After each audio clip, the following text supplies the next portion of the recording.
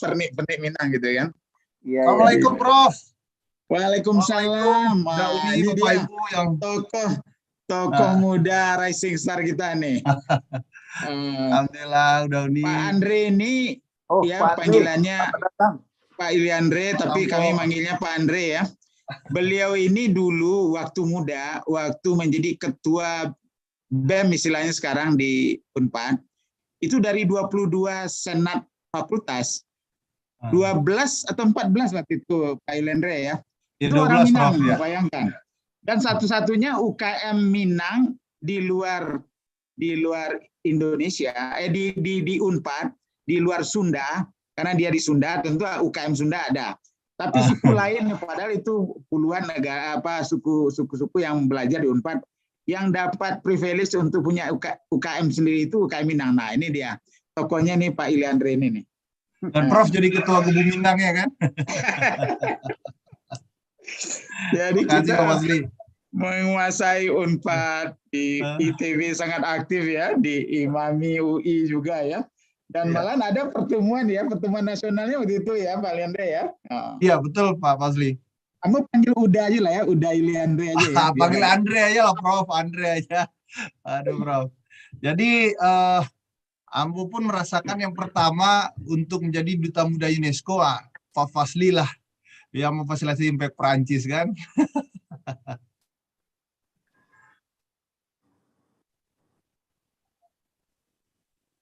Di mute Prof. Datang Pak Ivan ini. Di mute mikrofon. Pak Ivan sini, selamat datang. Assalamualaikum, apa kabar semua, Prof? Ya, Waalaikumsalam. Gimana? Salam, Chief. Pak Ivan ya. Aduh. Ivan ini Andre, kunci di Minang Diaspora ini. Beliau nih foundernya nih sotonya. Dan saya terharu juga komitmen beliau untuk Sumbar ya, dan untuk pariwisata, tapi agro juga ya. Nah, nanti kita dengarlah. Baik, bisa tunggu undangan sudah waktunya. Sambil menunggu Pak Gubernur janji jam 1 lewat dikit beliau akan bergabung.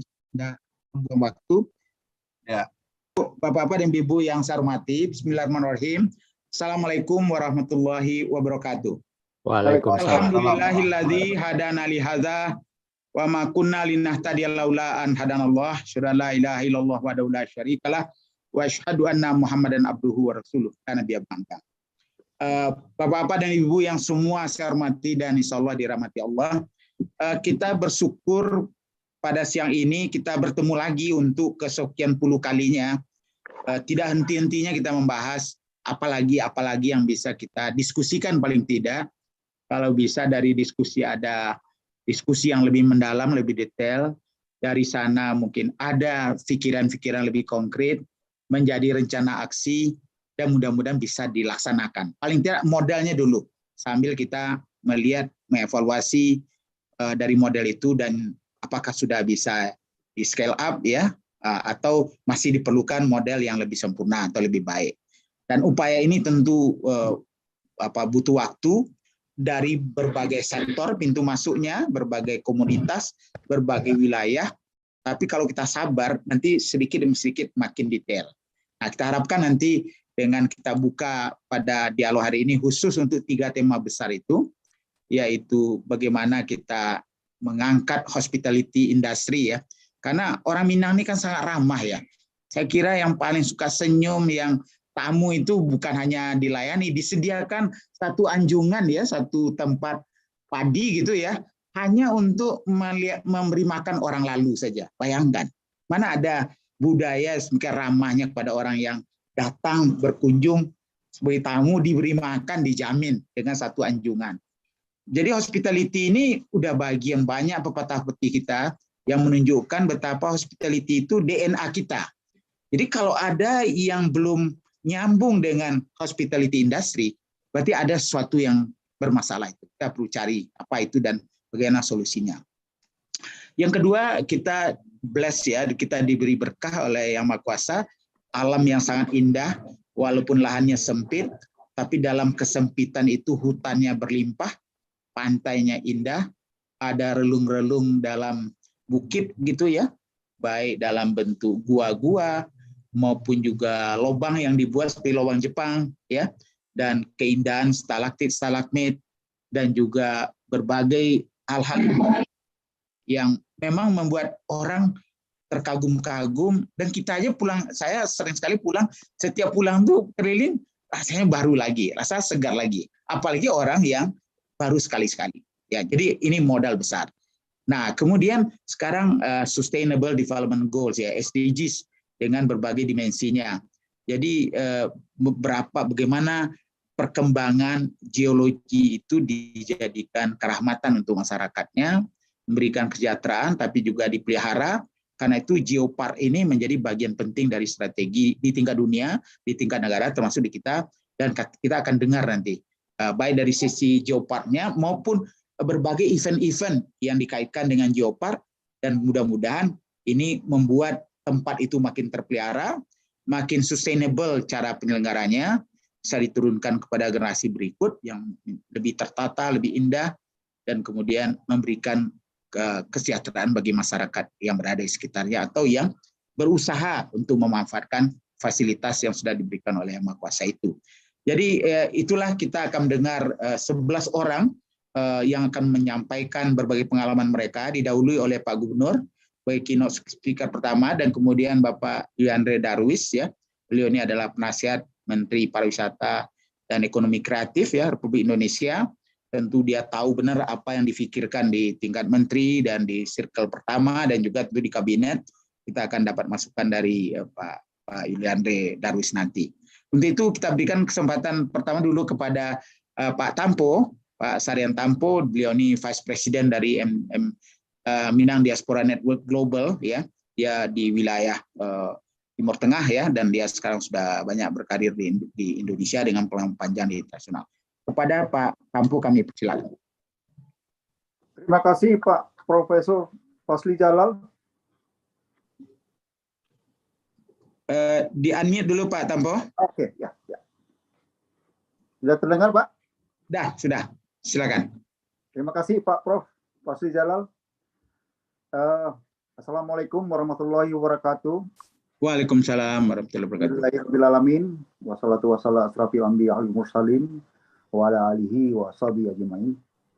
Allahumma shalli ala sayyidina Muhammad wa ala alihi wa sahbihi wasallim. Selamat siang kepada Bapak Pak Gubernur Sumatera Barat, Bapak Mayaldi Ansarullah yang mungkin sebentar lagi masuk. Selamat siang kepada Bapak Yandre Darwis, penasihat Menteri Pariwisata dan Ekonomi Kreatif, yang juga telah hadir bersama kita untuk memberikan kata sambutannya di forum webinar ini. Selamat siang kepada para narasumber dan para pemirsa di mana saja berada. Alhamdulillah, webinar wisata Sumatera Barat ini diprakarsai oleh Minang Diaspora Network bekerja sama dengan Universitas Yarsi, pemerintah Provinsi Sumatera Barat, dan Petani Minang Global yang alhamdulillah terlaksana hari ini. Kali ini webinar membahas khusus tentang hospitality, agrowisata, dan geowisata. Kami mengucapkan terima kasih kepada para narasumber yang dengan senang hati bersedia berpartisipasi, mencurahkan pendapatnya, nanti akan memberikan rekomendasi-rekomendasinya berdasarkan pengalaman-pengalaman yang cukup panjang di bidang pariwisata dari para narasumber. Ini sangat menarik untuk kita dengar bersama, karena para narasumber cukup lengkap. Di sini ada 11 narasumber. Yang pertama itu Bapak Ridwan Tulus, yang tidak asing lagi buat kita. Beliau adalah founder Green Tourism, tour designer gitu. Kemudian Bapak Luhur Budianda, Kepala Dinas Pariwisata Provinsi Sumatera Barat. Tapi mohon maaf karena tadi beliau menginfokan ke saya, beliau tidak bisa hadir karena ada musibah, kakak beliau sakit keras. Jadi mereka di rumah sakit sekarang, tidak bisa ikut. Tapi beliau mewakilkan ke Kepala Bidang Pariwisata, Bapak Doni Hendra. Kemudian ada Ibu Emma Yohana, anggota DPD RI, MPR RI. Ada Ibu Erlina Burhan, dosen Fakultas Kedokteran Universitas Indonesia. Kemudian Bapak Khairul Azmi, Ketua Baret Indonesia. Lalu Bapak Dr. Ivan Rizal Sini, owner dari Musa Farm Agrowisata Solo. Juga ada Pak Budi Budar, owner dari Sirukam Agrowisata Lumbung Nagari. Tapi beliau barusan juga bilang, beliau ada musibah, mertua beliau sakit, jadi beliau absen, nggak bisa hadir di webinar ini. Kemudian ada Bapak Yves Trisaputra, beliau adalah pelopor penggiat Geopark Run. Kemudian ada Ibu Deni Andriani dari Prancis, beliau adalah Vice President MDNJ France and Europe. Ada Ibu Ostronita, Geopark Sumatera Barat. Lalu Bapak Muhammad Zurizul, Ketua Tim Pendamping Desa Wisata. Nah, itulah para narasumber kita pada acara webinar hari ini. Semoga curah pendapat dan diskusi ini nanti menghasilkan sesuatu yang membuat wisata negara mancanegara maupun dalam negeri makin tertarik untuk berkunjung datang ke Sumatera Barat. Demikian Prof. Fazli, itu saja sedikit sambutan kami dari Minang Diaspora Network sekaligus dari Petani Minang Global. Selamat berdiskusi. Terima kasih. Wassalamualaikum warahmatullahi wabarakatuh. Waalaikumsalam warahmatullahi wabarakatuh. Terima kasih Pak Tampo. Sambil menunggu Pak Gubernur, kita lanjut kepada keynote speaker kita, kepada Bapak Yulian Darwis. Kita persilakan, beliau ini sangat banyak karirnya ya. Bisa katakan tadi mulai dari mahasiswa dia sudah tokoh, kemudian dalam umur-umur yang sangat muda dipercaya menjadi ketua komisi penyiaran ya, yang Indonesia yang sangat bermartabat, sekarang masih berada di sana. Dan kemudian sekarang juga diberi tambahan sebagai nasihat Menteri Pariwisata dan Industri Kreatif. Pada Pak Yulian kami persilakan. Terima kasih Prof. Fazli. Bismillahirrahmanirrahim. Assalamualaikum warahmatullahi wabarakatuh. Waalaikumsalam warahmatullahi wabarakatuh. Wassalatu wassalamu asyrafil anbiya'il mursalin wa ala alihi washabihi rasulillah ajma'in. Yang saya hormati, yang kebanggakan tentunya para tokoh yang hadir di sini dan tentunya host Prof. Fazli Jalal ini udah kayak guru, orang tua, komplit lah, mentor dan segalanya nih Prof. Fazli. Tanpa beliau saya ini tidak tahu pet dalam sebuah perjalanan hidup, dan beliau yang memberikan ruang gagasan, pemikiran, sehingga bagaimana pet hidup ini bisa bermakna. Terima kasih Prof. Fazli. Dan Pak Syahrian Tampo yang tentu mohon izin beberapa waktu lalu kita sempat komunikasi untuk membuat forum ini, berapa agenda, tentu menjadi hal yang mulia ya, karena ini niat baik semua. Saya yakin kalau ada niat baik di situ ada Tuhan, dan ini bagian rencana itu. Dan para tokoh yang mohon maaf saya sudah sebutkan satu persatu, tadi ada Pak Ivan, ada narasumber yang lain yang saya anggap ini adalah guru-guru saya sebenarnya.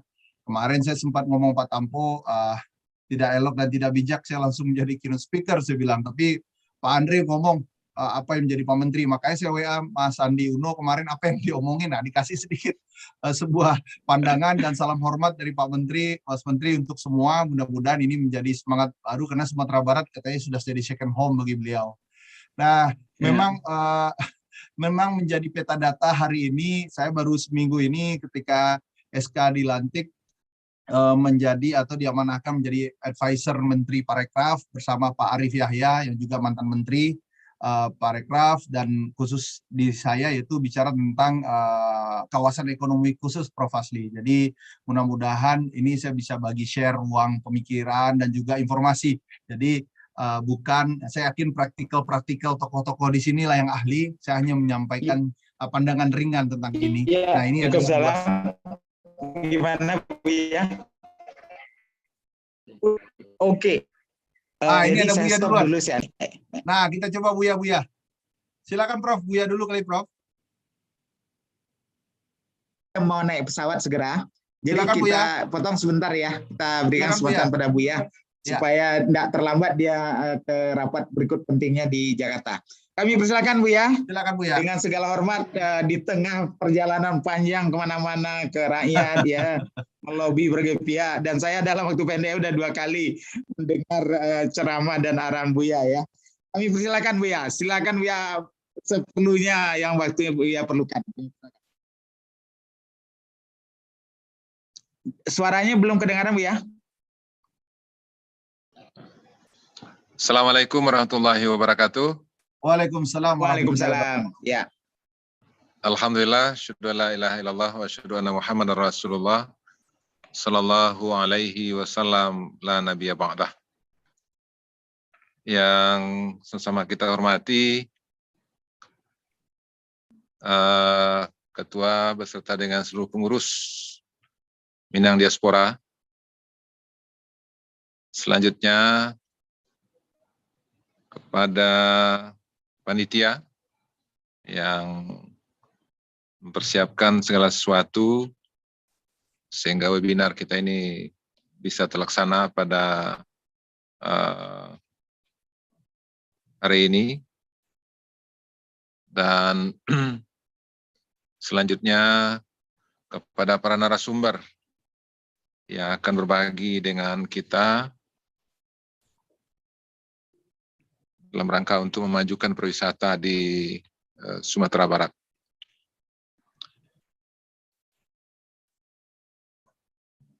Bersyukur samakan kepada Allah SWT atas limpahan rahmat dan karunia-Nya. Salawat dan salam buat junjungan besar kita Rasulullah Muhammad sallallahu alaihi wasallam.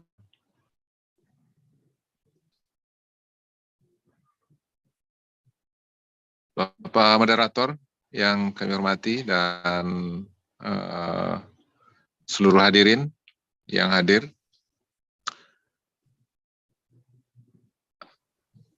Terlaksananya webinar ini kita pemerintah Provinsi Sumatera Barat dan terima kasih begitu tinggi perhatian dan kepedulian keluarga masyarakat Sumatera Barat, baik yang di ranah ataupun juga di rantau, untuk memajukan kesejahteraan masyarakat dengan memperhatikan pariwisata. Memang kalau kita lihat pariwisata adalah merupakan keunggulan di Sumatera Barat. Dan itu juga dibuktikan bahwa pariwisata merupakan program kegiatan yang juga cepat dalam rangka untuk meningkatkan kesejahteraan masyarakat. Dari pengalaman kami di Kota Padang, 2015 sampai 2019, kita konsen dengan pembenahan pariwisata, yaitu tadi peningkatan pendapatan asli daerah sampai lebih 600%.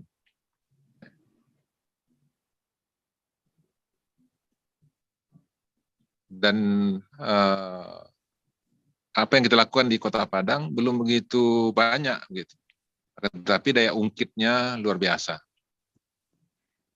Demikian juga Sumatera Barat yang memiliki potensi wisata yang sangat banyak, apalagi dukungan daripada Pak Menteri Pariwisata, Pak Sandiaga Uno, itu begitu besar kepada kita dengan menghadirkan desa wisata ataupun nagari wisata. Nah, ini akan memperkaya lagi potensi-potensi wisata di Sumatera Barat. Apalagi masing-masing nagari, masing-masing desa juga memiliki potensi, memiliki keunggulan-keunggulan. Baik dari potensi alamnya,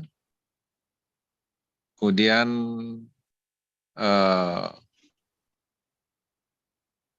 semangat untuk menghadirkan objek-objek baru, destinasi wisata baru di nagari-nagari ataupun juga desa-desa. Dan ditambah lagi, masing-masing nagari dan desa kita ini juga punya kuliner yang kaya.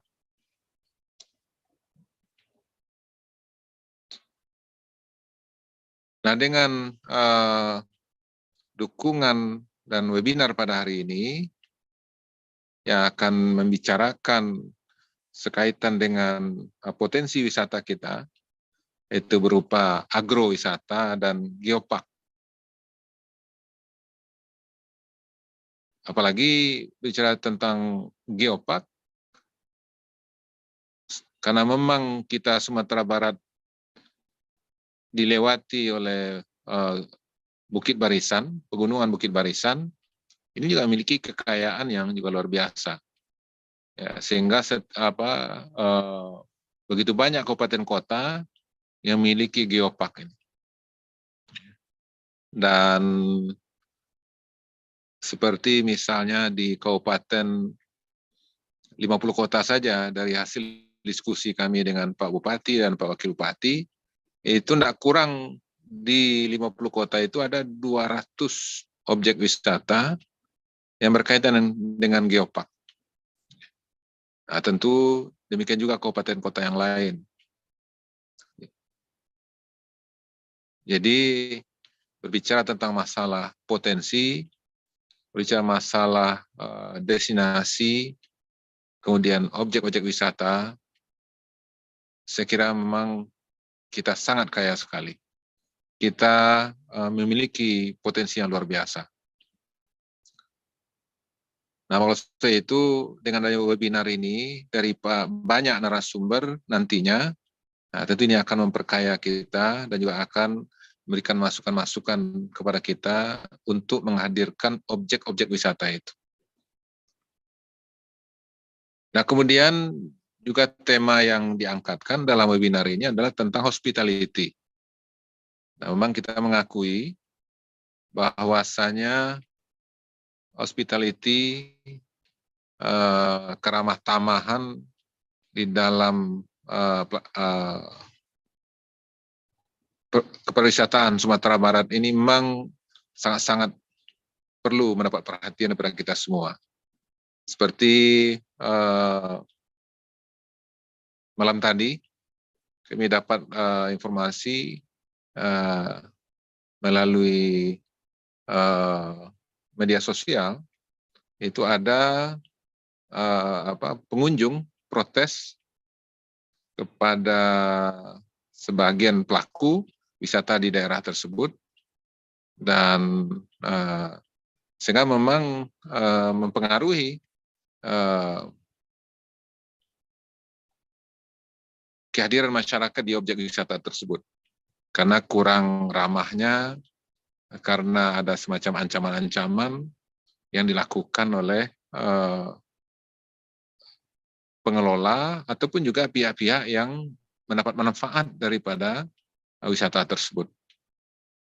Nah, ditambah lagi kaitan dengan kebersihan, karena kemarin kami sempat juga mewawancarai beberapa pihak wisatawan perantau yang juga selama 4 hari di Sumatera Barat menjalani juga banyak objek-objek wisata,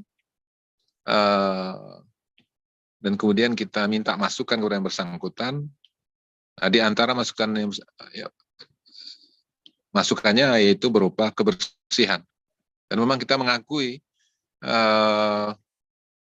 dari banyak objek-objek wisata ataupun juga di beberapa daerah-daerah di Sumatera Barat, masalah kebersihan juga menjadi bagian yang memang harus mendapat perhatian ke depan. Sehingga beberapa hari yang lalu kami sudah tugaskan dinas terkait untuk mengkoordinasikan dengan kabupaten kota untuk segera melakukan pembenahan-pembenahan. Termasuk juga pelayanan di restoran. Dan lebaran kemarin juga terbukti bahwasanya restoran-restoran kita juga belum begitu punya kesiapan yang baik ketika tamu lebih banyak datang. Dan di dalam diskusi kita juga kita menemukan kurang maksimalnya pelayanan, kemudian agak lebih lambat ya dibandingkan dengan sebelumnya, dan Kemudian juga keramahan juga tidak begitu meyakinkan para pengunjung. Nah, jadi maksud saya itu dengan mengambil tema pada hari ini tentang hospitality dengan banyaknya narasumber pada hari ini menurut kami ini suatu bahagian yang sangat tepat, dan kami pemerintah provinsi mengucapkan terima kasih dengan pemilihan tema kita ini. Lebaran tahun 2022 ini itu menjadi salah satu test case bagi kita di Sumatera Barat. Dan memang kemarin seluruh OPD-OPD di provinsi memang saya berikan tugas untuk mengidentifikasi, menginventarisir catatan-catatan, kekurangan-kekurangan, permasalahan-permasalahan yang kita hadapi selama Lebaran kemarin. Dan dengan harapan menjelang akhir tahun nanti, permasalahan-permasalahan itu sebagian bisa kita kurangi. Itu makanya kita di Sumatera Barat mengambil momen Idul Fitri dan akhir tahun, itu menjadi momen bagi kita untuk melakukan pembenahan dan peningkatan pelayanan kepariwisataan di Sumatera Barat. Dan tentu dengan adanya webinar pada hari ini juga menjadi bahagian dalam rangka untuk memberikan masukan-masukan kepada kami dalam rangka untuk penyempurnaan pelayanan pariwisata kita pada akhir tahun 2022 ini. Dan sekaligus juga menjadi bagian upaya kita untuk memaksimalkan pelayanan dalam kepariwisataan untuk tahun 2023 nanti. Karena tahun 2023 kita sudah mencanangkan Visit Beautiful West Sumatra 2023. Nah, maksud itu dengan tema yang diambil pada hari ini kaitan dengan hospitality, maka ini adalah pemilihan yang sangat tepat. Dan segala catatan-catatan yang kita diskusikan pada kesempatan ini, mudah-mudahan dengan banyaknya para narasumber akan bisa memberikan solusi dan juga akan berikan penguatan-penguatan kepada kami dan juga kita semua tentunya, sehingga menjelang akhir tahun 2022 ini, ya mudah-mudahan kita akan bisa melakukan perbaikan-perbaikan. Apalagi kemarin kami juga sudah bicarakan dengan jajaran pemerintah Provinsi Sumatera Barat dalam rapat staf yang langsung kami pimpin, ya, bahkan mungkin juga percepatan perubahan anggaran juga bisa kita lakukan dalam rangka untuk menjawab sebagian permasalahan yang kita temukan pada Lebaran kemarin. Mudah-mudahan dengan adanya webinar ini dan menghadirkan banyak narasumber di hadapan kita semua akan memberikan masukan dan sekaligus juga kami berharap solusi-solusi cerdas dalam rangka untuk meningkatkan kepariwisataan kita di Sumatera Barat pada tahun-tahun mendatang. Mudah-mudahan acara ini berjalan lancar dari awal sampai akhir, dan sekali lagi atas nama pemerintah Provinsi Sumatera Barat, terima kasih kepada Minang Diaspora, kepada para narasumber, Pak Yuliandra Darwis, kemudian Pak Fasli Jalal, kemudian Pak Sri Tampo, dan kepada seluruh para narasumber yang akan berbagi dengan kita pada kesempatan ini. Demikian yang bisa kami sampaikan. Mohon maaf terlebih terkurang. Mudah-mudahan Allah SWT akan memberikan kekuatan, kesehatan, dan meningkatkan sinergi antara ranah dan rantau dalam rangka untuk membangun Sumatera Barat di masa mendatang, dan dalam rangka untuk kontribusi untuk pembangunan Indonesia yang lebih maju di masa-masa mendatang. Demikian. Amin. Mohon maaf. Assalamualaikum warahmatullahi wabarakatuh.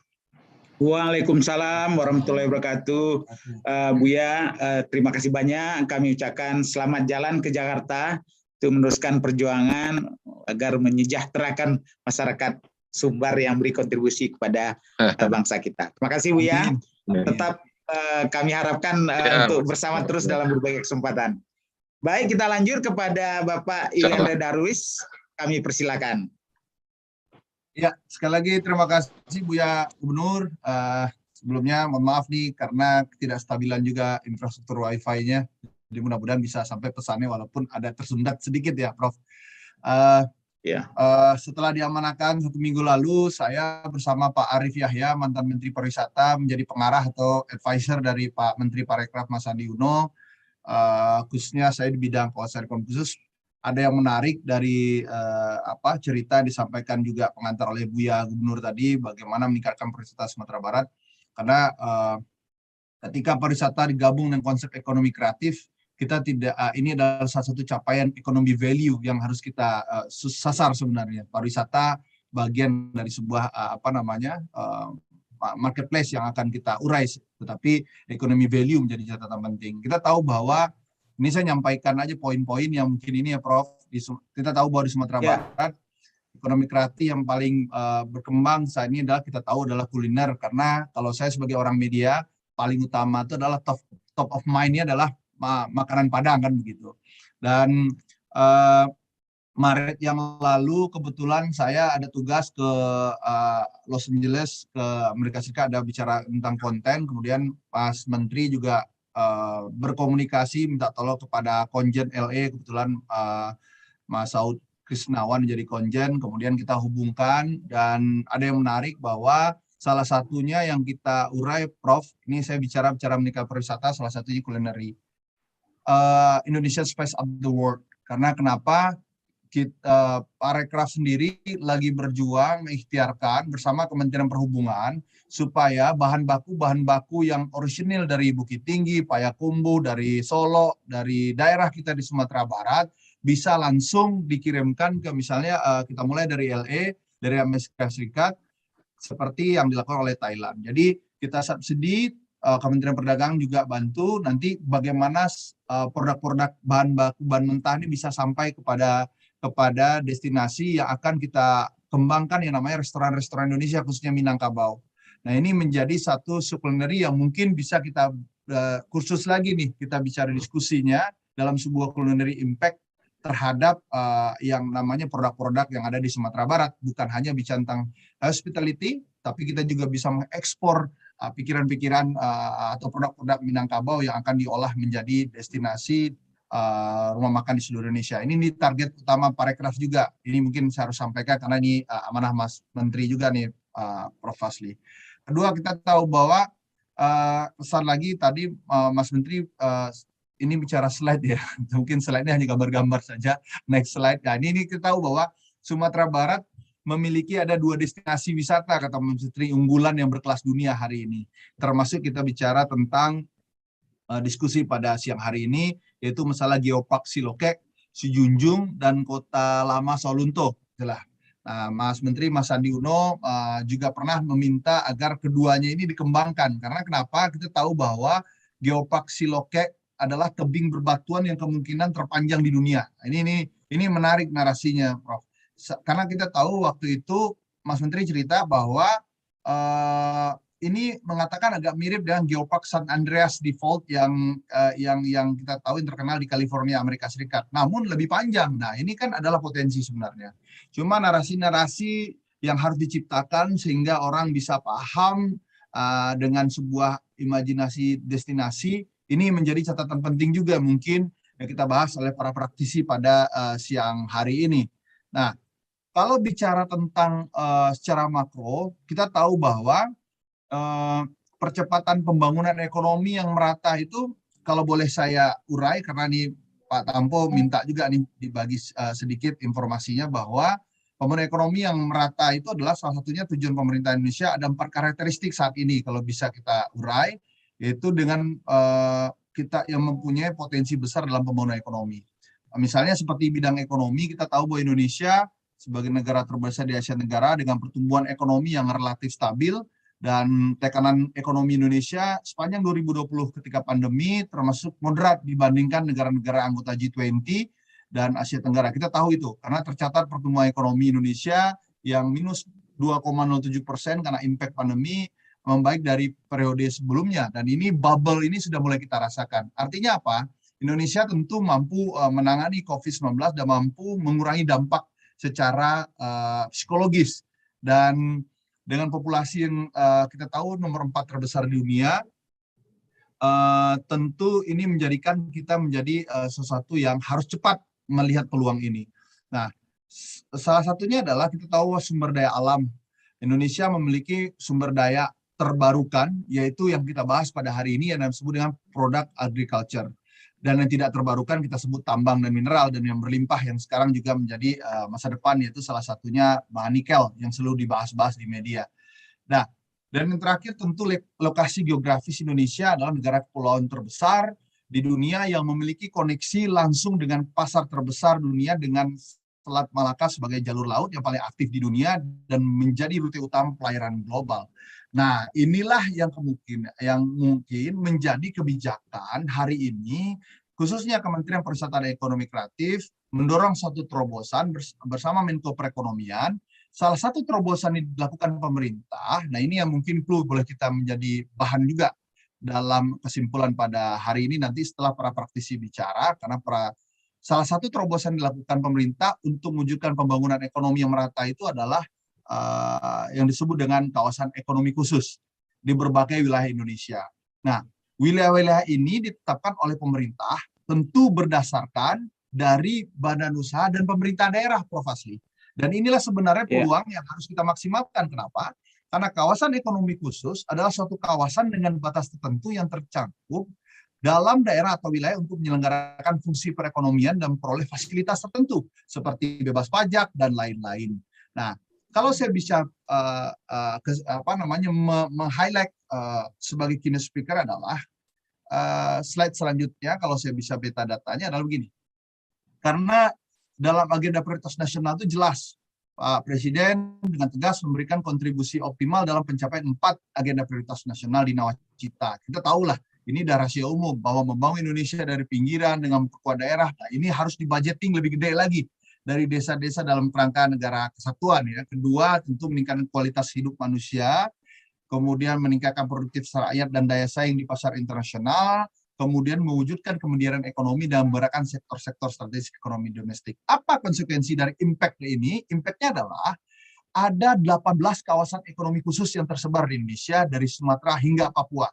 Posisi yang hari ini Sumatera Barat tidak tersentuh karena dianggap kemandiriannya menjadi hal yang paling kuat katanya. Tapi menurut saya sebenarnya ini bisa kita seriuskan lagi, Prof. Kenapa?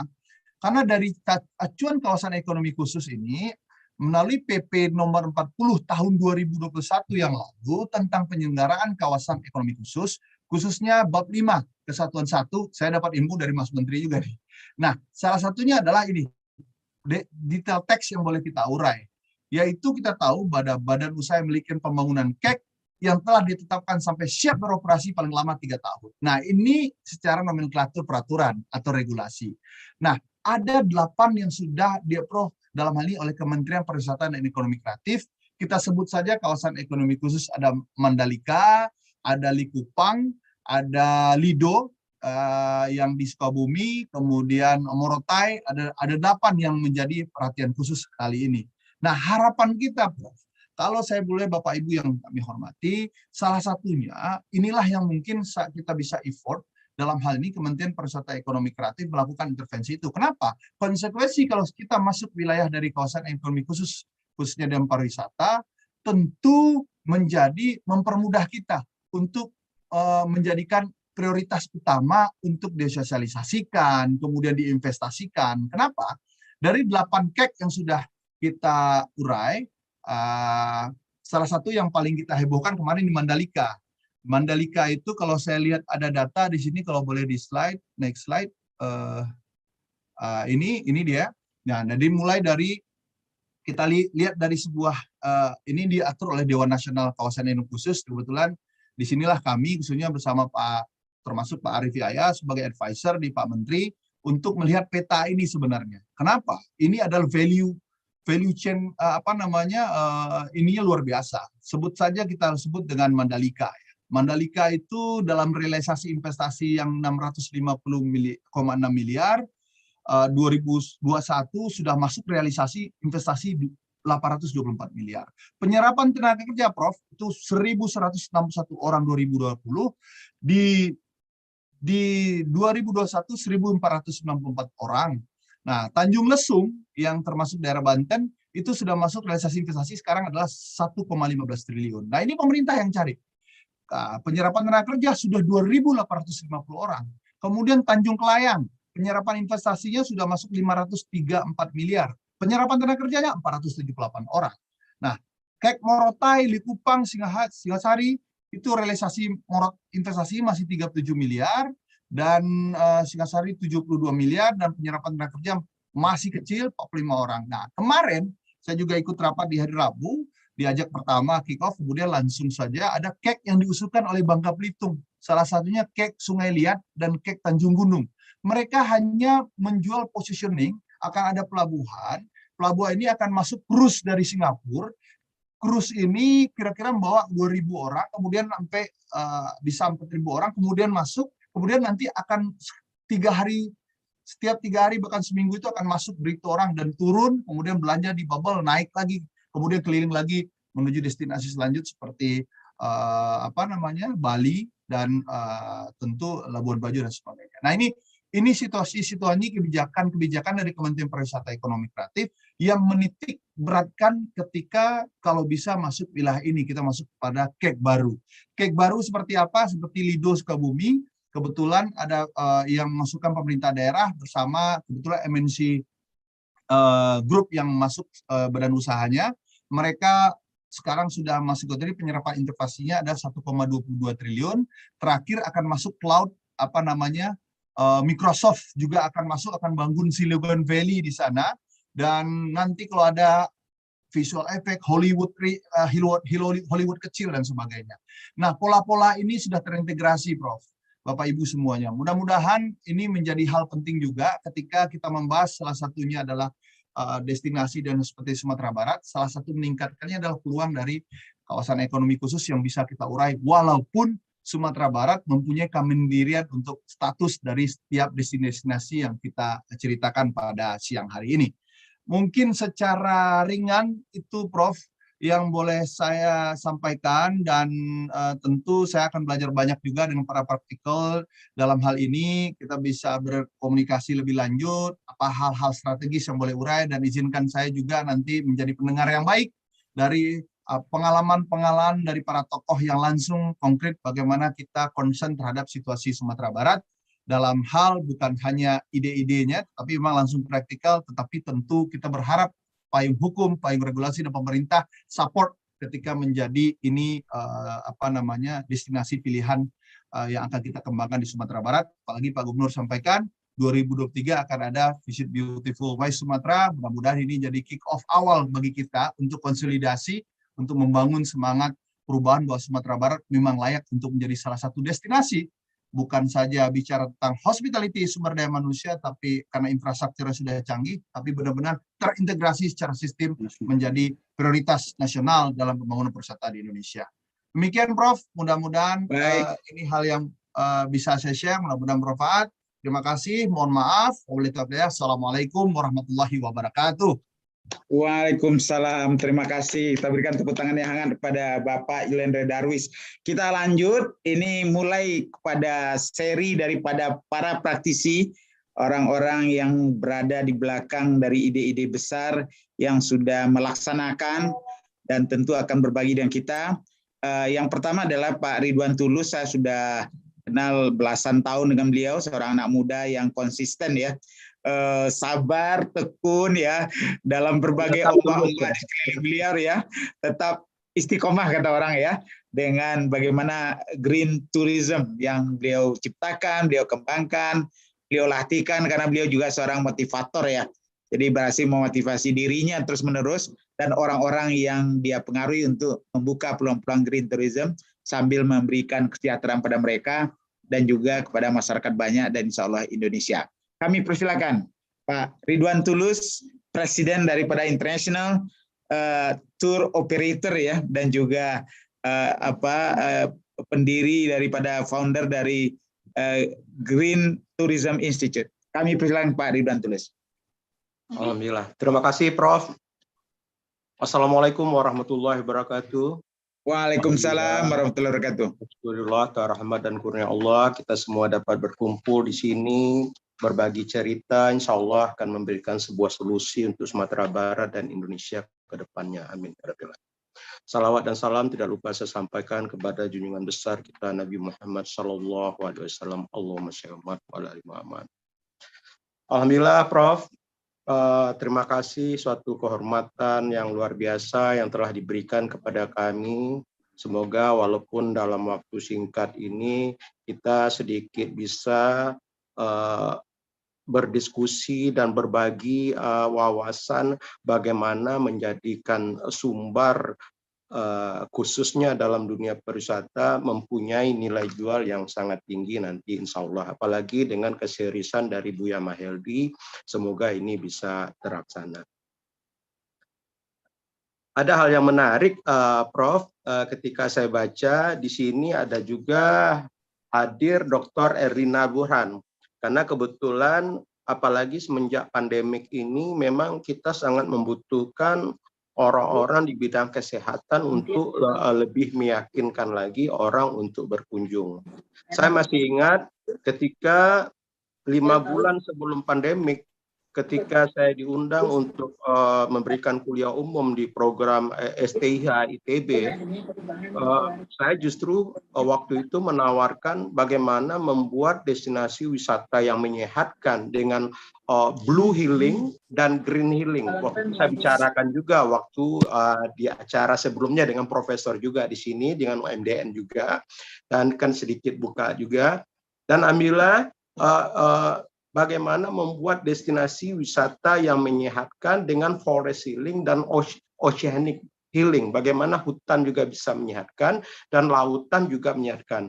Alhamdulillah salah satu dokter di Amerika yaitu Dr. George Cordova yang terinspirasi dengan gagasan kita, akhirnya dia membuat sebuah organisasi dan perusahaan baru namanya On Vacation Doctor, yang mana orang untuk lebih meyakinkan lagi datang ke sebuah daerah itu di setiap destinasi yang dikunjungi nanti akan didampingi oleh dokter-dokter lokal. Maka saya sangat senang sekali ketika Dr. Erlina juga hadir di sini. Insya Allah juga ini menjadi sebuah peluang buat para dokter di daerah-daerah kita untuk terjun juga dalam dunia pariwisata. Hari ini saya akan bicara tentang, kalau dulu saya bicara tentang membuat green tourism destination, yaitu bagaimana sebuah destinasi yang protect the culture, yang tidak merusak budaya, tapi justru mengangkat budaya yang sudah ada.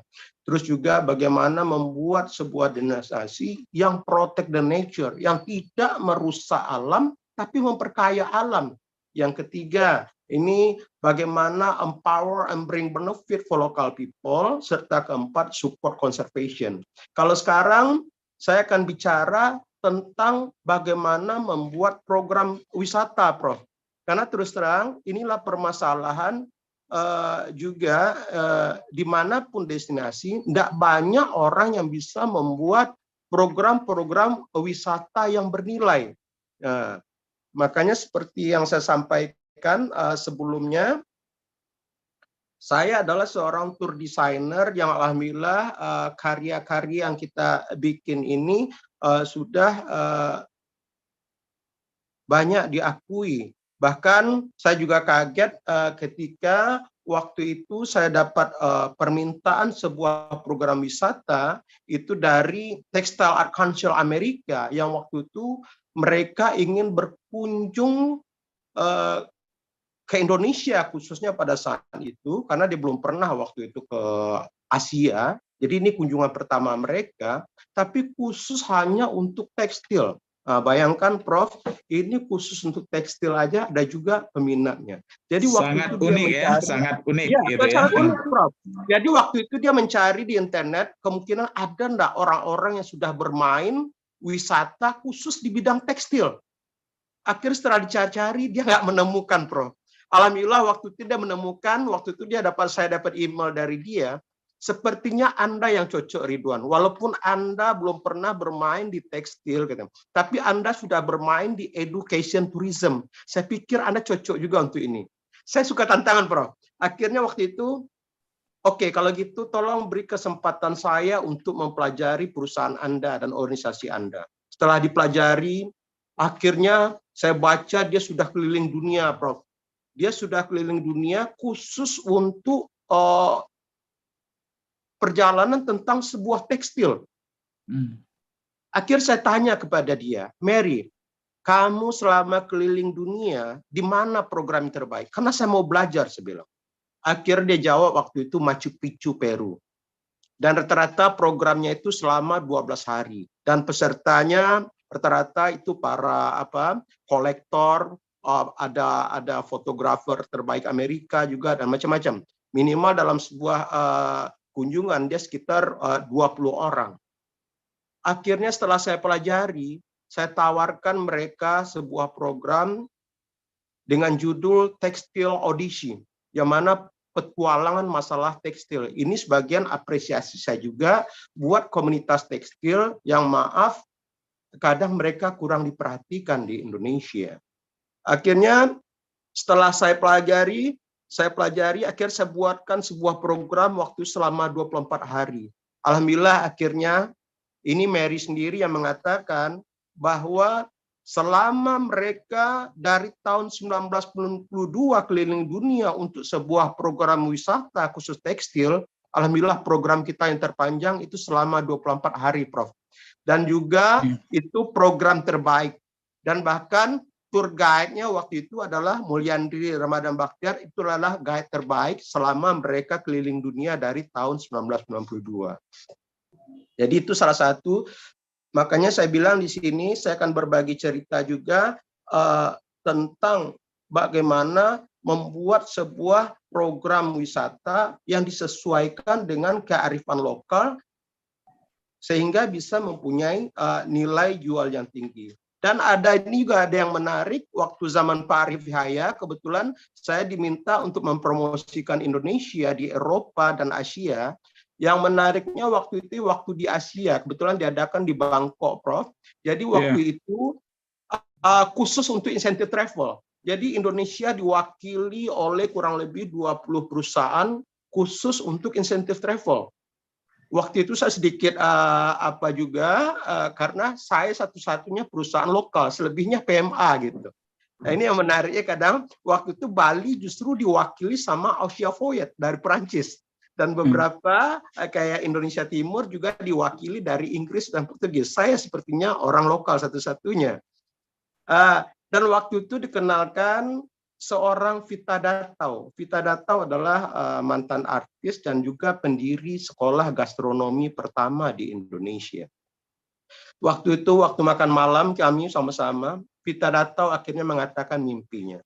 Saya punya mimpi, kata. Bagaimana program makanan dan jalur rempah bisa menjadi program wisata yang menarik. Waktu itu, semua orang udah ngasih ide, Prof. Tapi sepertinya Vita Datau tidak senang dengan ide tersebut. Akhirnya saya lihat, setelah dia agak diam, akhirnya saya berikan HP saya sama dia. Ibu, silakan baca ini. Kebetulan, alhamdulillah, akhirnya dia kaget, dia bilang, semenjak kapan Pak Ridwan melakukan ini? Ya, kurang lebih 10 tahun yang lalu. Kantuk mana, saya baru punya ide, lu udah melakukan. Alhamdulillah, kebetulan kita sudah punya program yang namanya Gastro Venture, yaitu petualangan tentang makanan. Yang alhamdulillah akhirnya program itu diinformasikan ke Gordon Ramsay, yang membuat akhirnya Gordon Ramsay datang ke Indonesia dan mempromosikan tentang rendang. Jadi itulah contoh program wisata. Sebetulnya dalam dunia pariwisata itu saya bisa bilang kita baru masih menggarap kulit-kulitnya, apalagi di Sumatera Barat. Sebetulnya banyak lagi hal-hal yang bisa diangkat. Kadang saya juga kaget ketika tahun lalu, tahun 2021 bulan November, saya tiba-tiba mendapat semacam award dari Risk Management Singapore. Dia waktu itu dia memilih 4 orang yang mana waktu itu dia berpikir bahwa ide saya ya tentang social tourism itu dianggap baru di dunia. Ini juga ada hal program wisata turunan dari pariwisata-wisata yang sudah ada. Dan saya akui, Prof, saya dulu menjual ide dan program wisata saya untuk Indonesia itu sulit. Tapi alhamdulillah sekarang sudah trennya. Bahkan banyak beberapa sekolah internasional dan perusahaan-perusahaan sekarang sudah mulai tertarik dengan program kita. Ini salah satu contoh program yang akhirnya masuk ke dalam sebuah kurikulum sekolah di salah satu sekolah internasional di Jakarta. Waktu itu tiba-tiba saya mendapat telepon dari salah satu kepala sekolahnya yang kebetulan waktu itu berbangsa Inggris. Anggap saja namanya Albert. Tiba-tiba dia nelfon saya, Pak Ridwan, kita ingin study tour, Pak, ke Sumatera Barat katanya, selama 6 hari gitu, untuk anak grade 9 kelas 3 SMP. Mendengar yang masuk itu saya langsung bilang, oke Albert, saya tolong kirim bahan-bahan serta materinya, nanti saya akan desainkan program khusus untuk sekolah Anda. Tapi kagetnya si Albert bilang, enggak usah bikin program, Pak, kita sudah punya program. Akhirnya waktu itu saya bilang, Albert, Anda kalau sudah punya program, ngapain hubungi saya lagi? Karena mohon maaf, saya belum tentu tertarik dengan ide dan program Anda. Akhirnya dia bilang, ya saya baru tahu tentang Anda katanya. Dia justru mendapat informasi tentang program kita itu di beberapa sekolah di Inggris, seperti di RS High School, Canterbury College, dan lain-lain yang sudah mempunyai yearly program dengan kita. Akhirnya setelah bilang itu, akhirnya saya bilang, oke Albert, kalau Anda sudah punya program, silakan kirim programnya biar saya pelajari. Nah, tahu setelah pelajari, setelah di email, saya pelajari, akhirnya saya telepon dia lagi. Albert, Anda kalau program seperti ini, Anda tidak harus hubungi saya. Ini siapapun travel di Sumbar bisa. Anda kalau mau, ini harus saya robah. Saya bilang. Akhirnya dia bilang, jangan robah Pak. Kalau robah saya malu Pak. Karena sudah approve oleh yayasan, orang tua murid sudah oke, bahkan sudah pernah dilakukan. Ya karena saya baru tahu tentang Anda aja. Akhirnya karena dia bilang begitu, akhirnya dia bilang, oke Albert, ini saya terima. Tapi dengan catatan saya bilang, gentleman agreement. Kalau saya menemukan kendala di lapangan, I have a right to change ya. Akhirnya dia bilang, oke. Akhirnya trip itu datang. Waktu itu dia baru punya satu kelas sekitar 18 orang. Bayangkan untuk anak kelas 3 SMP, mereka 5 malam cuman menginap waktu itu di salah satu hotel terbaik di Bukit Tinggi. Yang waktu itu yang ikut wakil kepala sekolahnya orang Filipina. Nggak taunya, baru saja check-in, waktu itu masih kunci ya, baru dapat kunci.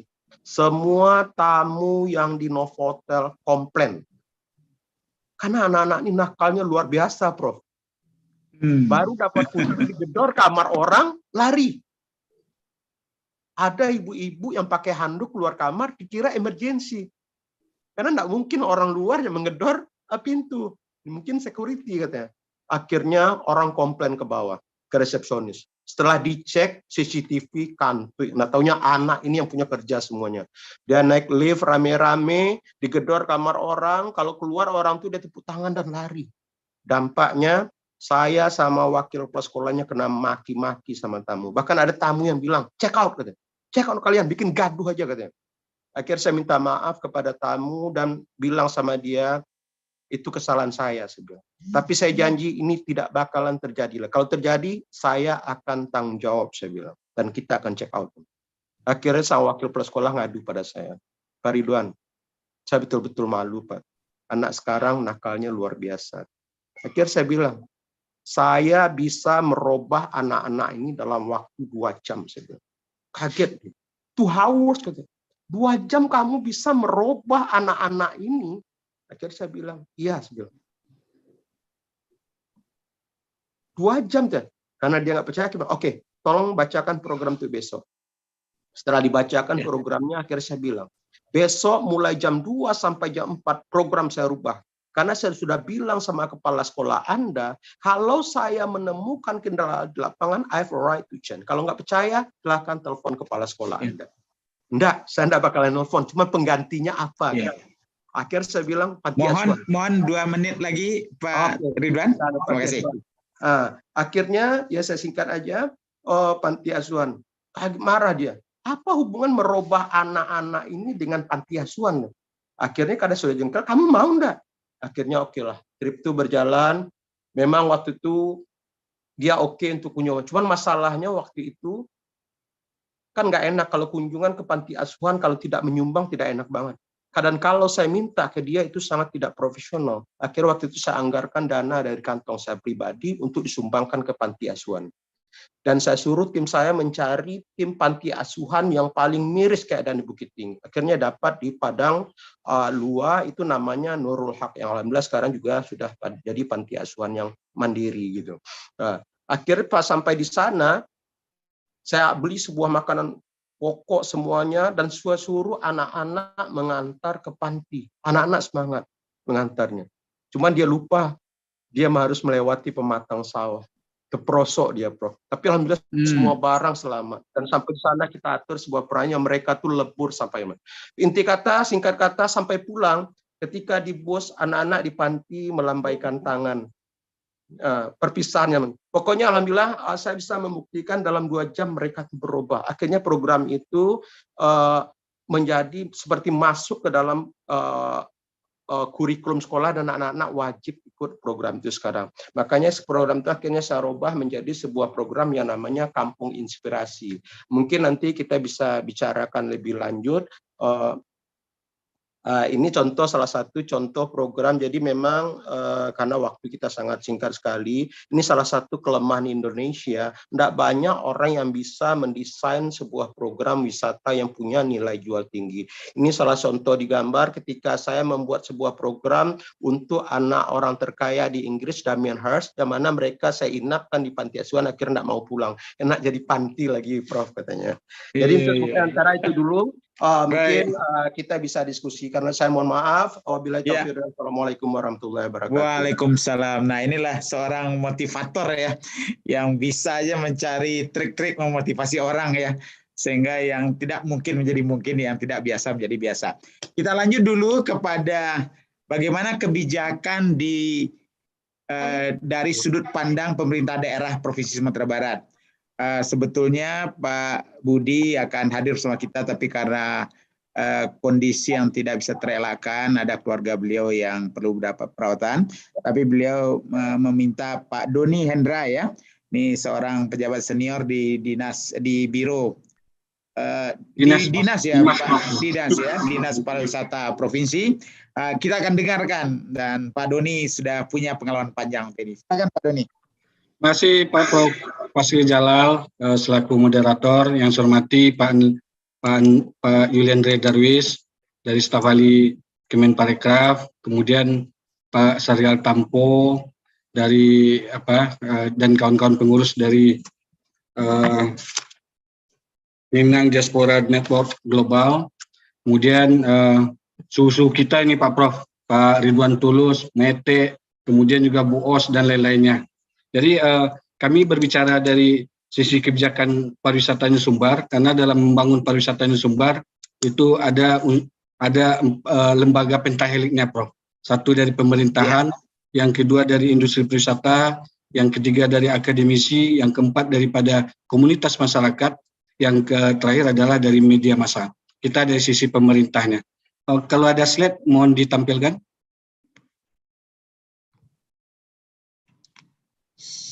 Silakan panitia menampilkan slide dari Pak Doni, yang saya mungkin rencana slide dari Pak Budi ya. Ada dari panitia Pak Tampo?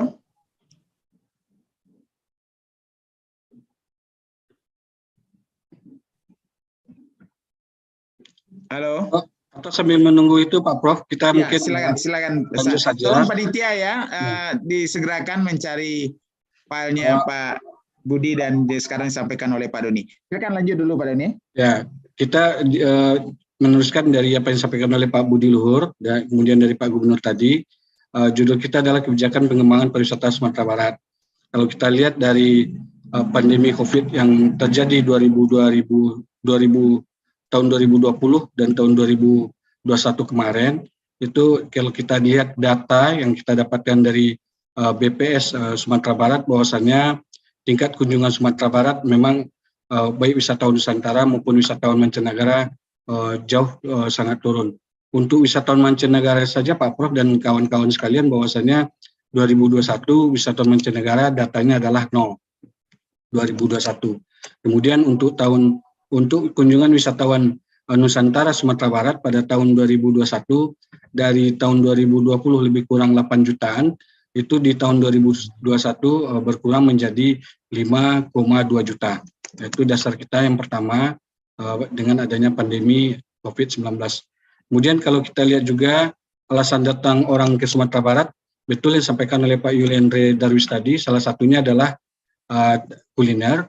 Dan dari survei yang kita adakan dengan kerjasama dengan UI, itu kalau alasan orang datang ke Sumatera Barat, itu yang lebih banyak adalah melihat kepada budayanya, kemudian makanannya, kuliner disampaikan oleh Pak Yuliandre Darwis, yang ketiga baru melihat alam yang indahnya. Lanjut, kemudian kalau komen ekstrim wisatawan datang Sumbar, kami juga sudah melaksanakan semacam kerjasama Pak Prof, bahwasanya memang Sumbar sampai hari ini masih dibilang kotor, yang objek wisata dan lain-lainnya. Kemudian yang kedua, kulinernya masih dibilang mahal. Yang ketiga adalah masih kurang ramahnya pelayanan daripada pelaku pariwisata terhadap wisatawan yang datang. Kemudian apa yang perlu kita perbaiki selainnya dalam rangka komen-komen yang disampaikan oleh wisatawan tadi. Yang pertama tentu adalah bagaimana menjadikan akses yang lebih efisien. Kalau kita lihat dari sisi 3A, kalau dari aksesibilitas, bahwasanya kalau Sumatera Barat itu lumayan aksesibilitasnya. Kemudian kita adalah bagaimana memperkuat akomodasinya. Akomodasi hari ini tentu kita perkuat dengan akomodasi yang menarik. Kita tidak hanya hari ini meningkatkan istilahnya pelayanan atau memberikan perizinan atau fasilitas terhadap hotel, tapi hari ini kita juga bagaimana punya program Pak Prof, bagaimana meningkatkan yang namanya akomodasi yang datangnya dari bawah, yaitu homestay. Di tahun 2021 homestay jumlahnya lebih kurang 300, di tahun 2022 ini sudah terjadi peningkatan yang luar biasa, lebih kurang 500 homestay yang tersebar di Sumatera Barat. Ini adalah bottom up yang datangnya dari bawah. Alhamdulillah ya, luar biasa peningkatannya. Ya, karena orang lebih senang di homestay, Pak Prof dan juga kawan-kawan sekalian, karena bisa bercerita dengan tuan rumah, bisa berinteraksi dengan tuan rumah terhadap objek wisata maupun budaya yang ada di kabupaten kota. Kemudian di masa kepemimpinan Pak Mayeldi dan juga Pak Audi, khusus untuk pariwisata, itu termasuk dalam misi kelima, meningkatkan ekonomi kreatif dan daya saing, itu kita diberikan beban adalah bagaimana membangun industri pariwisata melalui satu destinasi berkelas dunia. Hari ini Pak Prof, destinasi berkelas dunia itu kita sudah punya, yaitu dengan adanya World Heritage yang ada di kota Saulunto, Ombilin Kvalmening Heritage of Saulunto. Dan ke depannya kita berusaha membuat satu destinasi berkelas dunia dengan tema Geopark, UNESCO Global Geopark, dengan melibatkan 11 kabupaten kota, itu yang kita rencanakan ke depannya. Kemudian apakah Sumatera Barat sudah punya roadmap, pemerintah Provinsi Sumatera Barat sudah punya roadmap mengenai kepariwisataan Sumatera Barat? Sebenarnya sudah ada, dan itu tercantum dalam Perda nomor 14 tahun 2019. Kita membagi destinasi pariwisata provinsi itu terhadap 5 kewilayahan. Yang pertama untuk marine tourismnya adalah di Kota Padang yang berbicara wisata Bali. Lanjut, next, lanjut.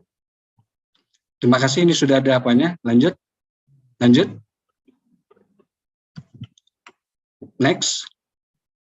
lanjut.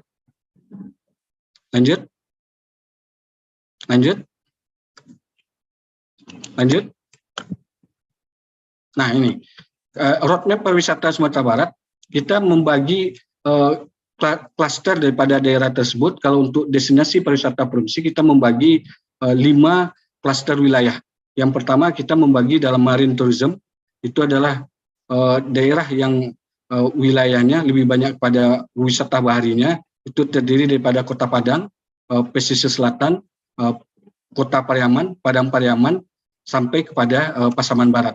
Kemudian yang kedua, klaster destinasi pariwisata provinsi, kami membagi adalah tema utamanya adalah geopark.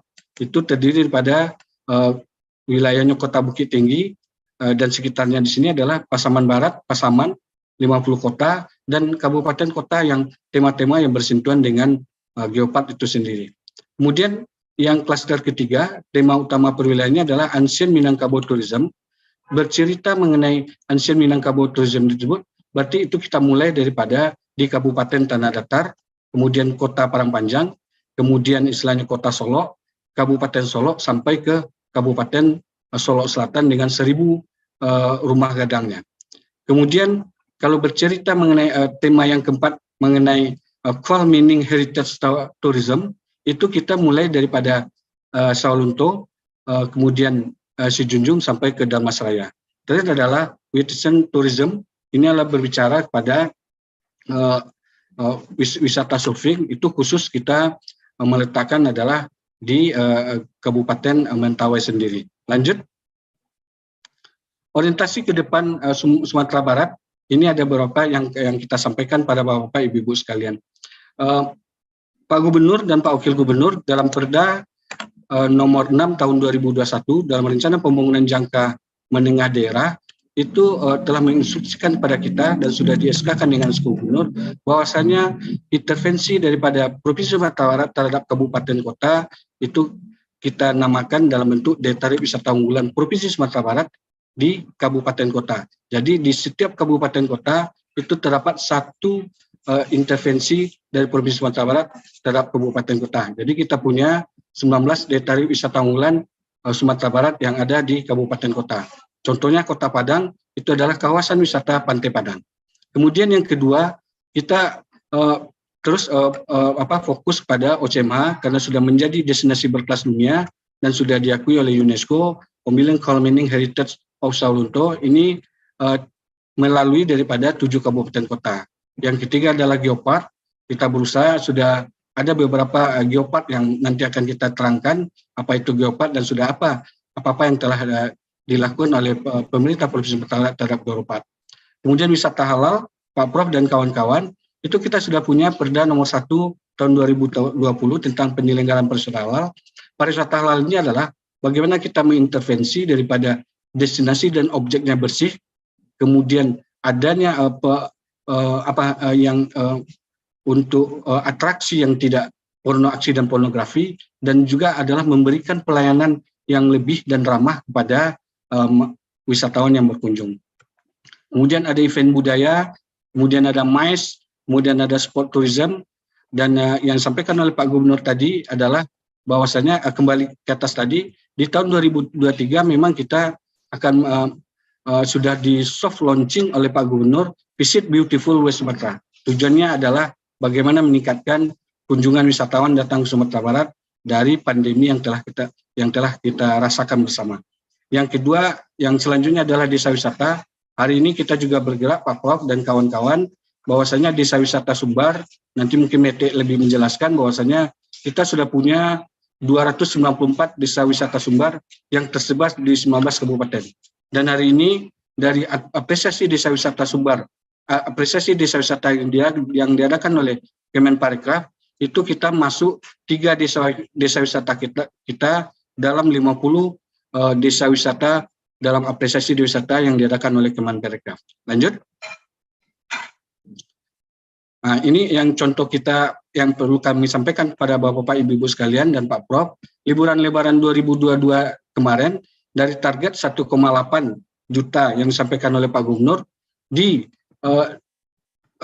yang di objek wisata berbayar pada DTW berbayar itu kunjungan wisatawan pada liburan itu tercatat 1,2 juta. Ini dari laporan dari seluruh kabupaten kota yang ada di Sumatera Barat. Kemudian yang kedua, industri pariwisata menyatakan liburan Lebaran kemarin sebagai titik balik pertumbuhan pariwisata pasca pandemi. Jadi alhamdulillah Lebaran kemarin betul kata Pak Gubernur adalah menjadi sebuah batu loncatan atau batu ujian kita ke depannya mengembangkan pariwisata. Yang ketiga, semua stakeholder sepakat untuk memperbaiki beberapa permasalahan dengan instruksi dari Pak Gubernur, dengan rapat yang diadakan Pak Gubernur terhadap permasalahan selama liburan Lebaran.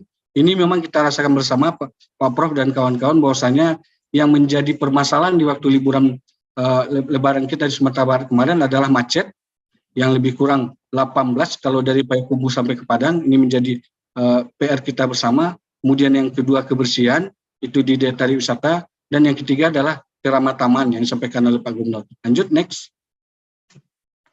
Ini kunjungan wisatawan, data yang kita dapatkan dari daya tarik wisata berbayar dari kabupaten kota lebih kurang 1,2 miliar. Lanjut. Next.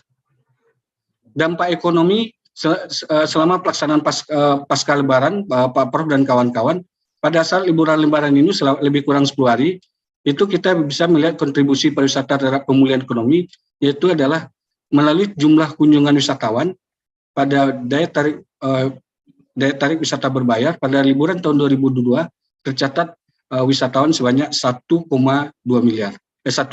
juta. Kemudian di tahun 2021 menurut lembaga kajian LPMIP Bogor telah melakukan survei untuk penghitungan jumlah pengeluaran wisatawan Nusantara. Ini kita kerjasama dengan LPPM IPB Bogor, bahwasannya untuk Sumatera Barat sekali wisatawan datang ke Sumatera Barat itu lebih kurang menghabiskan uang 1.213 kunjungan dengan lama tinggal 1,45 hari. Dari poin 1 dan 2, kalau kita konversikan total kontribusi sektor pariwisata Sumatera Barat pada saat liburan lebih kurang 10 hari, dari jumlah kunjungan 1,2 juta kali 1,2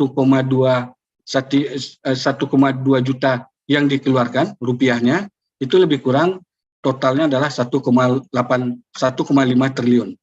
4.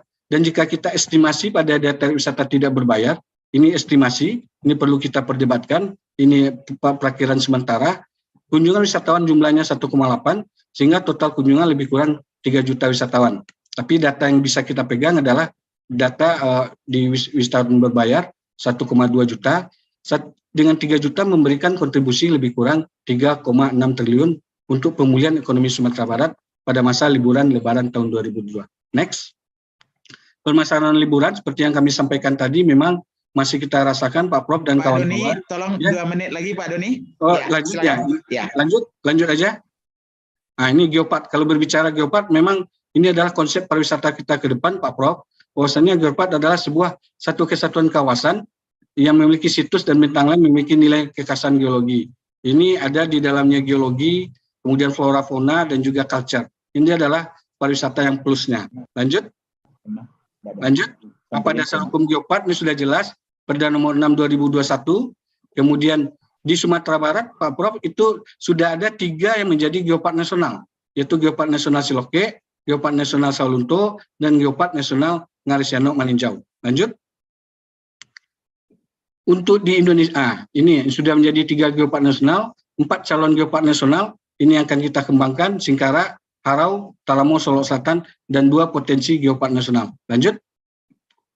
Kedepannya, kita merencanakan sekarang ya, tim Geopark Ranah Minang, Pokjanya itu ada di Bapeda selaku leading sektornya. Kita ingin mencoba mewujudkan geopark kita ini menjadi UNESCO Global Geopark dengan tema Living in Harmony with the Great Sumatra Fall.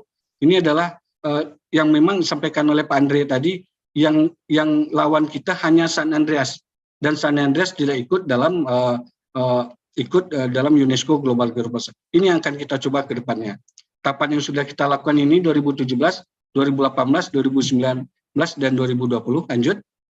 Tahun 2021 kita sudah membuat dosier pengusulan Geopark Ranah Minang menuju UNESCO Global Geopark, dan kita sudah mendapatkan bantuan dari Kementerian SDM, Pusat Informasi Geologi. Lanjut.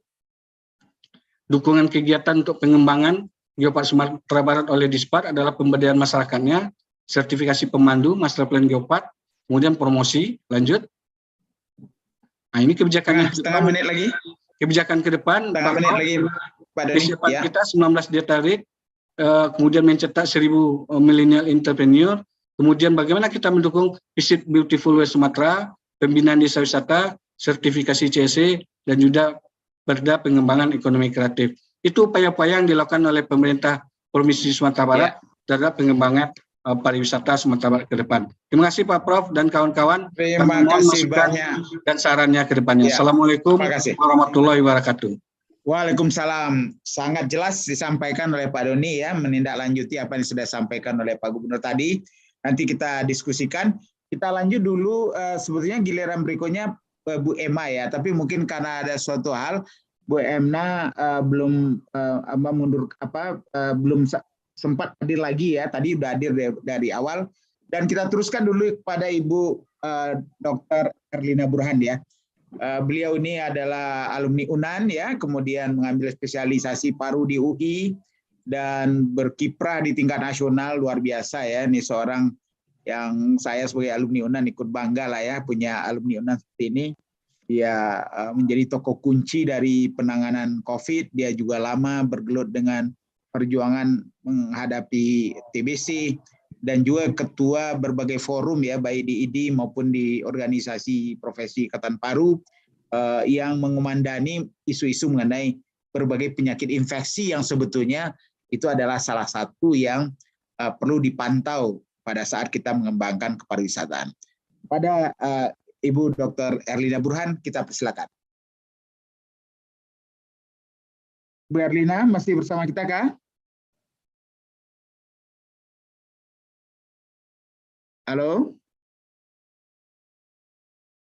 Tadi dari awal sebenarnya Bu Erlina udah hadir, saya lihat.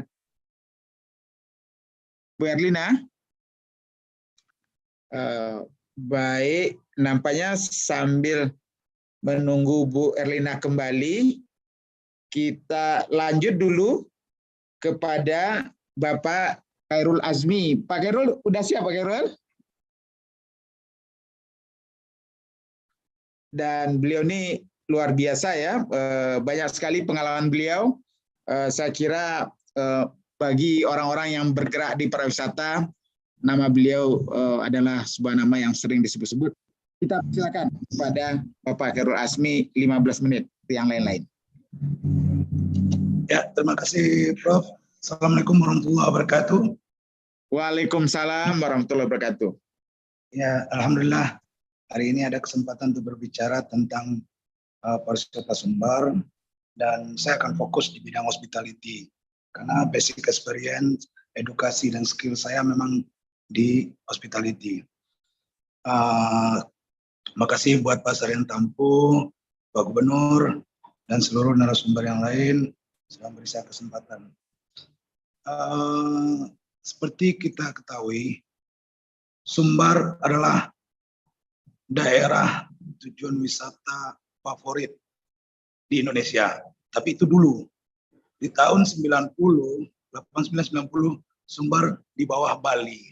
Tapi sekarang 20 besar saja untuk destinasi wisata di Indonesia kita tidak masuk. Nah, kenapa? Mungkin selama ini banyak komen-komen negatif tentang Sumatera Barat, baik itu kebersihan, hospitality, kemudian harga yang tidak sesuai, sering main pakang gitu kan. Karena kita mungkin sebagai pelaku pariwisata dan penggiat pariwisata, banyak yang tidak paham apa itu pariwisata. Di Sumatera Barat sendiri, kita kelebihan orang-orang yang hebat di bidang pariwisata. Kita punya Pak Ridwan Tulus, punya Bu Osronita, punya Bu Ndowati, Bu Ndovat, dan Maite Zulizul. Nah, cuma kita lupa memposisikan diri kita. Pariwisata adalah, pelaku pariwisata adalah pelayan pariwisata. Bukan pelaku atau penggerak, tapi pelayan. Nah, di hospitality itu harus menjadi dasar untuk semua kegiatan yang pariwisata. Hospitality bukan untuk pariwisata aja. Kita lihat di perbankan, pegawai bank mereka menerapkan hospitality. Kemudian di perusahaan-perusahaan yang bergerak di internasional pun memperlakukan hospitality. Jadi ilmu dasar pariwisata itu sebetulnya di hospitality, keramah tamahan kita, bagaimana itu grooming kita, handling komplain kita, kemudian language skill kita, product knowledge kita harus paham semua tentang itu. Nah, dulu pertama saya ke Bali tahun 91, saya kuliah di Bali, kemudian saya bertemu dengan orang-orang hebat di Bali, dengan Pak Job Afi, Menteri Pariwisata di zaman itu, tahun 90-an itu, saya ke Bali. Pemerintah Bali mengirim dinas pariwisatanya untuk studi banding ke Sumatera Barat tentang bagaimana keramah tamahan Sumatera Barat dalam menghandle tamu. Saya masih ingat, di tahun 90-an itu banyak long stay bule yang tinggal di kampung saya di Candung, itu long stay. Mereka mengajarin kami bahasa Inggris, kemudian kita sangat ramah waktu itu. Sampai orang Bali mengirim dari dinas pariwisatanya untuk studi banding tentang keramah tamahan kita. Nah, setelah itu, ini pengakuan dari Pak Ida Bagus Oka ya, tahun 91 ya. Pak Ida Bagus Oka adalah gubernur Bali tahun 88 sampai 98. Nah, kita ketemu karena beliau kita angkat sebagai nenek mama orang Minang waktu itu di Bali. Tadi kita bicara dengan beliau sampaikan, kami mengirim orang untuk belajar tentang keramah tamahan di Sumatera Barat, Azmi kata beliau waktu itu kan. Dan itu diterapkanlah di Bali tentang keramah tamahan Sumatera Barat. Tapi sayangnya kita sendiri meninggalkan keramah tamahan kita yang udah dipelajari orang Bali. Mereka pakai sampai hari ini. Yang dipelajari setiap banjar desa kecil di Bali itu banjar namanya, atau dusun-dusun, mereka menerapkan, perlakukan pendatang dengan keramah tamahan. Kita meninggalkan keramah tamahan kita, kebersihan kita, kemudian bagaimana kita menghandle tamu, kita nggak tahu lagi di sini. Dulu kita terkenal dengan keramah tamahannya. Nah, di saat yang bersamaan tahun 90-an itu, Sumbar terkenal dengan tempat terbersih di Indonesia. Dulu untuk membuang sampah, 1 biji sampah aja kita takut dulu di Padang atau di Bukit Tinggi. Karena di zaman segitu denda saja, di tahun 90-an itu udah 500.000 denda membuang sampah sembarangan.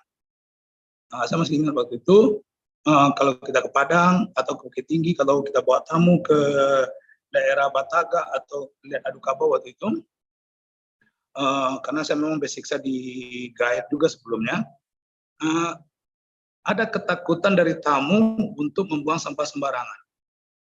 Nah, inilah yang tidak kita temukan lagi sekarang. Sampah dibuang di mana-mana, karena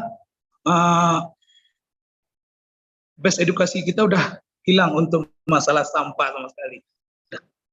Nah, kebetulan saya pernah menetap di luar negeri, Pak Prof. Saya menetap dulu di Amerika. Saya sering ke Jamaika. Kalau setiap Rabu, Sabtu saya ke Jamaika. Ada satu kota di Jamaika itu namanya Ocho Rios. Ocho Rios itu di pantai.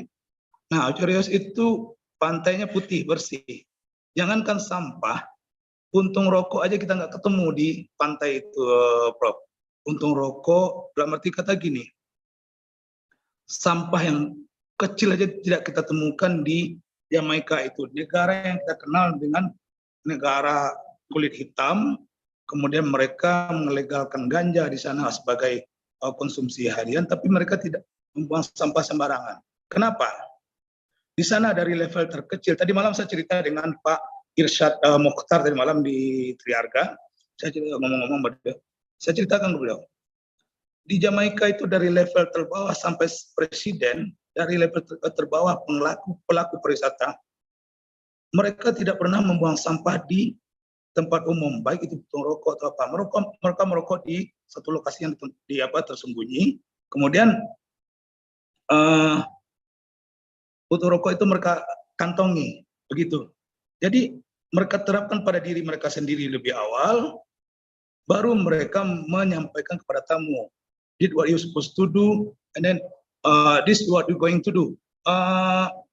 It's not allowed to throw any garbage anywhere. Jadi di kita di pariwisata, jangankan untuk meminta tamu untuk buang sampah, tidak membuang sampah sembarangan, kita sebagai pelaku pariwisata di depan tamu merokok.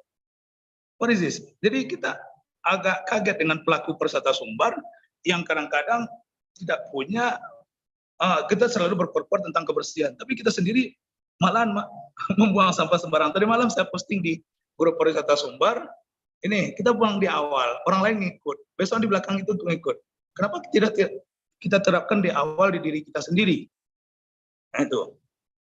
Nah tadi, seperti yang saya bilang dari awal, pelaku pariwisata ini adalah pelayan, bukan penggiat, bukan aktivis, bukan orang pelaku sebetulnya. Mereka adalah pelayan bagi pariwisata Sumbar.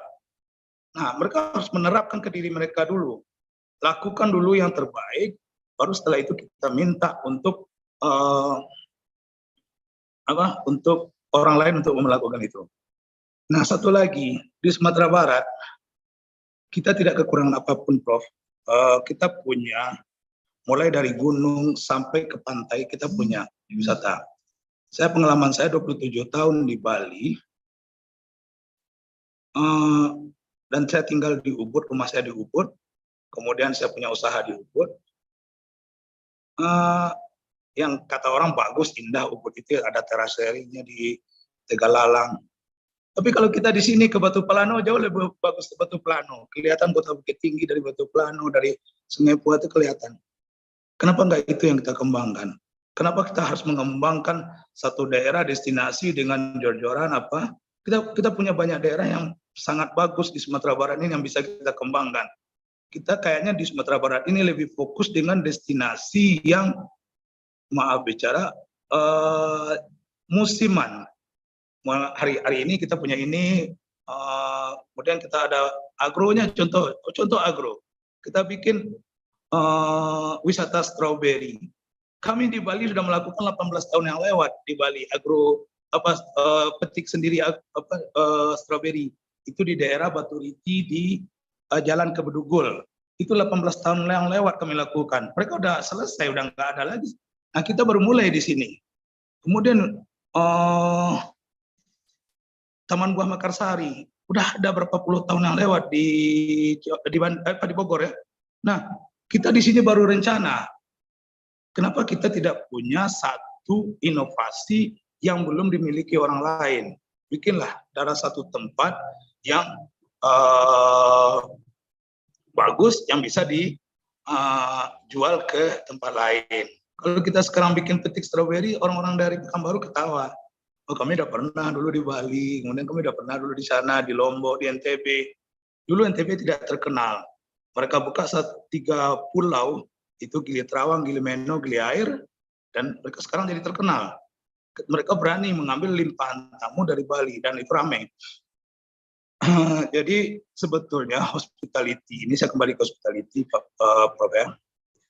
Hospitality itu adalah ilmu dasar dari pariwisata yang harus dimiliki oleh pelaku, penggiat, dan aktivis pariwisata yang ada di Sumbar. Satu yang basic sekali ya, grooming dan greeting kita di pariwisata ini, penampilan atas alam kita mana? Kita lihat di sini orang kadang saat tamunya datang, pagi Pak, itu aja kan. Nah, di hospitality itu ada standar gitu tuh. Makanya orang sampai belajar tentang sekolah kepribadian. Kenapa? Mereka ingin tahu dasar dari hospitality. Nah, itu di sekolah, ada sekolahnya mahal.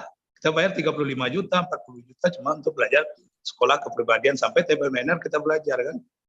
Nah, sebetulnya itu semua udah ada di hospitality.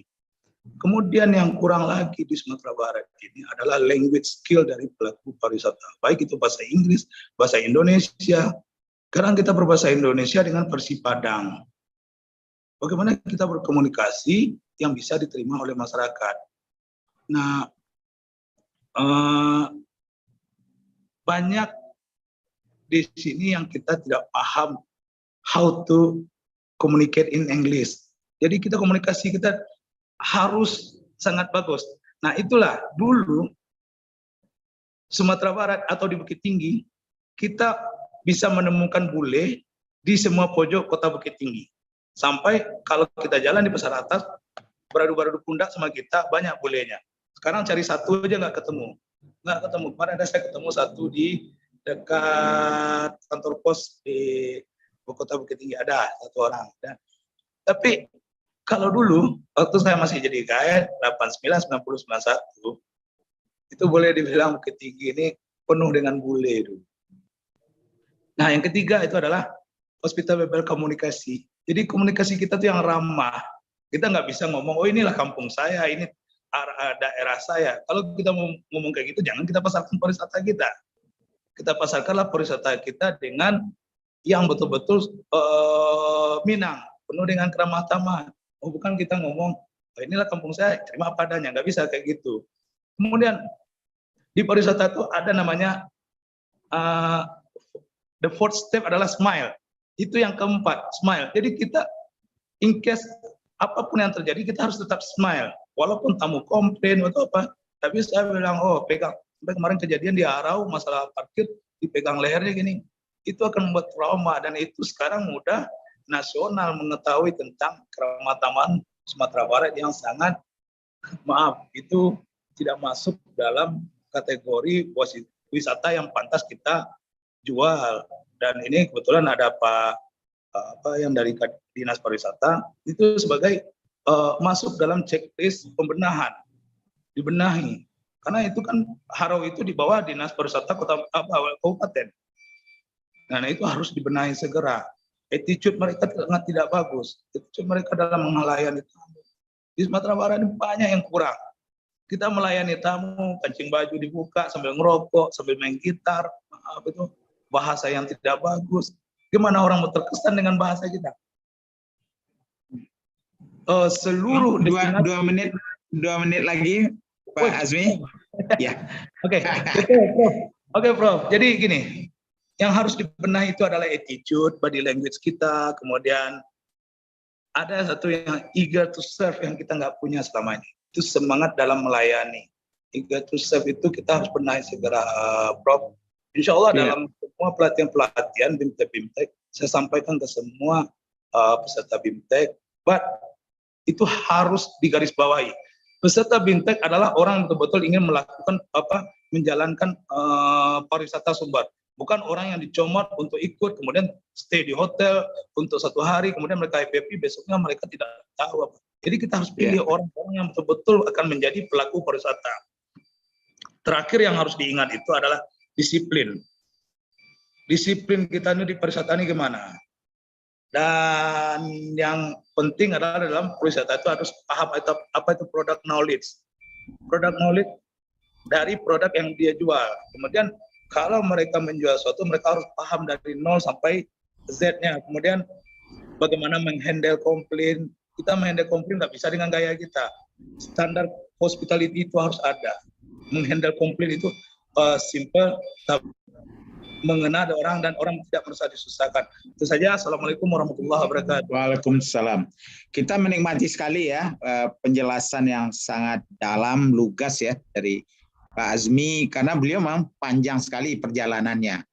Dia berkiprah di Bali, dia berkiprah di berbagai bidang juga, dia menjadi terbaik juga di Florida ya, cruise ya. Dan pokoknya kalau beliau bicara pasti itu berdasarkan kontemplasi dari pengalaman.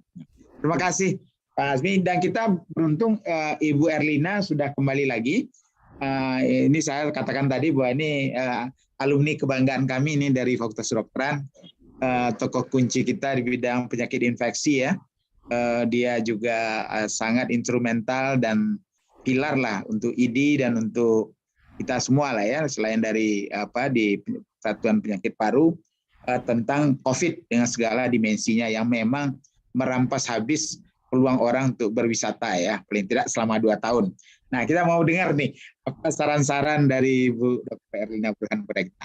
Silakan Ibu. Assalamualaikum warahmatullahi wabarakatuh. Terima kasih Dafasli dan juga terima kasih kepada Bapak Ibu yang ada di grup pariwisata Minang. Ini saya diminta waktu itu yang minta Pak Chandra, kalau nggak salah Pak Chandra dari Bandung. Walaupun sebetulnya saya bukan penggiat pariwisata, tapi saya wisatawan karena saya jalan-jalan ya ke Bukit Tinggi, Batu Sangkar dan lain-lain.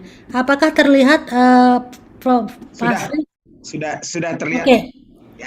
Ya, karena saya dokter jadi saya akan melihat menilik pariwisata kita dari aspek kesehatan. Ya, kenapa aspek kesehatan dalam pariwisata itu penting? tentu saja kalau tidak ada aspek kesehatan dilihat, maka itu tadi yang disampaikan oleh Pak Asmi, bule-bule juga takut ke tempat kita, dan jangankan bule, mungkin wisatawan lokal juga nggak berani ya. Jadi padahal Indonesia ini merupakan negara dengan jumlah wisatawan terbesar ke-10 di Asia Pasifik, yaitu sekitar 16 juta pada tahun 2019, sedikit berkurang karena memang pandemi 2020 sampai saat ini, tapi sekarang sepertinya sudah mulai menggeliat, apalagi kita sudah dalam masa transisi dari pandemi menuju endemi. Jadi banyak aspek kesehatan yang berpengaruh terhadap perkembangan wisata di suatu negara. Kita lihat perubahan lingkungan yang tiba-tiba, misalnya perubahan mikroba, perubahan temperatur atau iklim, climate change, kelembaban udara, juga perubahan lingkungan akibat ketinggian daratan, dan juga faktor risiko penyebaran penyakit di kalangan pelancong karena higienitas yang buruk, sanitasi yang tidak adekuat, lalu kurangnya suplai air bersih. Tadi juga saya mendengar sepintas pembicara terdahulu bicara tentang sanitasi, higienitas, dan suplai air, dan terakhir adalah layanan medis yang kurang memadai. Saya ingin menyampaikan beberapa penyakit yang umum diderita oleh wisatawan. Yang pertama adalah traveler diarrhea. Jadi banyak sekali wisatawan asing nih biasanya kalau datang ke Indonesia itu mengalami traveler diarrhea, bisa sampai 30-70%, jadi banyak. Bisa jadi ini akibat terpapar atau terpajan, terekspos dengan patogen atau kuman-kuman di tempat wisata yang dikunjungi, dan umumnya dikatakan disebabkan oleh penyajian makanan yang kurang higienis. Kemudian juga travel disease berikutnya adalah demam tipoid. Ini penyebabnya sudah kita tahu adalah Salmonella typhosa.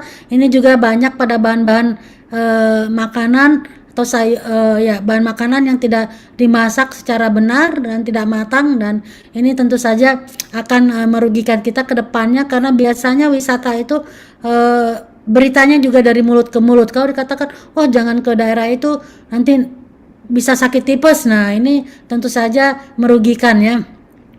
Dan kebersihan ini bukan saja makanan yang tidak dimasak dengan baik, tapi juga dari alat makan yang tidak bersih, atau jadi dari mulai bukan saja alat makan, piring, sendok dan garpu, tapi juga meja dan lain sebagainya, dan juga lap, serbet dan lain-lain. Penyakit apa lagi, yaitu hepatitis A. Jadi hepatitis A ini juga suatu penyakit infeksi yang menyerang liver. Ini gejalanya bisa berupa demam, mual, muntah, nyeri perut, dan bahkan kekuningan di kulit atau di mata. Jadi hepatitis itu radang yang terdapat pada liver ya.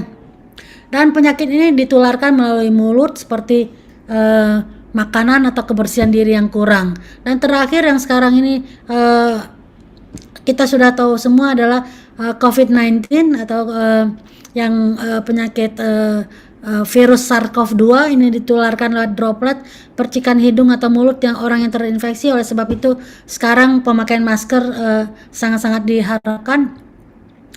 Berikutnya adalah reaksi alergi atau anafilaksis. Ini adalah suatu respon tubuh yang terpapar oleh alergen, contohnya karena makanan. Mungkin orang tidak biasa memakan sesuatu, lalu ada reaksi alergi, dan kalau pasiennya pasien asma, ini akibatnya akan buruk, bisa terjadi kesulitan bernafas, dan ini membahayakan. Pasien akan menjadi biru dan mungkin juga perlu dirawat di rumah sakit. Juga reaksi alergi karena obat-obatan, dan jangan lupa gigitan serangga juga bisa menimbulkan alergi. Gejala alergi ini mulai hanya gatal-gatal biasa pada kulit, ada ruam-ruam, mual, hingga gangguan nafas seperti yang saya sampaikan tadi. Ada beberapa langkah yang mungkin baik kita lakukan untuk mencegah penyebaran penyakit di kalangan wisata ini ya, wisatawan, yaitu bahwa harus mencuci tangan dan juga membersihkan permukaan alat-alat masak secara teratur, memasak dengan suhu yang matang. Kemudian juga untuk bahan-bahan yang akan dimasak atau penyimpanan haruslah dipisahkan antara daging dan sayur-sayuran. Jadi artinya makanan yang diperkirakan makanan mentah yang bisa menyebarkan bakteri itu dipisahkan dengan yang lain supaya jangan terjadi kontaminasi. Kemudian juga tempat penyimpanan, kulkas mesti punya suhu tertentu. Kalau kulkasnya dengan suhu yang tidak sesuai, mungkin sudah di atas 8 derajat Celcius, nah itu makanya makanan akan cepat busuk karena bakteri akan bertumbuh dengan lebih cepat. Ini contoh-contoh destinasi wisata dengan kesehatan yang terintegrasi. Saya contohkan ini di London, UK. Kita bisa melihat di sana untuk restoran makanan itu ada dilakukan oleh dinas kesehatan mereka suatu inspeksi food safety. Ini dilakukan secara reguler, bukan tiba-tiba mendadak. Nah, karena reguler dan merupakan suatu requirement, maka mereka akhirnya mau tidak mau harus memenuhi kriteria-kriteria yang sudah ditentukan. Lalu juga sistem penyimpanan makanan yang layak dan higienis di tempat-tempat di restoran, dan juga pengolahan limbah minyak yang terintegrasi. Saya kira untuk kita di Sumatera Barat ini masih belum ada aturan inspeksi food safety ini, atau mungkin sudah ada, nanti mungkin pembicara lain bisa menyampaikan. Pak Ridwan barangkali tahu ini. Di Jepang juga demikian, bahwa aspek kesehatan sudah sangat terintegrasi dengan wisata mereka. Contohnya tempat cuci tangan dengan alat sanitasi HP dan minim sentuhan di Jepang ya. Jadi kita nggak menyentuh, meletakkan jari lalu air akan keluar. Kemudian juga ada toilet pintar dengan fitur otomatis membersihkan toilet dengan sendirinya, dan juga sistem pengolahan sampah dan daur ulang. Jadi tempat sampah itu sudah dipilah-pilah dan tergantung warnanya, mana sampah yang infeksius, mana plastik, mana yang kertas, mana yang bisa dibuang ke tempat khusus dan lain-lain. Kemudian juga karena saya dokter, maka seharusnya di tempat wisata yang ramai dikunjungi orang atau di ruang publik itu ada penyediaan alat defibrilator eksternal otomatis, yaitu suatu alat untuk bila mana seseorang mengalami serangan henti jantung. Ya, ini adalah kota terbersih di dunia, Auckland di New Zealand dan Hamburg di Jerman. Lalu bagaimana panduan umum kesehatan destinasi wisata di Indonesia? Saya mengambil ini dari beberapa sumber ya. Ada upaya pencegahan, tentu saja yang penting adalah upaya pencegahan. Yang paling penting justru adalah regulasi. Jadi bukan hanya dikatakan harus begini, tapi harus ada regulasinya. Kalau tidak ada regulasinya, hanya edukasi itu biasanya nggak didengar. Tapi kalau ada regulasi, mulai dari pangan ya, mulai dari pengolahan penyimpanan makanan, kemudian juga ada regulasi bahwa supply air bersih itu harus ada di tempat-tempat wisata ya. Kemudian juga ini penting nih, saya sering mengeluh nih kalau pulang kampung ke Sumbar, kalau jalan-jalan ini ketersediaan kamar kecil yang bersih dan layak. Ini biasanya tempatnya kecil, sumpek, kemudian juga tidak nyaman, tidak aman, dan rasanya ingin kembali ke hotel kalau ingin memakai kamar mandi. Lalu tadi tentang pengolahan sampah ini juga harus diregulasi, dan pelayanan medis. Ya, memperhatikan situasi sekarang karena COVID nih, tentu saja ini ada beberapa himbauan. Masyarakat harus diajarkan tentang etika batuk dan bersin, bukan saja karena COVID, banyak sekali penyakit ya karena batuk dan bersin ini, misalnya dari tuberkulosis, bronkitis, pneumonia dan lain-lain. Jadi memang masih berlaku protokol kesehatan, terutama pakai masker. Oke lah, jarak dan lain-lain kita bisa abaikan sekarang, tapi pakai masker dan cuci tangan dengan air sabun itu masih berlaku untuk walaupun sudah pasca pandemi. Apalagi konsumsi makanan sehat dan vitamin, dan buang sampah ya.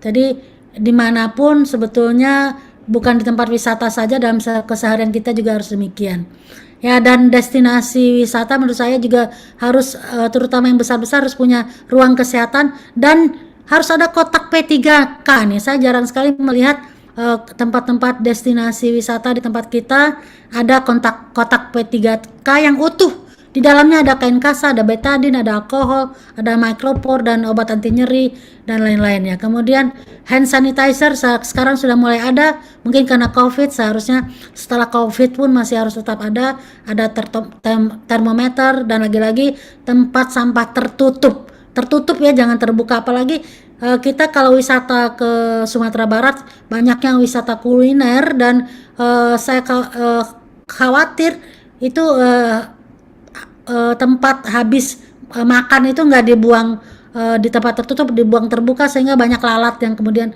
datang. Dan jangan lupa keamanan juga, seperti alat kebakaran, informasi tertulis mengenai prosedur penyelamatan diri, peta lokasi titik kumpul yang aman, informasi nomor telepon penting seperti pemadam kebakaran, kantor polisi, fasilitas kesehatan, dan juga alat komunikasi. Ini kalau COVID sekarang screening harus tetap dilaksanakan, seperti suhu, batuk, pilek, nyeri tenggorok, sesak nafas. Ini dari panduan dari Kemenparekraf ya. Lalu juga sebaiknya untuk wisata itu kita melakukan reservasi baik melalui daring, dan juga kalau bisa pembayarannya non tunai. Jadi kita tidak lagi pegang-pegang uang. Ini karena COVID juga tentu saja, dan juga menyediakan formulir daring untuk mendata nama, asal daerah, dan nomor kontak. Bila mana terjadi sesuatu, ini bisa dikomunikasikan kepada keluarga dan lain-lain. Ya, 2 jadi menit lagi, Dr. Oke, Erlina. baik, saya singkat saja. Ini mungkin sama ya. Ini suatu pengalaman, kami berkunjung ke Istana Bahasa Pagaruyung. Kita lihat di situ di loket pengelolaan arus lalu lintasnya juga tidak rapi, parkir tidak rapi, kemudian juga pendatang tidak di screening, antrian loket juga kita harus cari-cari, tidak ada hospitality, tidak ada yang mendatangi mengatakan oh ini di sana itu di situ, jadi kita cari-cari sendiri. Kemudian toilet juga mungkin lebih higienis, bersih, kering, tidak bau, berfungsi dengan baik. Dan penyewaan baju juga mestinya juga ini diatur ya, penyewaan baju sebaiknya petugasnya memakai sarung tangan yang dari plastik yang transparan ya. Dan kalau berfoto-foto biasanya pakai baju adat, di sini kita foto-foto, ini juga harus diatur, jangan sampai terlalu lama berkerumun dan lain-lain. Saya rasa demikian, terima kasih. Assalamualaikum warahmatullahi wabarakatuh. Saya kembalikan ke Prof. Fazli Jalal. Terima kasih Dr. Erlina Burhan yang sebentar lagi kita doakan jadi profesor ya. Kita melihat ya betapa strategisnya peran kesehatan ya. Dan tadi dengan lugas sudah disampaikan. Dan kita akan melihat juga seorang dokter berikutnya, Dr. Ivan sini. Beliau ini komplit dah, dia seorang dokter mengambil spesialisasi kebidanan, obstetrik dan kebidanan, kemudian dia banyak mendalami bidang-bidang infertility ya, bagaimana kesuburan, dan pengusaha yang tangguh dalam berbagai bidang ya. Beliau nih yang menggantikan ayahanda beliau untuk sebuah jaringan rumah sakit yang buat kita orang Minang juga bangga ya. Dan saya kagumnya beliau ini mau mencoba menghabiskan waktu, pikiran, dan kadang-kadang perasaan untuk bereksperimen investasi di Sumbar ya. Demi tadi bagaimana infertility di manusia dicobakan ke sapi, dan bekerja sama dengan dari IPB yang memang pakarnya internasional. Tapi beliau ingin ini menjadi pembelajaran kepada lingkungan, masyarakat lebih sejahtera, tapi juga turismenya berkembang, baik lokal, nasional, apalagi global. Nah ini mimpi besar, dan saya kagum Dr. Ivan masih sabar gitu ya. Kita doakan mudah-mudahan ini mencapai tujuan. Silakan Dr. Ivan, berbagi pengalaman dengan kita. Makasih Prof. Terima kasih diingatkan sekali lagi bahwa memang kesabaran dan persisten itu penting Prof dalam berwirausaha. Assalamualaikum warahmatullahi wabarakatuh. Waalaikumsalam warahmatullahi wabarakatuh. Terima kasih atas kesempatan yang diberikan pada siang hari ini, yang alhamdulillah kita semua diberikan kesehatan dan tentunya kesempatan yang baik untuk kita bisa berdiskusi tentang wisata yang ada di Sumatera Barat. Jadi saya ingin sharing sedikit 15 menit mengenai apa yang mungkin menjadi pengalaman kami dalam dalam tanda kutip berinvestasi atau barangkali berusaha untuk mengembangkan potensi yang ada di Sumatera Barat ini. Dan kalau saya boleh mungkin sharing sedikit bahwa sekarang fokus dari pengembangan pariwisata yang kami lakukan ini difokuskan di daerah Solok. Walaupun kita ada beberapa site lain, tapi saya rasa ini di Solok mempunyai potensi yang besar sekali. Jadi ini adalah suatu area yang sekarang sudah kami alokasikan sebagai tempat edu farm dan juga sebagai glamping park. Dan ini sangat sangat memberikan suatu semangat buat kami bahwa ini memang ada hasil yang kita bisa nikmati. Dan perkenalkan nih kalau bisa saya sharing sedikit. Sumatera Barat merupakan salah satu provinsi di Indonesia yang memiliki kekayaan alam yang luar biasa. Berbicara soal destinasi, Sumatera Barat memiliki berbagai keindahan alam seperti pantai, lembah pegunungan, kuliner, hingga kekayaan adat istiadat. Di tengah isu masalah gizi malnutrisi masyarakat Indonesia, dokter spesialis kebidanan dan kandungan Dr. Ivansini selaku founder Musa menyadari dampak buruk kekurangan gizi seperti susu dan protein daging.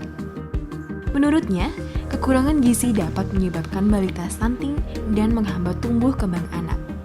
Untuk itu, Dr. Ivansini kembali ke kampung halaman di Sumatera Barat dan berinisiatif mengangkat budaya dan kekuatan agrikultur lokal dengan membangun Musa. Dengan kegiatan utama reproduksi sapi wagyu dan sapi perah, Musa juga turut serta mengembangkan pemberdayaan masyarakat lokal dengan aktif memberikan donasi susu kepada masyarakat yang kurang mampu, melakukan pemberdayaan lapangan kerja, dan pelatihan mengenai peternakan sapi kepada masyarakat sekitar.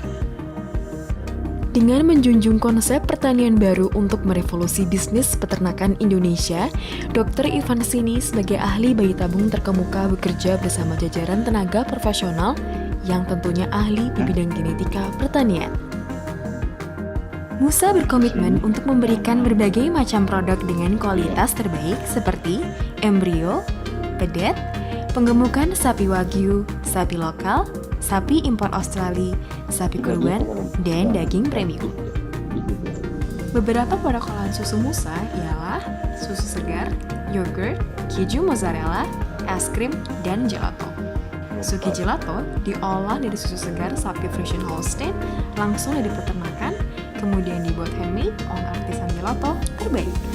Setiap skupnya mengandung berbagai nutrisi dan gizi yang baik untuk ibu hamil, ibu menyusui, dan anak-anak.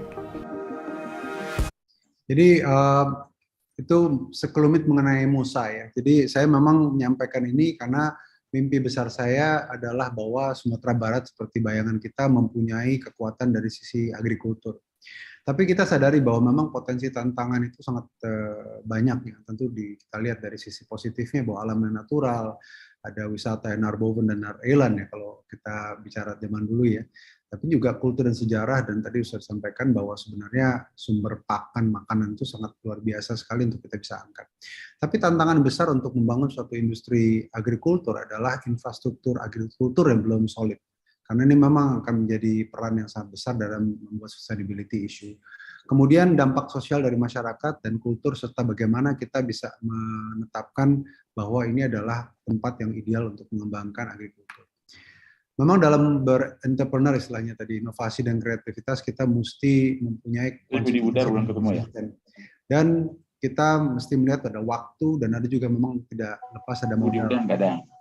Nah kalau kita lihat di sini, tantangan yang kita miliki di agrikultur di Sumatera Barat adalah supply, terutama supply chain untuk makanan, pakan namanya, dan itu yang akan berakibat kepada sustainability dari industri peternakan di sini. Sementara kita melihat bahwa harga daging mahal untuk rendang dan segala macam, salah satu faktornya adalah karena memang sebagian besar dari sapi di Sumatera Barat itu didatangkan dari Lampung.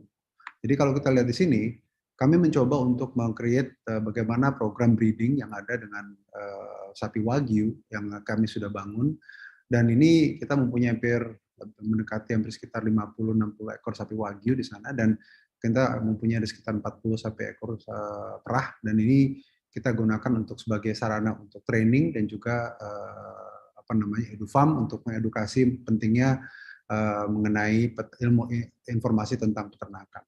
Dan ini kita sudah melakukan training dengan UNAN, dan ada mahasiswa dari IPB, mahasiswa dari Unibrau, dan ini mereka datang untuk belajar tentang proses breeding yang memang jarang sekali didapatkan di Indonesia. Nah, kalau lihat beberapa produk yang kita jalankan di sini, kita harapkan untuk bisa istilahnya kalau Prof ini buat narik napas gitu ya, gimana caranya supaya kita itu bisa hidup dan tetap bisa mengusung mimpi kita gitu ya. Tapi kenyataan dengan produk-produk seperti ini, kami tetap mengalami kesulitan untuk bisa, karena memang konsumsi susu belum terlalu tinggi di Sumatera Barat. Kita mungkin tahu sendiri kurang begitu masuk dalam makanan sehari-hari. Nah, oleh karena itu kami melihat bahwa apa yang kita perlu lakukan adalah melakukan restrukturisasi dari roadmap bisnis kita, dan kita melihat bahwa agrowisata menjadi salah satu hal yang tetap bisa menjadi potensi untuk kita kembangkan. Dan kebetulan salah satu line bisnis kita ini ada di hotel. Jadi kita punya ada sekitar 5 rumah usaha hotel ya, yang saat ini memang ada di Jakarta, di Padang, dan ada beberapa tempat yang lain. Dan kita melihat bahwa infrastruktur untuk perhotelan ini sangat baik untuk kita kembangkan di Sumatera Barat. Dan kami melihat bahwa pada saat saya datang ke Solok ini, yang pertama kali yang memang luar biasa adalah dari alam di pegunungan. Memang bukan merupakan suatu kebiasaan buat orang dari Padang dalam hal ini untuk pergi ke gunung karena dianggap dingin. Tapi saya melihat bahwa orang Jakarta mau ke puncak, kenapa orang Padang nggak mau ke Solok gitu ya. Jadi dalam hal ini kita membuat suatu area yang kebetulan ada sekitar 14 hektar di situ untuk kita bangun menjadi area untuk glamping. Dan ini kita mulai dengan pemetaan daerah yang kita mendapatkan support dari masyarakat dan juga dari pemerintah Kabupaten Solok ya. Dan kemudian ini menjadi suatu area yang ya alhamdulillah sekarang menjadi viral ya, karena memang nggak gampang untuk mendapatkan area yang nyaman sejuk. Ini 15-25 derajat sepanjang tahun, Prof. Jadi ini area yang cukup nyaman, dingin, dan sangat menyenangkan. Jadi kalau lihat dari foto-foto ini, rasanya memang tempat yang sangat menyenangkan untuk kita bisa menikmati udara pegunungan di Sumatera Barat. Dan kita mempunyai kafe di atas awan, dan kita membangun ini untuk membina kemitraan dengan berbagai lembaga masyarakat, terutama kita juga mengajak mereka untuk berjualan produk-produk yang ada. Dan kebetulan karena ini berada di daerah pegunungan teh, kami juga mempunyai beberapa produk yang dihasilkan di sini untuk dinikmati. Itu termasuk kita juga menjual kopi Solok tentunya yang sebagai produk yang cukup penting.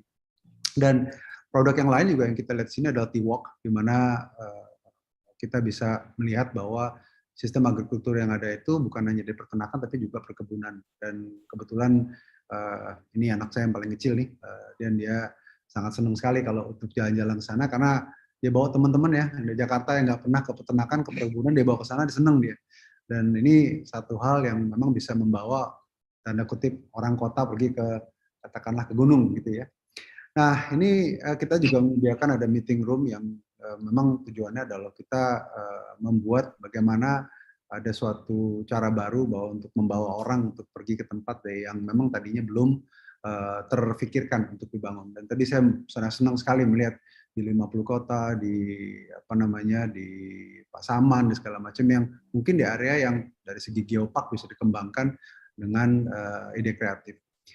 Alhamdulillah ini kami sangat senang sekali di TikTok, di Instagram, di YouTube, banyak sekali komentar-komentar dan juga upload dari video yang ya sekarang menjadi banyak sekali kunjungan orang datang dari situ. Tapi memang ada beberapa hal yang saya perlu sampaikan bahwa pengembangan yang kita lakukan saat ini tidak akan lepas dari bagaimana cara kita membuat satu planologi yang ideal. Karena tadi sudah disampaikan bahwa saya sangat menaruh perhatian besar sekali tentang kebersihan dan juga bagaimana culture dari masyarakat yang tentunya ini tidak bisa lepas dari tadi Dr. Erlina menyampaikan tentang regulasi. Karena ya tentu pemerintah dalam hal ini mempunyai kepentingan untuk bisa mensupport, dan saya yakin bahwa kita semua mempunyai intensi yang sama. Tetapi satu hal yang saya rasa penting bahwa edukasi terhadap masyarakat mengenai pentingnya untuk pengelolaan dari sarana infrastruktur untuk pariwisata yang baik dan juga ideal, memang itu akan sangat memerlukan enforcement dan reinforcement berulang kali dari semua stakeholder yang ada. Karena terus terang dengan keberadaan apa yang kita bangun di Solok ini ya, di apa namanya Lubuk Selasi ini, kekhawatiran saya secara pribadi adalah apa yang dilakukan pada saat setelah orang mulai rame. Gimana Willy? Karena yang saya apa namanya minta kepada teman-teman semua, tolong jaga kebersihan, tolong jaga sampah, tolong jaga parkir. Tapi apa yang bisa kami lakukan kalau memang sudah mulai ada, ya artinya orang mulai berusaha, berdagang, jualan segala macam yang tidak terkontrol dengan baik, akhirnya ini menjadi area yang sangat tidak nyaman nantinya, dan tentu itu akan sangat menjadi problem pada saat kita mencoba untuk mengundang turis yang mungkin lebih banyak lagi. Tapi saya yakin lah ini merupakan suatu agenda yang nanti bisa kita apa namanya bangun sama-sama, karena menurut saya selama kita bisa mengerti bahwa potensi apa yang kita kembangkan ini akan ada implikasi terhadap baik itu konsekuensi positif maupun juga negatif, karena yang kita harapkan tentu lebih banyak positifnya, tapi konsekuensi negatif tentu kita juga mesti sadari, kultur juga adaptasi dari masyarakat itu yang akan sangat penting untuk kita bisa apa namanya. Jadi Prof, mungkin saya nggak terlalu banyak yang saya sampaikan. Baik. Mudah-mudahan ini bisa memberikan gambaran tentang perjuangan yang tentu masih panjang sekali, Prof. Tapi doanya, dukungannya mudah-mudahan kita bisa sukses terus. Terima kasih. Assalamualaikum warahmatullahi wabarakatuh. Amin. Waalaikumsalam. Terima kasih banyak ini. Dokter Ivan Rizal sini, sederet kredensial internasional, dan juga spesialis obstetriksi ginekologi. Dan yang menarik, beliau sebenarnya bisa berkarir di luar negeri, di negara maju ya, karena lulusan di sana, dididik secara klinik di sana, yang memang tidak banyak orang dapat kesempatan itu, tapi mau berdarah-darah ini, berkeringat dan berdarah di Indonesia, dan yang lebih spesifik lagi, lebih berdarah-darah lagi di Sumatera Barat. Nah, jadi saya mendoakan Dr. Ivan ya, sabar, dan insya Allah lah, kalau istilahnya kan apa nih, semesta mendukung ya.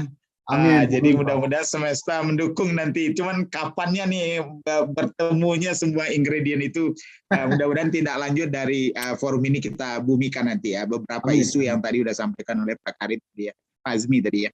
Baik, kita lanjut dulu Pak Budar tadi, mohon maaf karena ada masalah dengan keluarga. Kepada Pak If ya, Pak If Saputra, beliau ini seorang yang aktivis yang saya tahu ya, hadir di mana-mana, punya banyak ide, dan sekarang ini mencoba mengangkat Sumatera Barat dengan memberikan daya tarik tambahan ya, yang sebetulnya kelas dunia, tapi bertemulah antara potensi geopark kita yang memang bisa luar biasa, tapi dengan event-event apa yang harus ditawarkan di sana sehingga penetrasi geopark ini bisa kemana-mana. Dan Pak If ini adalah desainer dari Geopark Run ya, yang nanti akan berseri, tentu juga mempunyai berbagai eksternalitas ya dari upaya beliau. Dan dia adalah aktivis yang juga sangat dekat dengan perkembangan dan pembangunan Sumatera Barat saat ini. Silakan Pak If.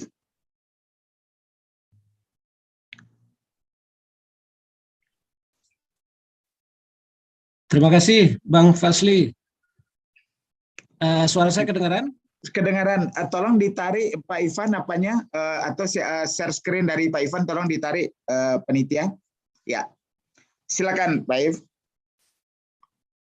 Ya. Ya, sudah. Silakan. Sebentar. Di mana dia?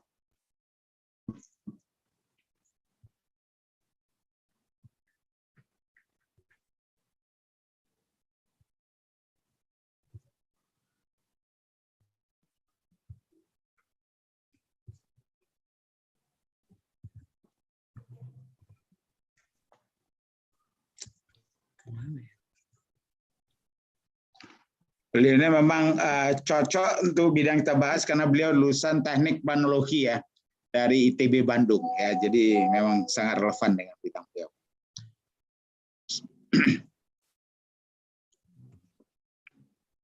Sudah bisa kelihatan? Belum, belum. Ini nampaknya masih file, masih ada foto. Mungkin salah munculkan file kali ini, Pak If. Coba dilihat kembali. Ditarik dulu. Ini kayaknya dari filenya yang belum cocok filenya nih.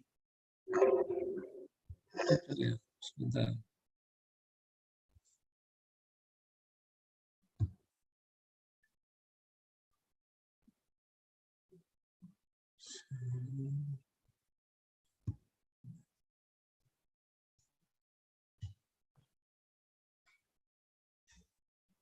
Ya, sudah bisa. Ya, bagus. Sudah bisa kelihatan ya? Sudah. Oke. Terima kasih Bang Fasli, teman-teman semuanya aktivis pariwisata di Sumatera Barat. Saya tepatnya hari ini hanya sharing saja tentang apa yang sudah mulai kami lakukan, tepatnya sejak tahun 2018. Sejak mulai lagi, saya setelah lama tidak kembali ke Sumatera Barat. Jadi tahun 2018 saya kembali ke Sumatera Barat, sebenarnya hanya untuk menyelenggarakan sebuah acara seminar pariwisata yang mana saya waktu itu mendapatkan kepercayaan untuk menjadi ketua pelaksana seabad atau 100 tahunnya ITB. Cuman sayangnya ketika saya diminta untuk menyelenggarakan acara, satupun agendanya tidak ada yang di Sumatera Barat. Jadi di situ titik balik yang membuat saya terpancing. Saya diminta untuk merayakan 100 tahun ITB di beberapa kota di Indonesia, termasuk mencarikan uangnya untuk itu, tapi tidak ada yang Sumatera Barat. Saya menawarkan kepada pihak ITB untuk menyelenggarakan sebuah acara di Bukit Tinggi.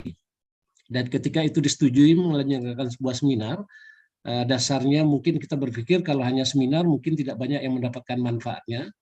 Muncul sebuah ide waktu itu dengan Kepala Dinas Pariwisata Sumbar waktu itu, Pak Oni. Kita pikir apa kontribusi kita untuk masyarakat Sumatera Barat. Kalau hanya seminar itu bagus, tapi biasanya setelah seminar biasanya selesai tidak ada, kadang-kadang actionnya terlupakan gitu. Nah karena itu di Indonesia lagi rame-ramenya orang berbicara soal semua provinsi mengembangkan geopark di daerahnya masing-masing, termasuk waktu itu di Sumatera Barat sendiri ternyata saya kaget ada 9 atau 11 geopark yang sedang dikembangkan, tapi pada saat itu sedang dingin ya, sedang terlupakan. Nah karena itu kita ingin mengangkat lagi, kita berpikir untuk mengadakan sebuah event apa yang gampang bisa mensosialisasikan sebuah gagasan dengan dengan secara massal.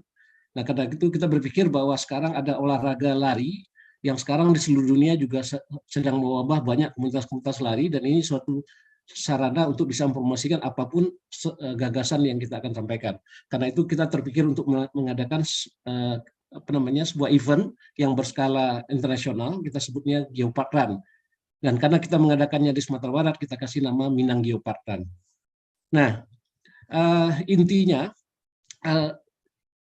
walaupun dikatakan intinya, apa sih yang kita inginkan dari penyelenggaraan Geopark ini, Geopark Run ini, yaitu untuk membuat sebuah event olahraga lari, yang mana olahraga lari ini kita tahu hampir di seluruh dunia seperti yang saya sampaikan tadi tumbuh, dan dari anak muda, dari anak kecil sampai orang dewasa mereka berlari, dan levelnya juga banyak.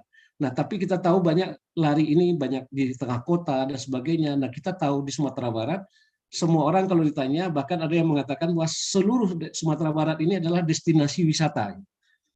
Destinasi wisata. Jadi kalau kita mau kunjungi semuanya tempat-tempat spot-spot yang bagus, di samping budaya dan sebagainya juga sangat mendukung untuk itu. Nah, tapi kalau kita hanya menjual keindahan alam dan sebagainya, kadang-kadang kita tahu orang setelah berfoto-foto sebentar sudah menikmati, mereka kembali dan kadang-kadang meninggalkan sampahnya sampah plastik. Nah, tapi bagaimana caranya kita membuat orang berada di sebuah lokasi atau di destinasi wisata itu akan lebih lama. Nah, itulah yang orang sering mengatakan atraksi atau event yang perlu diadakan. Nah, saya melihat waktu itu kita melihat bahwa di Sumatera Barat event yang berskala nasional bahkan internasional itu hampir jarang sekali diadakan. Sementara kita lihat di hampir di provinsi-provinsi di Indonesia banyak begitu. Nah, karena itu kita munculkan ide untuk membuat event olahraga lari di Sumatera Barat dengan temanya adalah Geopark. Jadi keunikan dari Geopark yang ada di Sumatera Barat yang banyak itu yang kita ekspos waktu itu. Nah, dengan melalui 3 pendekatan kegiatan, yaitu meningkatkan awareness-nya, engagement dengan baik antar pelari dengan dengan tempat setempat, masyarakat setempat, dan juga meningkatkan legacy untuk tempat yang kita jadikan tuan rumah untuk jadi kegiatan tersebut, sehingga tercapai tujuan pembentukan Geopark itu sendiri. Nah, di dunia Geopark itu ada beberapa goals yang umumnya orang yang penggiat Geopark di dunia atau di Indonesia khususnya, goalsnya utama adalah bagaimana memperkenalkan warisan geologi dan keragaman hayati yang ada di kawasan Geopark yang ada tersebut. Tapi tidak hanya itu saja, tapi juga harus meningkatkan kesejahteraan ekonomi masyarakat setempat. Atau dalam bahasa sederhananya adalah bagaimana memuliakan bumi, tapi mensejahterakan masyarakatnya. Jadi aspek konservasi dengan aspek ekonominya harus seimbang. Kalau kita melestarikan sesuatu tapi tidak meningkatkan kesejahteraan masyarakatnya, itu buat apa? Atau sebaliknya juga meningkatkan ekonominya tapi warisan geologi hayatinya rusak. Jadi harus ada keseimbangan di situ. Nah, kita mulai pendekatan tadi yang disampaikan adalah meningkatkan awareness-nya, sehingga dengan kita melakukan kegiatan tersebut, event promosi sekaligus merupakan event promosi bagi kegiatan sport tourism dengan melalui promosi platform online maupun offline yang kita lakukan baik sebelum, sedang, dan setelah kita melakukan event itu sendiri. Nah, dalam penyelenggaraannya kita melakukan engagement dengan melakukan biasanya para pelari yang datang itu, mereka sebelum ikut berlari pada hari hanya, hari sebelumnya paling tidak mereka 3 hari berada di Sumatera Barat. Kita berharap tamunya ada dari luar, yaitu kita membuat mereka melakukan field trip sehingga mereka merasakan mengalami alam dari Geopark yang akan mereka tempat berlari tersebut. Dan juga kita di situ memperkenalkan dalam acara-acara sebelumnya dan setelahnya kita melihatkan pasar rakyat melibatkan UMKM, binaan pemerintah setempat, dan tampilan kesenian lokal. Selalu kita padukan. Jadi bukan hanya sekedar berlari, tapi waktu sepanjang lari, apakah sebelum dan setelahnya kita juga melibatkan untuk kesenian lokalnya.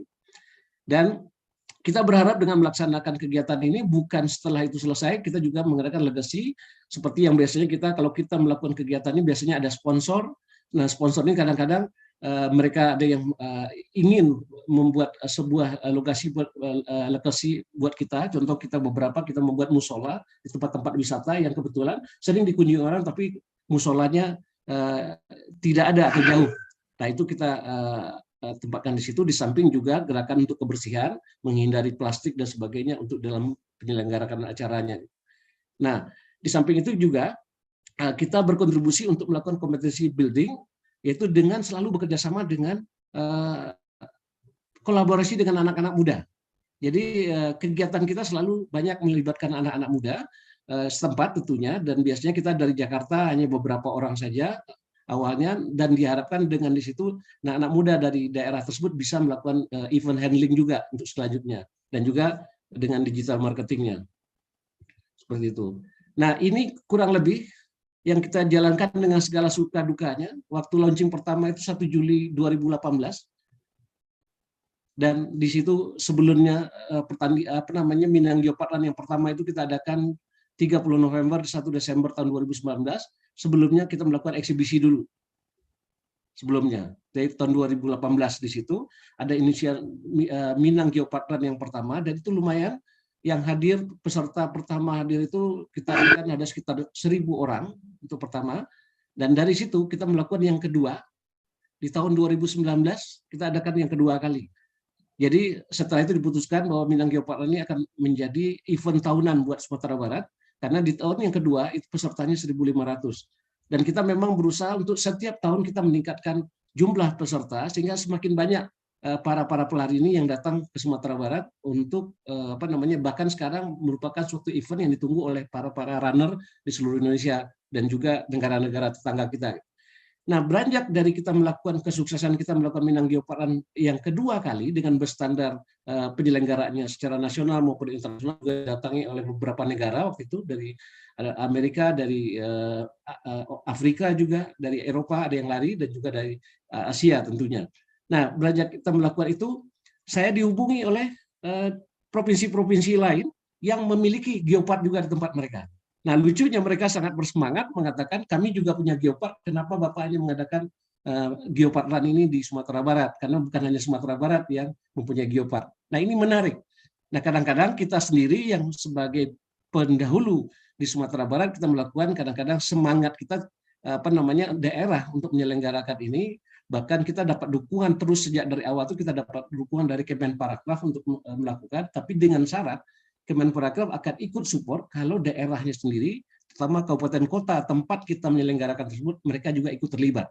Jadi tidak diharapkan kita melakukan seperti orang dari rantau, terus mengadakan event sendiri, terus melakukan sendiri, bawa orang dari rantau semua, dan masyarakat di kampung kita hanya menonton saja. Nah, itu tidak diharapkan seperti itu, tapi betul-betul keterlibatan bersama. Nah, semangat ini yang harus kita jaga, jangan sampai kita sudah mengadakan di Minang Geopark Run beberapa kali, daerah-daerah lain seperti Belitung, Ciletuh di Jawa Barat, dan juga Ijen di Jawa Timur, dan juga ada Krakatau juga. Mereka tertarik untuk melakukan ini, bahkan tahun 2020 kita sempat melakukan launching 4 event kita akan adakan sekaligus dalam 1 tahun yang sama di Kemenparekraf, tapi sayang di awal Februari 2020 kita adakan, Maretnya pandemi. Jadi terpaksa kita pending dulu, tapi tetap kita isi tahun 2021 dengan eksibisi-eksibisi. Jadi tetap ada, sehingga Geopark Run-nya tetap namanya, brandnya tetap muncul.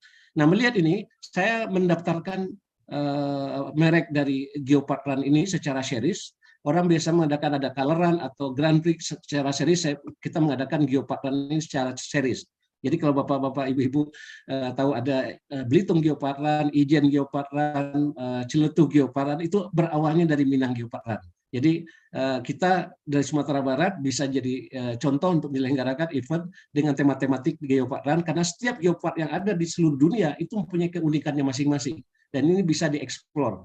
Bahkan rencananya kita ke depan, kalau kita berhasil dengan Geopark Run ini, kita bisa ikuti berikutnya dengan cycling, dengan sepeda, dan bahkan tahun depan sesuai dengan rencana kita juga akan mengadakan di kawasan tersebut berupa jazz secara internasional dan sebagainya. Itu impian kita, tapi tentu kita melakukannya pelan-pelan satu persatu, karena untuk di Sumatera Barat, kenapa nggak bisa bergerak ya?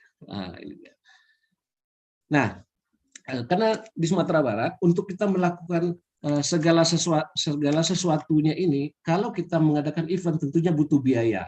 Kita nggak mungkin bisa mengandalkan sepenuhnya kepada support dari pemerintah daerah, tapi support pemerintah daerah ini sangat penting, karena Kemenparekraf di pusat pun mengharapkan sebuah event, kalau memang kita ingin menyiapkan platform untuk membantu daerah mempromosikan geoparknya, pastikan daerahnya sendiri bersemangat. Karena nggak lucu kalau kita ingin support mereka untuk mempromosikannya, tapi daerahnya nggak ikutan. Nah, ini yang kita lakukan waktu pertama itu lumayan. Waktu saat kita masuk tahun 2018 itu geoparknya udah mulai agak dilupakan di Sumatera Barat. Padahal bersamaan dengan itu Belitung sama-sama mulainya. Belitung sudah mulai mempersiapkan untuk menjadi geopark dunia. Dan akhirnya sekarang sudah terjadi. Nah, pada saat kita mengadakan pertama itu gaungnya geopark di Sumatera Barat, dan lumayan setelah kita mengadakan kegiatan promosi melalui Geopark Run tersebut, ada Geopark Ngaresiano, ada Geopark Siloke, ada geopark yang semangat lagi dengan geoparknya di Sumatera Barat, dan ada yang menjadi 3 menjadi nasional pada saat itu. Dan sekarang Siloke sedang berusaha untuk menuju ke UGG, UNESCO Global Geopark. Ya, dan juga kita juga berkontribusi di Belitung mengadakan kegiatan berlari ini setelah belum 1 tahun kita melakukan ini, Belitung juga menjadi UNESCO Global Geopark. Nah, ya. Nah, yang menarik yang saya ingin sampaikan sama Bapak Ibu-ibu di sini, kegiatan eventnya cuma 1, event lari, tapi kita bisa berkolaborasi mengajak banyak anak muda Minang yang mempunyai bisnis-bisnis startup yang selama ini mensupport Geopark Run. Jadi mulai dari teknologinya, di sini ada Nusantek, ada Beyond Run. Beyond Run ini kan awalnya mulai dari mendukung Minang Geopark Run, tapi sekarang Beyond Run ini udah menjadi Indonesia. Jadi kalau orang tahunya lari, untuk pendaftaran lari di seluruh Indonesia, itu aplikasinya pakai Beyond Run. Dan juga ada jenis foto sharing bersama-sama. Jadi itu anak-anak muda orang Minang semua. Dan juga ada untuk desain-desainnya, untuk apa namanya sosmednya, dan juga untuk setiap lari itu membutuhkan jersey dan sebagainya. Nah, jersey-nya juga Runderful ID itu 2 menit lagi, sekarang. Ya, siap Pak. Nah, jadi kita bukan hanya mengadakan event, tapi kita juga mengangkat anak-anak muda kita yang mempunyai bisnis sendiri menjadi kolaborasi dan bisnis dengan bisnis mereka masing-masing. Jadi dengan semakin berkembang Geopark Run ini berarti makin banyak anak muda yang juga akan terlibat di dalam tersebut itu. Nah, ini kurang lebih yang ingin saya sampaikan. Banyak foto-fotonya kegiatan kita. Kalau Bapak Ibu ingin lihat, bisa ke Instagramnya Geopark Run Series. Itu foto-foto menarik setiap kita mengadakan event, karena kita explore lokasi rute perjalanan yang kita adakan untuk lari itu, kita selalu mengambil tempat-tempat yang luar biasa di seluruh Sumatera Barat dan tempat-tempat yang Geopark yang kita lalui. Dan biasanya setelah acara kita itu foto-foto yang sangat ditunggu oleh komunitas-komunitas lari ini, dan itu mereka akan posting di sosmed mereka masing-masing, sehingga tahun depannya yang tidak berkesempatan hadir mereka akan hadir untuk itu. Dan yang terdekat kita akan adakan nanti di November, akhir November, karena selalu setiap akhir tahun biasanya kita adakan di Minang Geopark Run, kita akan adakan nanti rencananya di November untuk yang keempat kalinya. Ya, mudah-mudahan mohon doa semua, semoga kegiatan dari Minang Geopark Run ini menjadi agenda tahunan yang bukan hanya sekedar event untuk mempromosikan promosi pariwisata Sumbar, tapi juga mengangkat UMKM yang ada di tempat, menjaga lingkungan, dan juga mensupport adik-adik kita, anak-anak muda kita yang bersemangat untuk bisnisnya sendiri, para milenial dengan perusahaan-perusahaan mereka masing-masing. Demikian fotonya. Baik. Bisa dilihat di depannya ada, tadi saya mungkin nggak tampilkan di sini. Terima kasih kesempatannya, Bang Fasli. Assalamualaikum warahmatullahi wabarakatuh. Waalaikumsalam. Terima kasih banyak Pak If. Beliau ini 3 bertumpu ya. Dia ahli perencanaan, ahli planologi ya, kemudian jago marketing, ya kan, dan juga seorang yang bisa merekat bagaimana anak-anak muda startup ini bisa dibawa bersama. Jadi dia kolaborator juga ini ya, di samping motivator. Terima kasih Pak If. Nanti mungkin kepada teman-teman yang mau bertanya ya, kita punya 2 cara. Bisa nanti raise hand, nanti kita urutkan yang raise hand, tapi bisa juga dimasukkan ke chat, nanti panitia akan mencatat dan kemudian memilihkan. Tapi kita upayakanlah ada waktu yang khusus kita berikan untuk pada teman-teman, dan beberapa nanti saya minta untuk memberikan pandangan ya. Pertama Ibu Pit ini dari Florida, dan saya lihat di sini kalau Prof. masih ada ya dari Australia ya, dan tidak tahu saya apa Bu Bianca Michelle mau juga nanti memberikan, dan mudah-mudahan nanti ada waktu yang memadai untuk kita. Kita silakan dulu pada Ibu Deni Andriani. Beliau ini sangat unik ya, dia bersekolah di banyak tempat, lulus di Padang, tapi ke Taiwan ngambil master, tapi juga tandem dengan Sorbonne gitu ya, dan sekarang sedang ambil S3 di Paris ya, di Prancis, dan beliau juga adalah dosen yang cukup senior di Politeknik Negeri Padang. Jadi kepada Bu Deni yang memang mendalami masalah kultural, revitalisasi budaya dalam konteks kepariwisataan, kita ingin dapatkan pencerahan dari beliau. Silakan Bu Deni.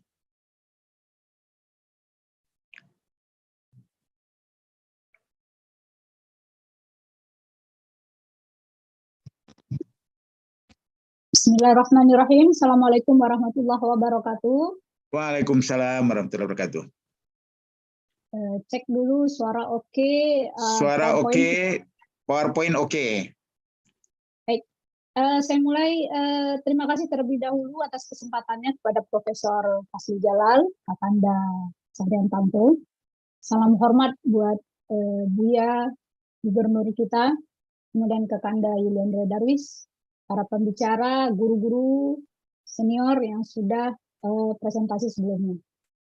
Izinkan saya sedikit berbagi. Ini ateh namo taraga jo kampuang indak bisa ke Ngaresiano, indak bisa ke Geopar. Biarlah hambo cari salah satu destinasi nan mirip-mirip jo itu di Parancis. Mode itu banalah taraga ambo jo kampuang halaman. Akhirnya pilihan ini tertuju ke Etretat. Nah, yang ingin saya tampilkan di sini, mudah-mudahan ada nilai yang bisa diambil, ada yang bisa dijadikan masukan. Anggaplah kita bercermin. Apakah memang destinasi di Prancis itu sebegitu hebatnya? Atau sebenarnya kita punya banyak potensi yang mungkin ada hal-hal kecil yang tidak kita sadari yang seharusnya ada dalam pariwisata itu sendiri. Etretat, wisata ke tebing di kampung hujan. Sedikit review tentang Prancis, bahwa Prancis ini sendiri terdiri dari 101 departemen dan 18 regional. Kemudian kita akan berbicara ini tentang daerah Normandi. Normandi ini di sini dekat sekali dengan Inggris. Salah satu seniman besar Indonesia, Anggun C. Sasmi, itu memilih mempunyai rumah kampungnya di Normandi. Berarti Normandi ini memang spesial provinsinya. Kemudian kita langsung ke Etretat.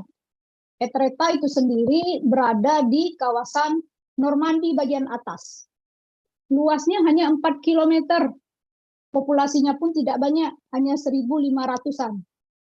Terakhir ini di tahun 2007. Tentu sekarang udah tahun 2022 akan banyak perubahan. Tetapi yang uniknya, kalau kita lihat data statistik, mereka tidak terlalu concern sih dengan data tersebut. Yang menarik lagi, sebenarnya ini termasuk ke dalam kampung ya, desa. Namun sebagai negara maju, mereka harus memenuhi servis publik yang ada. Di situ harus ada kantor wali kota, pemadam kebakaran, kantor-kantor sosial lainnya. Nah, ini yang menjadi concern saya, bahwa dalam pengembangan desa wisata pun di tempat kita harus meningkatkan servis publik yang ada di sana. Jangan lagi kita menganggap kita pergi ke kampung, tidak, sekampung-kampungnya sekarang sudah bisa terkoneksi dengan internet. Kemudian ini sedikit data statistik tentang kunjungan orang ke Etretat tadi. 8,5 juta perjalanan. 37,3 juta orang yang menginap. Ini adalah perjalanan orang Prancis. Sementara negara-negara asing yang berkunjung ke sini dapat kita lihat di layar.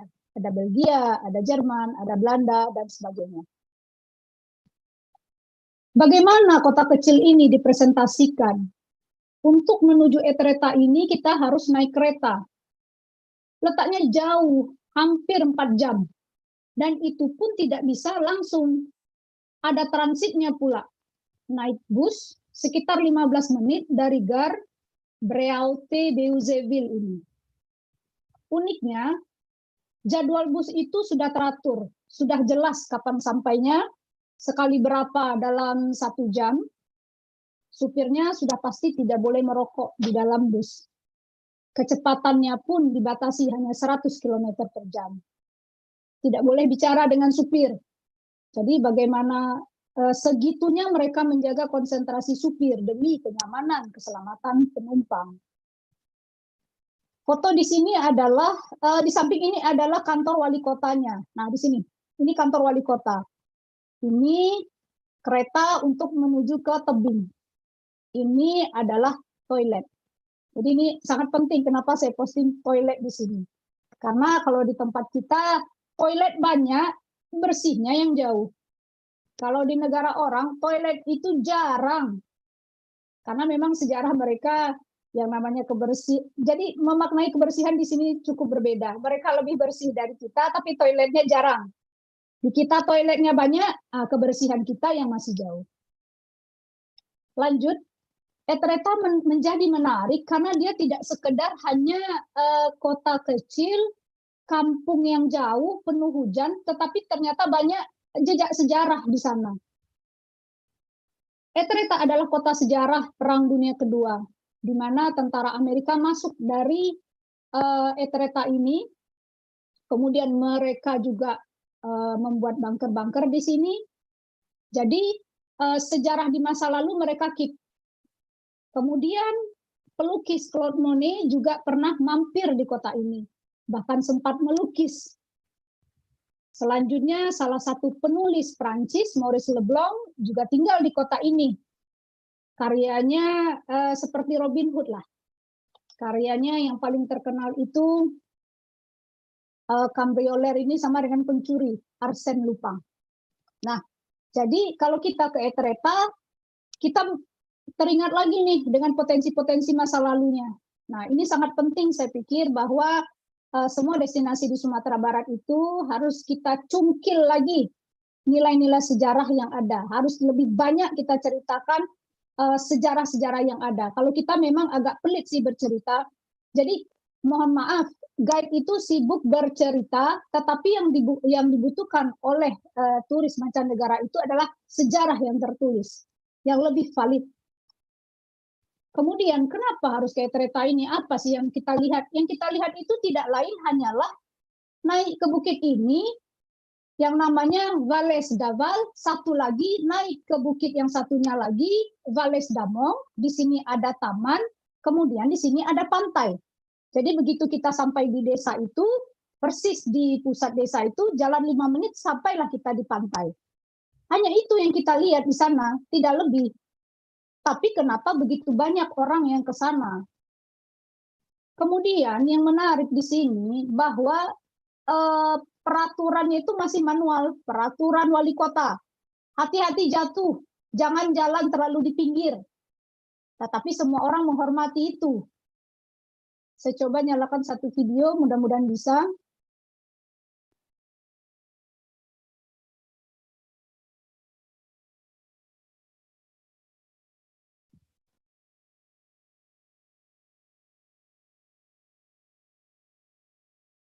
Baik.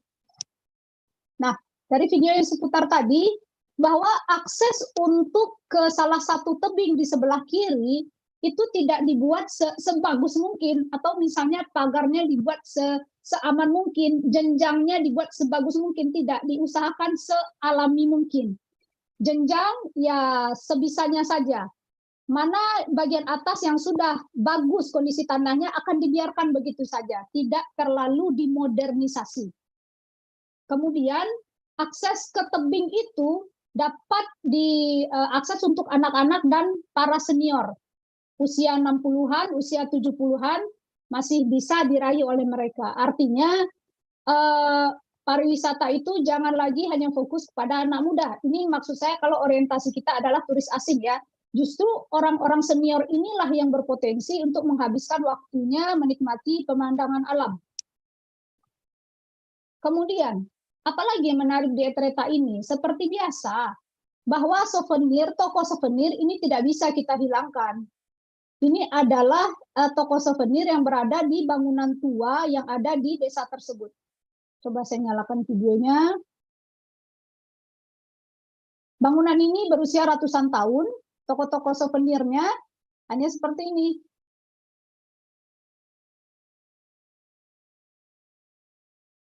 Dari kayu.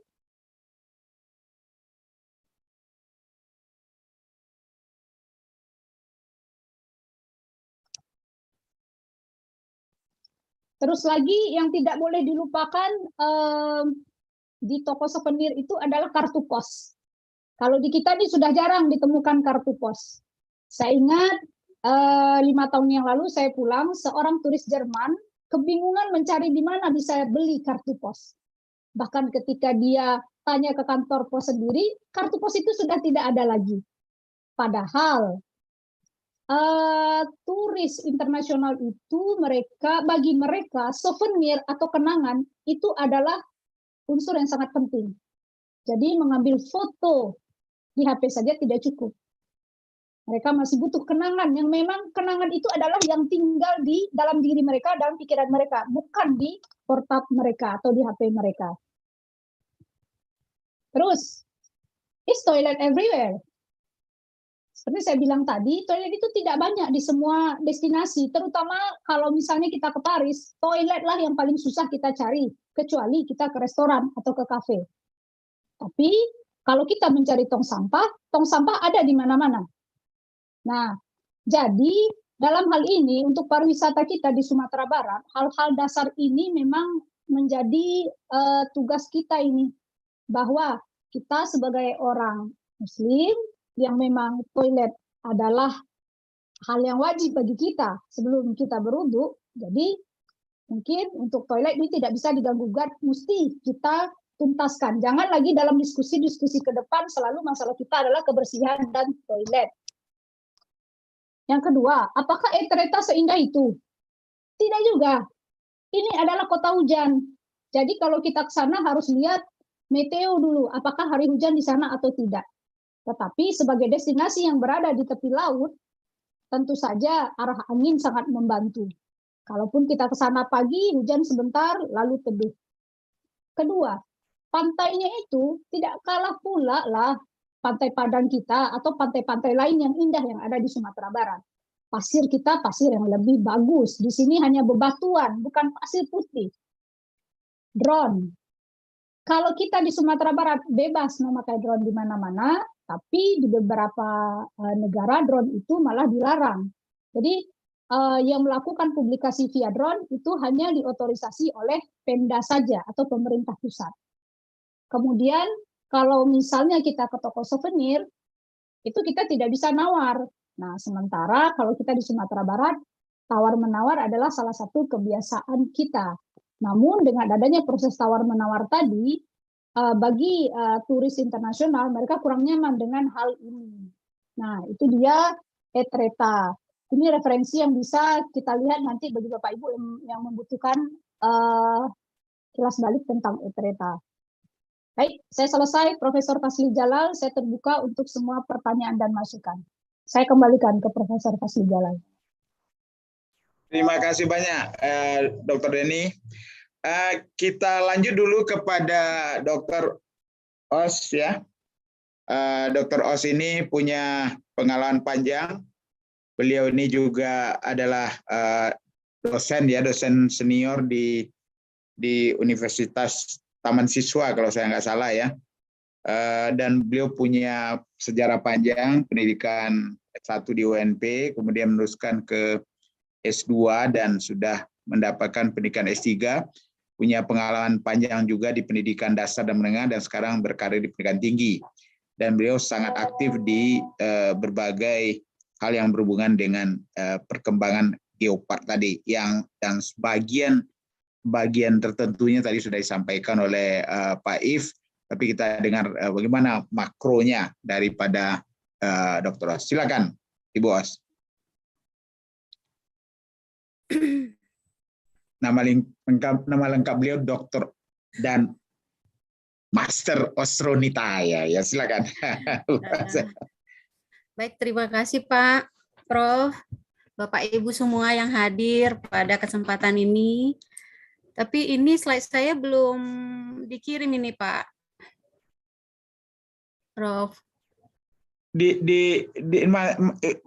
Dikirim ke Ibu atau sudah dikirim ke panitia, belum di share screen oleh panitia? Belum dikirim ke panitia nih Prof. Saya kirim sekarang ya Prof, biar gampang. Ibu bisa langsung share screen? Ibu bisa langsung share screen? Karena Ibu sudah dijadikan co-host. Jadi coba. Kalau memang tidak bisa nanti dibantu oleh panitia nanti. Ini sinyalnya di sini Prof, kalau lagi hujan di sini. Oke. Jadi tempat mengirimnya sudah? Sementara yang lain dulu Prof, biar saya kirim, biar waktu kita tidak terbuang percuma. Biar sementara kita proses dulu ke admin. Iya, baik. Terima kasih, Ibu Siap, Osronita. Prof. Kita lanjut dulu Siap, kepada Pak Zurizul atau Maete yang lebih populernya. Beliau ini memang praktisi yang luar biasa menurut saya ya. Dia mengembangkan lawang ya. Dan kemudian juga terlibat juga dari berbagai usaha yang lain. Tapi yang paling penting beliau ini adalah yang melakukan gerakan untuk mendampingi desa wisata. Yang saat ini 3 dari 50 desa wisata di Indonesia itu ada di Sumatera Barat. Dan potensinya tentu banyak lagi yang lain. Tapi kita nih 3 ini tentu kita harus pertahankan, dan kalau bisa makin naik peringkatnya, sehingga kalau bisa berada di sekitar 10 atau 15 besar nanti. Ya. Itu Pak Maete ini dapat mandat dari Pak Gubernur untuk melakukan pendampingan pada desa-desa wisata di Sumatera Barat. Kami persilakan kepada Bapak Zuhrizul atau Maete.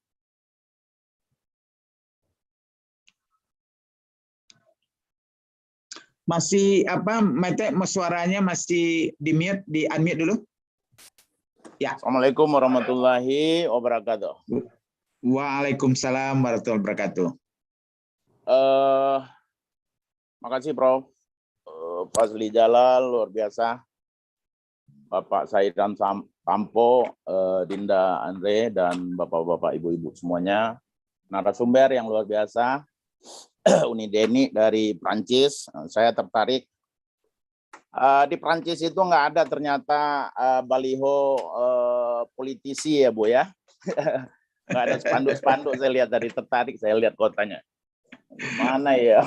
Apa Sumbar ini dijadikan wisata politik aja lagi ya?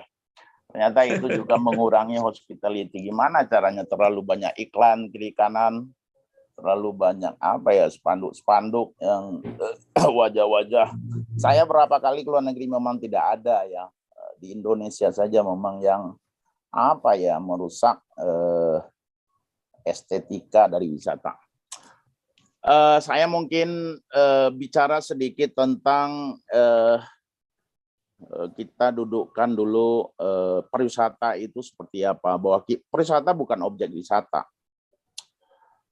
Memang pemahaman dari beberapa orang selama ini bahwa mengidentikan pariwisata dengan objek wisata. Nah, hal itu yang salah. Bahwa pariwisata itu adalah orang mulai dari bandara itu orang sudah berwisata. Nah, pariwisata sudah bergeser dari orang melihat kepada orang merasakan. Nah, waktu kami ikut delegasi Indonesia untuk Forum Asia Latin Amerika sama Bapak IGD Ardika, 2013 itu kita membahas itu bahwa pariwisata itu feel.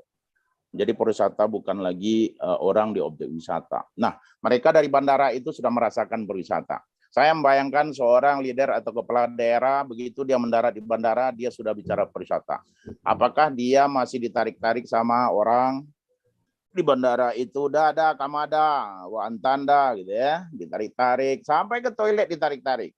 Nah, sampai di toilet, orang sudah berwisata. Apakah di bandara itu budaya orang negara yang dia kunjungi itu bagus atau tidak, bersih atau tidak? Nah, mereka naik mobil, kalau kita lihat di luar itu mereka cukup antri dan naik mobil berangkat. Nah, kita memang ada tarik-menarik. Nah, ini kepala daerah langsung telepon Angkasa Pura bahwa ini tidak boleh terjadi lagi. Nah, setelah mereka naik mobil, mereka lihat kiri kanan. Apakah daerah yang dia kunjungi itu berantakan? Dia lihat masih banyak bangunan ilegal, masih banyak estetika, pedagang-pedagang kaki lima yang tidak ditata dengan baik. Nah, mereka melihat berarti budaya peradaban negara ini, daerah ini tidak bagus. Karena tidak tertata dengan baik seperti foto-foto Ibu Deni tadi. Nah, itu orang sudah mulai berwisata itu mulai dari bandara. Begitu dia bertemu dengan orang di Prancis itu tidak ada lagi tawar-menawar. Hospitality itu terjadi pertengkaran karena di sini masih ada tawar-menawar. Nah, dalam tawar-menawar itu terjadilah pergeseran dari apakah dia kasar, apakah dia orang tersinggung dengan apa yang dia jual. Jadi memang tidak boleh lagi ada tawar-menawar supaya interaksi secara komunikasi antara pelaku wisata dengan wisatawan itu tidak terjadi lagi. Kapan sih kita mau naik kelas sampai ke situ? Berat memang, itu kita akui. Selanjutnya barulah mereka sampai di hotel. Mereka lihat hospitality-nya, orang seperti apa dia menyambut. Apakah barang-barang dia dibantu oleh pegawai hotel sampai dia ke kamar. Nah, besoknya mereka ke destinasi wisata, mereka melihat kiri kanan jalan, apakah di kiri kanan jalan itu banyak sampah, siapa yang bertanggung jawab untuk itu? Mereka melihat ini negara kotor. Masa jalan saja di kiri kanan itu tempat tong sampah. Nah ini apakah dinas pariwisata? Tidak. Ini kerjaan dinas lingkungan hidup. Makanya Banyuwangi menjadikan OPD, seluruh OPD di Banyuwangi itu adalah OPD pariwisata. Dinas PU-nya PU pariwisata, dinas lingkungan hidupnya dinas lingkungan hidup pariwisata, semuanya keroyokan untuk membangun pariwisata. Nah, orang melihat kita itu mulai dia mendarat, apa yang dia rasakan, apa yang dia dengar, apa yang dia bisa ceritakan kepada orang yang pada akhirnya nanti melahirkan apakah mereka menulis negative review atau positive review terhadap suatu daerah. Nah, itu untuk hospitality. Saya coba menggeser sekarang bukan lagi objek wisata tapi desa wisata. 2009 saya coba inisiasi di Nagari Lawang. Kita bikin community based tourism dan pemuda mulai menjadi pelaku. Karena ketika pemuda yang menjadi pelaku, dia akan menjaga kampung dia. Dia akan tidak ganggu orang untuk masuk karena dia bagian dari pelaku ini. Nah, ini menarik, Prof. Beberapa desa wisata sekarang yang muncul, suka atau tidak suka, sekarang memang sudah memberikan dampak yang luar biasa terhadap anak muda di Nagari. Seperti di Nagari Green Talaopak di Ulaan yang kita inisiasi 2018 dulu, tanahnya milik Ulayat 30%, pemilik sahamnya Ulayat, pengelolanya adalah Bumnak, kita kawinkan antara Bumnak dengan Ulayat. Nah, setiap bulan Ulayat mendapatkan uang dari kawasan wisata. Nah, ternyata juga desa wisata itu menjadi tempat untuk orang-orang rantau yang hidupnya tidak beruntung di rantau, Bro. Nah, kita desa wisata sekarang banyak malah menyiapkan peluang-peluang usaha baru bagi anak-anak muda yang hidupnya kurang beruntung di rantau. Di Green Talaopak itu sudah membuka 50 tenaga kerja. Di Taram itu sekarang desa wisata Taram itu 80 tenaga kerja diserap di situ dan banyak perantau-perantau anak muda yang tidak beruntung pulang kampung bekerja di situ. Ada 80 anak muda di situ yang bekerja yang tadinya juga narkoba, yang tadinya mereka itu pemabuk, yang tadinya mereka itu anak-anak muda yang suka mencuri pakaian tetangga. Nah, hari ini mereka bekerja di desa wisata dan mereka bergaji bulanan. Nah, bahkan di bulan mau Lebaran kemarin mereka bisa membayar THR untuk 80 orang itu untuk seluruh karyawan. Nah, ini yang membuat nagari-nagari wisata itu membuka lapangan pekerjaan termasuk bagi perantau-perantau yang tidak beruntung di rantau dan mereka pulang. Bahkan ada yang habis membunuh orang di Batam, dia lari ke kampung, dia menjadi DPO dan mereka sekarang berkegiatan di desa wisata dan alhamdulillah Pok Darwis itu juga mengadakan wirid-wirid penguatan agama menjadi remaja masjid kembali ke masa lalu karena program-program dari desa wisata itu adalah kearifan lokal. Nah, sekarang 4 desa wisata 2021 kita mendapatkan anugerah nasional, alhamdulillah. Dan tahun ini 3 desa wisata kita menjadi anugerah nasional. Ke depan dari 270 desa wisata itu ada 50 desa wisata agro. Nah, jadi desa wisata kita coba membuat tematiknya, ada yang dia mempunyai roh agrowisata dan ada yang desa wisata religi seperti perkampungan Buya Hamka. Kita bikin temanya religi, di mana orang di situ belajar dari Malaysia. Sekarang banyak yang meminta menjadi desa perenungan ulang mereka bilang. Jadi mereka tidur di rumah masyarakat, mereka mengaji ke masjid, wisatawan itu subuh-subuh mereka ke masjid lagi. Nah, mereka ingin refleksi diri dan menginap di rumah adat yang ada di Sungai Batang. Ada tematik lagi desa wisata kuliner, di mana desa wisata itu menjadi tempat orang menikmati kuliner khas desa. Nah, sekarang bagaimana orang makan nasi kapau itu di Nagari Kapau lagi. Jadi tidak harus mereka makan nasi kapau itu di pasar-pasar lereng. Ada lagi desa wisata budaya, di mana anak-anak di situ belajar silat. Mereka sebelum makan itu belajar pepatah petitih. Nah, saya berharap ini para perantau memanfaatkan program-program desa wisata ini untuk anak-anak cucu yang dirantau, bagaimana dia bisa menikmati Minangkabau zaman dahulu. Bahwa mereka bisa main layangan, mereka bisa belajar bikin rendang, mereka bisa belajar silat selama di desa, mereka bisa merasakan gimana sih rasanya lalu di rumah handai itu. Nah, pagi-pagi mereka juga mau ke sawah, silakan. Nah, ini menjadi program namanya paket wisata pulang kampung.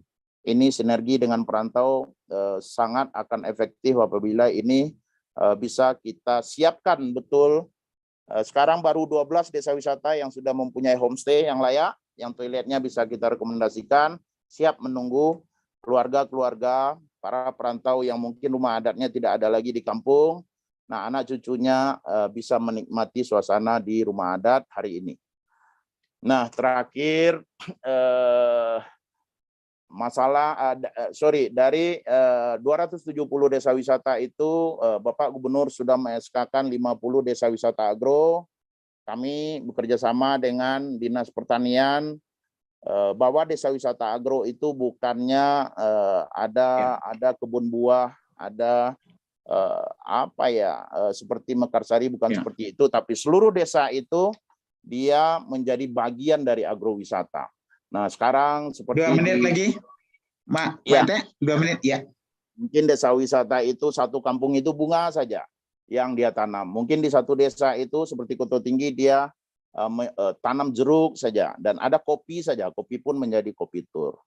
Nah, terakhir masalah geopark pun kita menginisiasi desa wisata geopark di Siloke, dan alhamdulillah setelah kita lakukan kejuaraan dunia arung jeram di Siloke, hari ini desa wisata itu mempunyai tematik menjadi desa wisata desa wisata geopark. Jadi tematiknya masing-masing desa mempunyai keunggulan sendiri. Ada desa wisata agro, desa wisata kuliner, desa wisata kreatif, desa wisata bahkan di Lawang itu kita sudah kerjasamakan dengan Pare-Pare bahwa mereka melakukan kegiatan di desa wisata itu all activity dia speak English.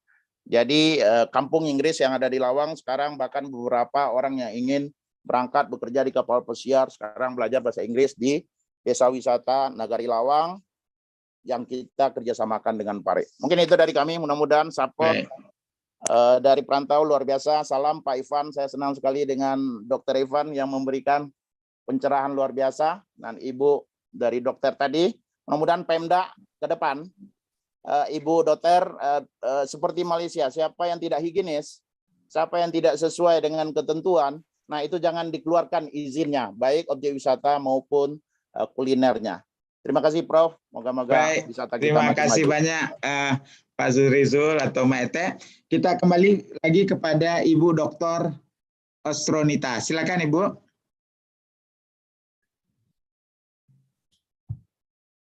Prof, udah kedengaran, Prof? Sudah jelas kedengaran.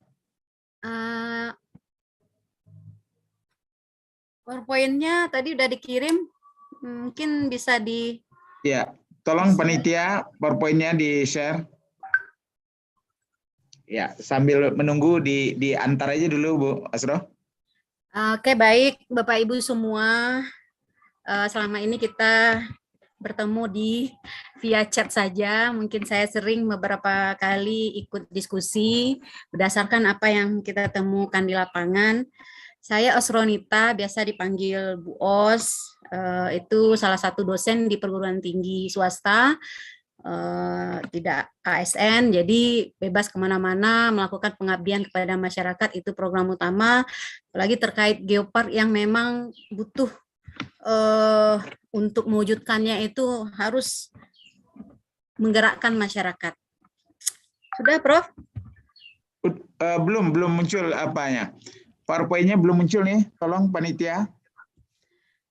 Jadi terkait geopark di Sumatera Barat, tadi secara umum sudah disampaikan oleh Pak Doni, Kabid Destinasi Provinsi yang membawahi bidang geopark, kemudian juga diuraikan secara umum tadi terkait geopark itu sendiri apa, mungkin Bapak Ibu sudah paham semua karena sudah banyak literatur, dan di Indonesia pun juga sudah banyak yang alhamdulillah sukses berjalan dengan baik, terutama Gunung Sewu, Pak Budi, salam.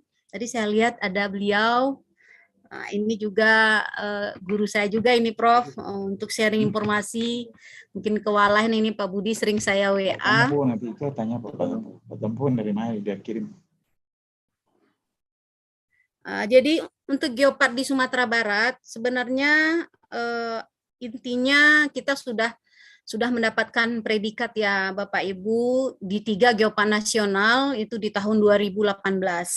Dan revalidasinya adalah November bulan ini untuk geopark nasional yang akan menentukan apakah geopark itu berlanjut atau mungkin dicabut atau mungkin dapat kartu merah. Nah, ini bulan November tahun ini. Kenapa? Karena ada hal-hal yang memang perlu diperhatikan jika pada saat sudah diterima penetapan status geopark namun standarnya tidak dilaksanakan, kriterianya tidak diikuti. Nah, ini yang akan menentukan penilaiannya nanti di bulan November. Belum muncul, Prof.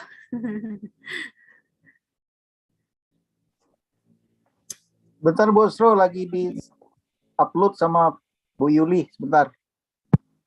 Itu sudah saya share juga di itu Prof, di WA Group. Sama Pak Tanpo juga udah saya kirim itu Prof.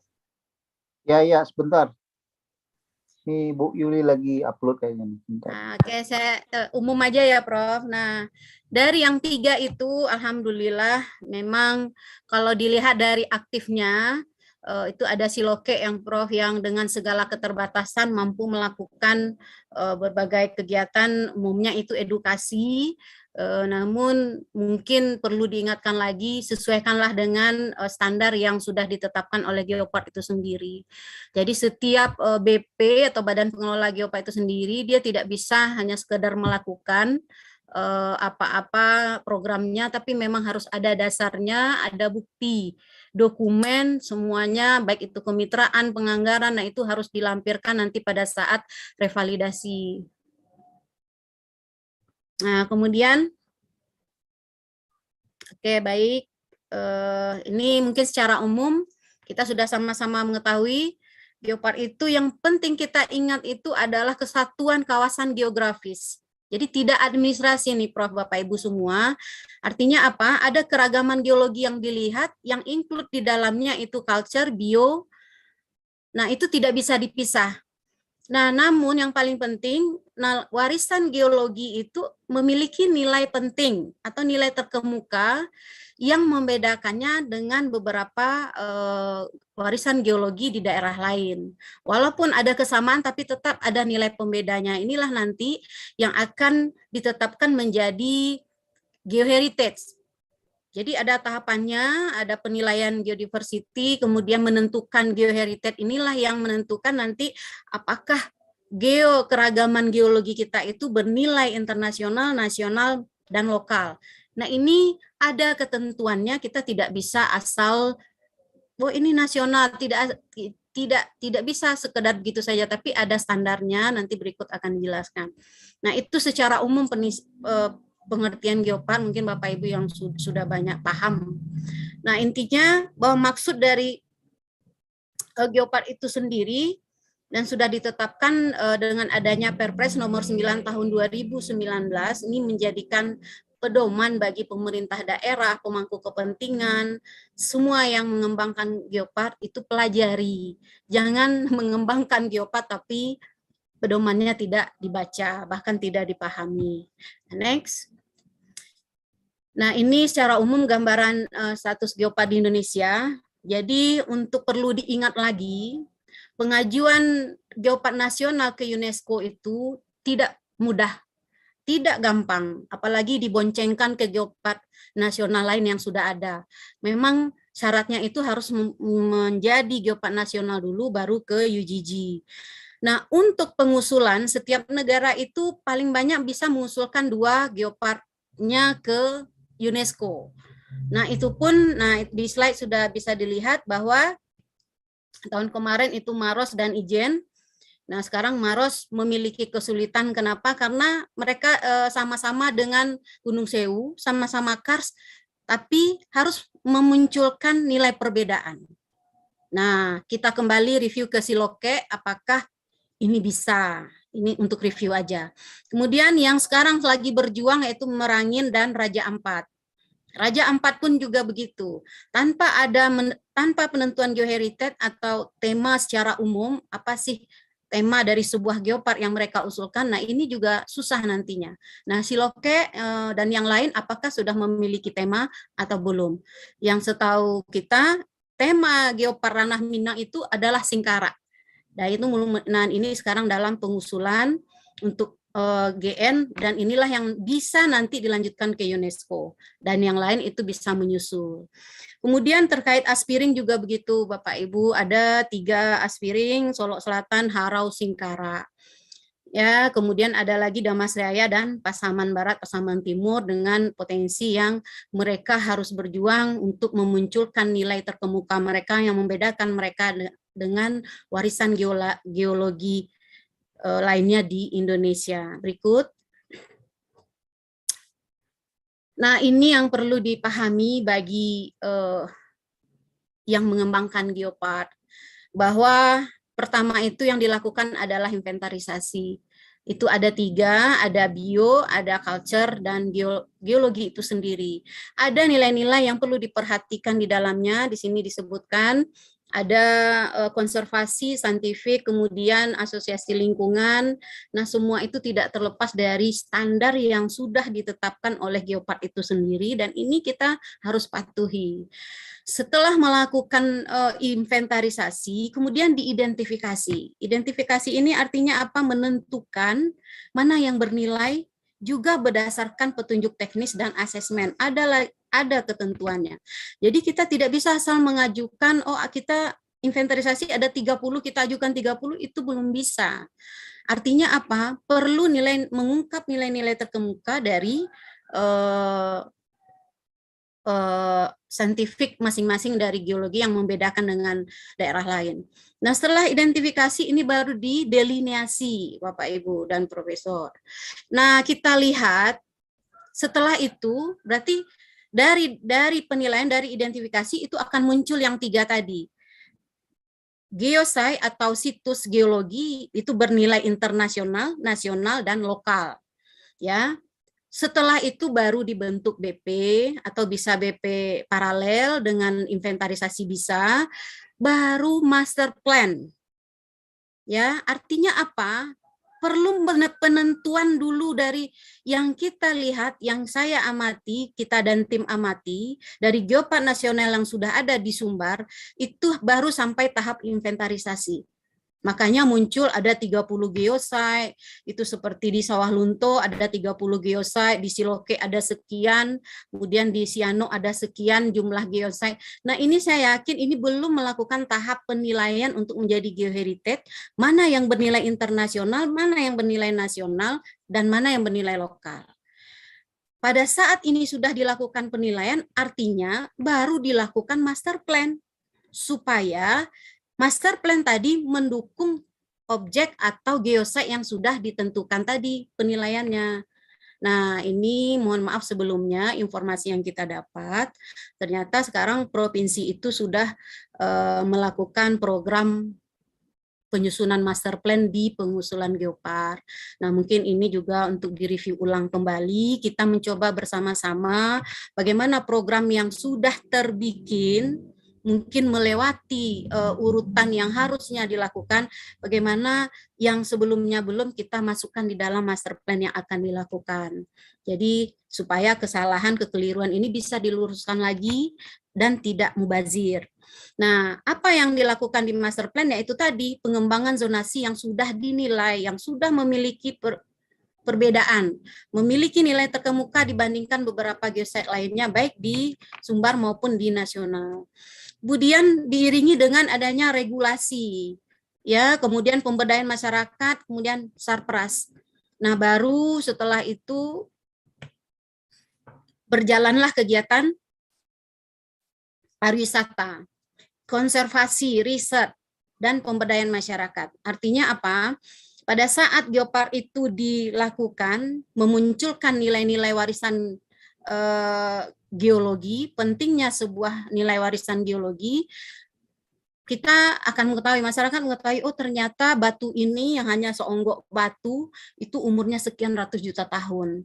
Nah, ini memunculkan pada saat itu dipublish, diungkap scientific value-nya melalui publikasi yang ini ranah akademisi, juga bisa bekerja sama dengan instansi terkait. Inilah yang akan mendatangkan periset ke lokasi Geopark.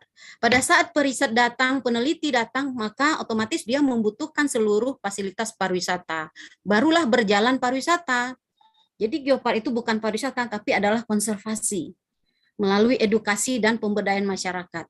Nah, bagaimana supaya mereka betah untuk meneliti? Akhirnya kita butuh memberdayakan masyarakat kita, menampilkan produk-produk semuanya, dan ini mendukung semua kegiatan itu. Nah, itu kurang lebih tolong 2 menit lagi, Bu As. Nah, oke, baik. Kemudian Geopark itu sendiri, nah ini kita lihat Bapak Ibu, intinya itu konservasi, edukasi, dan pemberdayaan masyarakat. Berikutnya,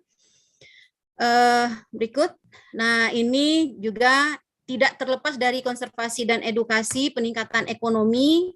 Artinya apa? Masyarakat terlibat penuh di dalam pengelolaan Geopark. Jadi, kemudian ada badan pengelola yang akan mengelola Geopark itu sendiri. Artinya badan pengelola itu harus profesional, transparan, dan yang penting independen. Karena tidak mungkin ASN atau Pemda akan melakukan bidang-bidang yang akan dinilai nantinya, kurang lebih ada 101 poin yang akan dinilai oleh Geopark nanti. Nah, ini tentu akan melibatkan pihak-pihak independen, akademisi, praktisi, dan lain-lain. Kemudian yang paling penting di badan pengelola itu adalah tim ahli. Supaya, mohon maaf seperti yang disampaikan tadi, Siloke adalah patahan sana Andrea terpanjang, itu keliru. Nah, ini tadi sudah saya sampaikan, dan itu mudah-mudahan direvisi lagi. Nah, kenapa butuh tim ahli? Supaya tidak ada kekeliruan. Ya, tim ahli benar-benar kompeten terhadap bidangnya. Kemudian lagi menjalin kerjasama kemitraan. Nah, inilah mudah-mudahan nanti diaspora bisa membantu memunculkan satu Geopark ala diaspora. Karena kita ada pihak-pihak Geopark, Geosite yang mau serius. Ini kita kemarin dari Sawah Lunto, alhamdulillah mereka benar-benar serius berusaha mengikuti standar yang ada. Nah, terakhir yang paling penting di badan pengelola itu adalah anggaran. Jadi jangan bermimpi badan pengelola itu bergerak dengan swadaya. Itu salah besar, keliru. Bagaimana kita akan berswadaya tanpa ada anggaran? Nah, inilah perlu koordinasi. Berikut di slide-nya. Nah, ini untuk pengembangannya ada di sini tahapannya. Berikutnya lagi. Nanti Bapak Ibu bisa, ini untuk kriteria, jadi ada 7 kriteria. Dari 7 itu ada lagi 16 subbagian dari 7. Nah, itu ada semua di 101 checklist pertanyaan yang harus diikuti oleh masing-masing Geopark. Berikut. Nah, ini permasalahan Geopark kita di Sumatera Barat. Yang pertama itu adalah kurangnya koordinasi, keseriusan yang utama, kemudian tenaga ahli, kemudian penyusunan SOP, Juknis. Nah, karena ketidakseriusan sehingga inilah yang terjadi selama 4 tahun sebelumnya, mungkin vakum atau bagaimana, sehingga belum memunculkan peningkatan ekonomi ke masyarakat, belum memperlihatkan adanya perlindungan lingkungan. Nah, yang terakhir, ini supaya menjadikan program unggulan pemerintah daerah, supaya setiap masing-masing OPD itu mencantolkan program Geopark di masing-masing program. Nah, ini juga bisa dikerjasamakan dengan tim ahli. Terakhir, memang untuk pendanaan, ini mudah-mudahan seluruh pihak dan pemangku kepentingan, terutama di sini saya selaku Kapus Litbang Geopark dan Lingkungan Hidup, yang juga dalam waktu ini membina Geopark Sawah Lunto, membutuhkan MDN, bagaimana terlibat di dalam pengelolaan yang Geopark yang insya Allah berjalan dengan sesuai standar. Berikutnya lagi.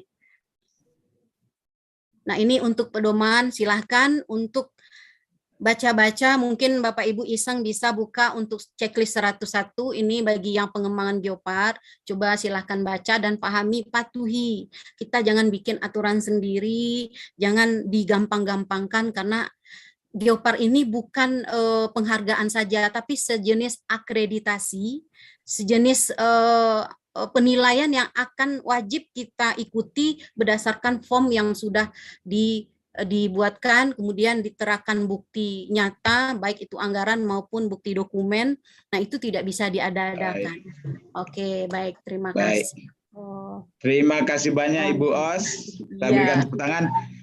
Bapak dan Ibu, kita masih punya run sekali lagi nanti ya sebagai closing statement daripada pembicara sesudah mendengar yang lain, tapi kita trigger dulu dengan beberapa masukan ya, pendek-pendek. Kita minta kalau Bu Pit bisa pengalaman Ibu Pit berkeliling dunia dan menilai kelebihan dan kelemahan dari berbagai site di dunia, dan termasuk juga pengalaman Florida ya dalam mengembangkan kepariwisataan. Silakan Bu Pit, 2-3 menit. Bismillahirrahmanirrahim. Assalamualaikum warahmatullahi wabarakatuh. Terima Waalaikumsalam. kasih diberi kesempatan. Ambo dua saja poin. Ambo orang tak pendidikan dalam pariwisata, tetapi hanya mencalik mempraktekkan pariwisata kian kemari. Yang pertama, Ambo ingin komen dari narasumber, satu narasumber mengenai pariwisata di Sumatera Barat. Lah sadunya disiapkan WC lah banyak kini, ikut segala macam lah sambuah. Menurut Ambo, ikut pendidikan masyarakat yang harus dicariakan, bawa ke mendidik masyarakat secara alui. Mulai indak yang pelaku pariwisata saja, masyarakat umum dengan kebersihan, basuh-basi, menyapu orang yang datang ke negari awak, itu akan menunjang maklum awak di negari berkembang ya. Mudah-mudahan menuju ke negari maju. Dan kedua, Ambo tadi tertarik dengan homestay. Ambo dari Bukit Tinggi asli. Di Bukit Tinggi itulah banyak homestay. Iko boleh dikatakan sama je bed and breakfast di Eropah ya, yang langsung dapat makan pagi. Di situ juga kebersihan itu paling utama. Jadi yang host itu orang suka, kalau Ambo suka di bed and breakfast, lebih suka kalau pergi ke Eropah. Jadi karena awak berhubungan dengan tuan rumah dan langsung menceliak budaya kehidupan orang di tempat awak yang awak kunjungi.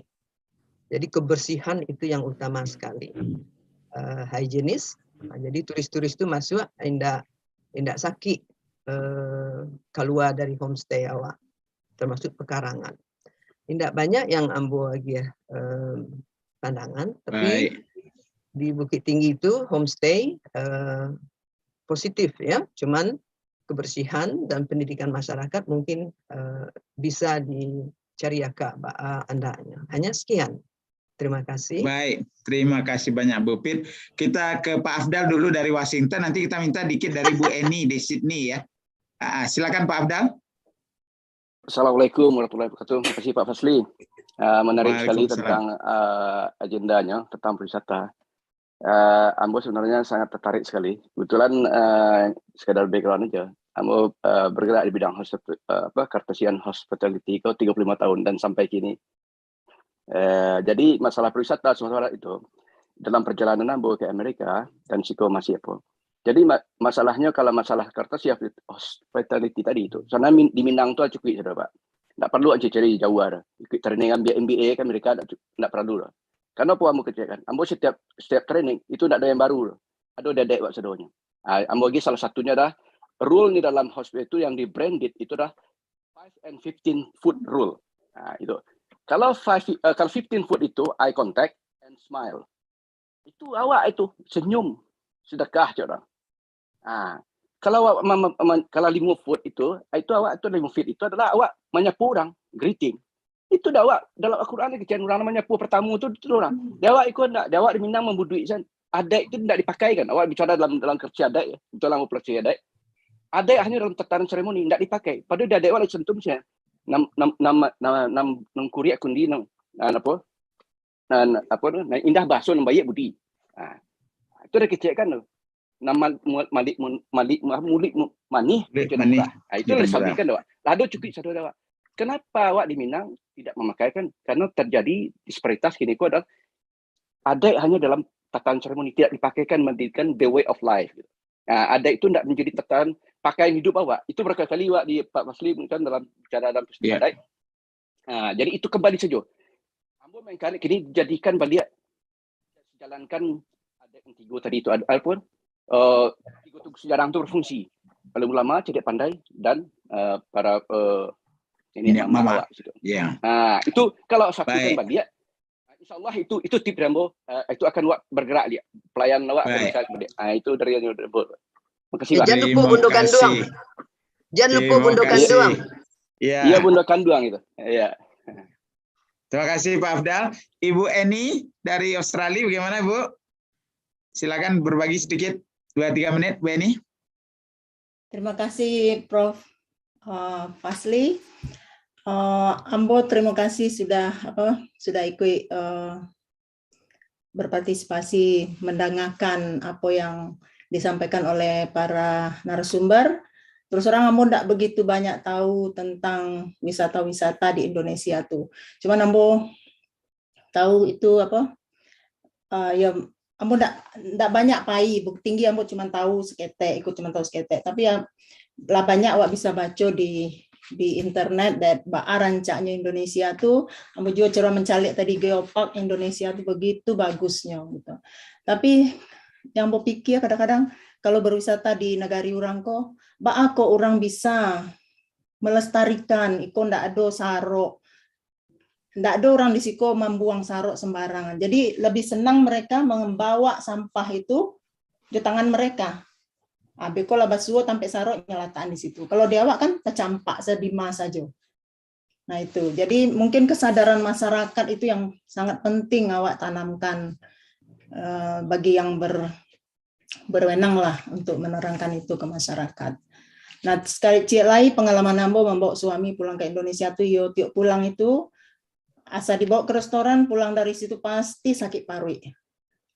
Muntah-muntah sampai 3 hari sampai hari. Jadi itu yang menjadi bahaya. Awak ingin dia memperkenalkan majak gitu. Akhirnya dia ambil keputusan adalah tidak makan di luar lah, makan di rumah saja gitu. Memang kebersihan atau seperti ayam itu kan tidak bisa ditaruh lama-lama di atas meja. Itu harus ada aturannya untuk menyajikan makanan yang higienis itu. Itu saja dari Ambo. Terima kasih. Terima kasih banyak Ibu Eni. Ini Bu Pi sama Bu Eni ini tokoh-tokoh Bundo Kanduang luar negeri ya. Ambo, kalau Pak Irwan masih ada, Pak Irwan kan sedang berjuang nih membantu kota Solunto. Pak Irwan, apa pesan Pak Irwan atau pertanyaan atau harapan Pak Irwan pada narasumber? Silakan Pak Irwan.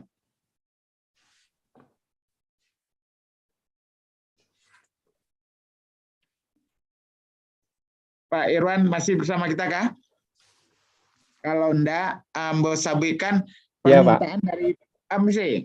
Masih. Silakan Pak Irwan. Ya, silakan Pak Irwan. Ya, seketika saja Pak Fasli. Ya. Jadi pembicaraan tadi itu kan seluruhnya bagaimana Sumatera Barat ini pariwisata ini menjadi salah satu sumber kehidupan masyarakat. Nah, Ya. yang persiapan sebenarnya sudah cukup. Cuman kalau dari kacamata kami, Ambo, yang belum itu adalah mendatangkan pariwisata itu. Nah, jadi mungkin tugas sebagai perantau, terutama yang dirantau di Jawa misalnya, yang dekat, itu adalah mendatangkan paling tidak target pertama itu adalah perantau-perantau Minang, yang mungkin belum pernah ke Sumatera Barat, atau masa kecilnya pernah di Sumatera Barat, sehingga ada kenangan, dan tentunya kita perlu semacam tour travel khusus untuk itu. Nah, itu yang kami bicarakan dengan Pak Wali Kota kemarin, Solunto. Kalau misalnya nanti ada wisata-wisata yang bisa bermalam di Solunto 1 malam, itu Pak Wali Kota akan mengundang untuk makan malam. Sehingga pariwisata itu termasuk rasa dihargai di kampung di Sumatera Barat. Mungkin itu aja Pak Hasri. Baik, terima kasih Pak Irwan. Pak Dr. Taufik yang Ketua Ikatan istilahnya nih, yang tanggung jawab untuk mengkoordinasikan berbagai pelayanan kesehatan di bidang kepariwisataan. Masih bersama kita Pak Taufik? Silakan Pak Taufik, kasih komentar. Assalamualaikum. Gimana supaya tidak bocor-bocor terus suaminya Ibu Eni ya. Waalaikumsalam Pak, silakan Pak. Ya, maaf, ini karena masih di klinik nih pakai ini ya. Iya, enggak apa-apa. Ya, kamera. Oke. Jadi Assalamualaikum, terima kasih semua Pak Fasli dan semuanya. Ya, jadi kami saat ini memang sedang ya bersama-sama kementerian juga menggerakkan untuk Asosiasi Wisata Medis Indonesia ini. Karena kita tahu bahwa medical tourism ini bidang yang selama ini hampir terlupakan oleh pemerintah juga. Sebelum pandemi itu omset di regional ASEAN aja 150 triliun, Mbak. Jadi ada lebih 3 juta masyarakat Indonesia tiap tahun bolak-balik ke luar negeri untuk hanya medical check-up, untuk berobat dan lain-lainnya.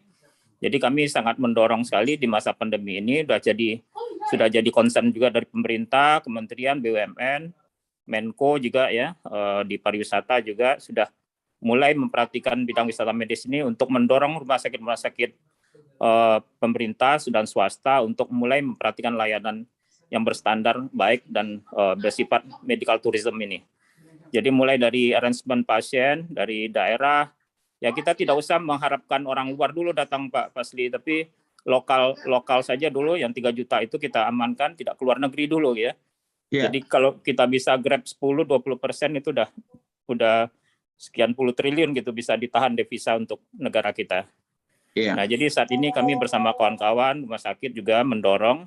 Nah, kebetulan kami di asosiasi ada kira-kira sekitar 300 dokter-dokter spesialis yang khusus gitu ya, yang punya spesialisasi khusus dan juga pengusaha restoran, hotel, herbal, medis dan travel destinasi wisata termasuk para stakeholder di bidang pariwisata. Kami ajak bergabung sebagai praktisi-praktisi Pak Fasli. Jadi mudah-mudahan ini bisa jadi satu kekuatan. Sudah ada rencana untuk mengembangkan di Sumatera Barat sehingga Sumatera Barat yang punya banyak daya tarik di bidang wisata yang lain, tapi juga mutu pelayanan kesehatannya juga world class gitu, gimana Pak Taufik? Iya, betul Pak Fasli. Jadi saat ini kami tadi ada Dr. Ivan juga. Saat ini kebetulan saya praktek di Bunda Group juga di Brawijaya dan di Hermina. Jadi kami juga kemarin sudah buat untuk rumah sakit Hermina Padang ya Pak di Jalan Kapit Sulaiman. Kebetulan saya jadi koordinatornya dan kami mungkin memang merencanakan untuk Hermina di satu lagi di Payakumbuh Pak, di itu daerah geowisata dan daerah Darmasraya. Kebetulan ada Pak Swirsam juga Komisi 9 dan mungkin satu lagi di Solok gitu. Jadi alhamdulillah. Jadi mudah-mudahan mohon doa mudah-mudahan diberi kemudahan. Rencananya memang akan membuat grup-grup hospital ini untuk mengembangkan rumah sakit sehingga ini akan memicu layanan untuk rumah sakit kita yang ada di Sumbar.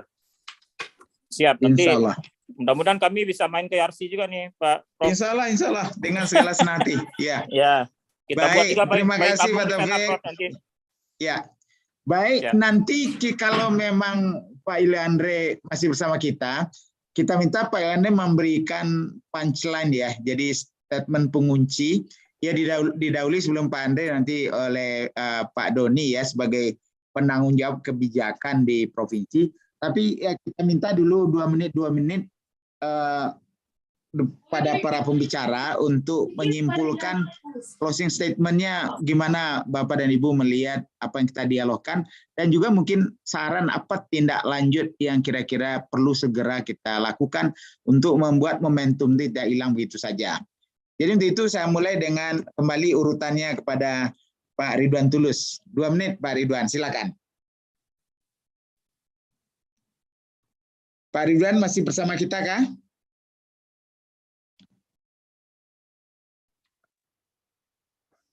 Pak Ridwan? Silakan Pak Ridwan. Ya.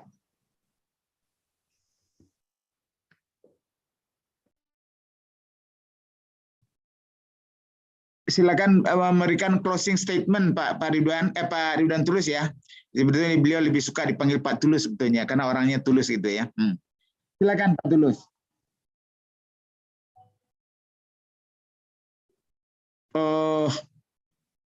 Kalau begitu kita lanjut dulu Pak Doni di belakang, nanti Pak Doni ya. Kita pada Ibu Dr. Erlina dulu. Gimana Dr. Erlina?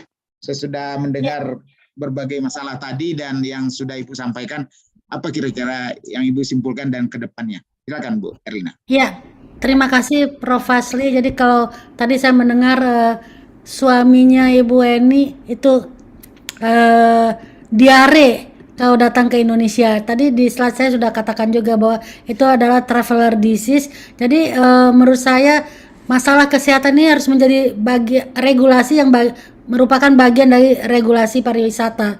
Jangan kesehatan dihilangkan, tapi justru aspek kesehatan ini akan membantu kualitas pariwisata di Sumatera Barat. Ya, jadi jadikanlah regulasi juga bahwa harus ada toilet dengan klasifikasi demikian, harus ada pemisahan makanan, harus ada sanitasi dan higienis untuk prosedur pengolahan makanan dan lain-lainnya. Dan saya sekali lagi mengatakan toilet memang ada di hampir semua tempat, tapi jorok banget. Terima kasih. Ya, terima kasih Dr. Erlina. Lanjut kepada Pak Azmi. Siap-siap nanti Dr. Ivan ya. Silakan Pak Azmi. Ya, terima kasih Prof. Ya. Saya pribadi ini Prof, untuk closing statementnya, saya cuma punya satu impian saja. Setelah beberapa lama di luar dan di Bali, saya ingin juga mengembangkan pariwisata Sumbar ini yang maju. Kita melihat pariwisata orang maju dan tidak pernah mundur-mundur lagi. Kita maju sehari, mundur 7 tahun. Nah, itu yang menjadi bahan pikiran buat saya, apa kekurangan kita. Nah, tadi Pak Afdal yang sudah menyampaikan juga ya, kekurangan kita tidak ada sebetulnya, cuma kita tidak peka dengan perkembangan yang ada di dunia pariwisata. Kemudian sebagai tambahan lagi, seperti di awal tadi saya sampaikan, kita punya orang-orang hebat di Sumbar ini. Seandainya semua ini mampasamukan pariwisata Sumbar, insya Allah pariwisata Sumbar kembali seperti kejayaannya seperti tahun 87 sampai tahun 94 dulu, insya Allah. Terima kasih. Assalamualaikum warahmatullahi wabarakatuh. Waalaikumsalam. Terima kasih banyak Pak Azmi. Silakan Dr. Ivan. Nanti siap-siap Pak If ya. Silakan Dr. Ivan.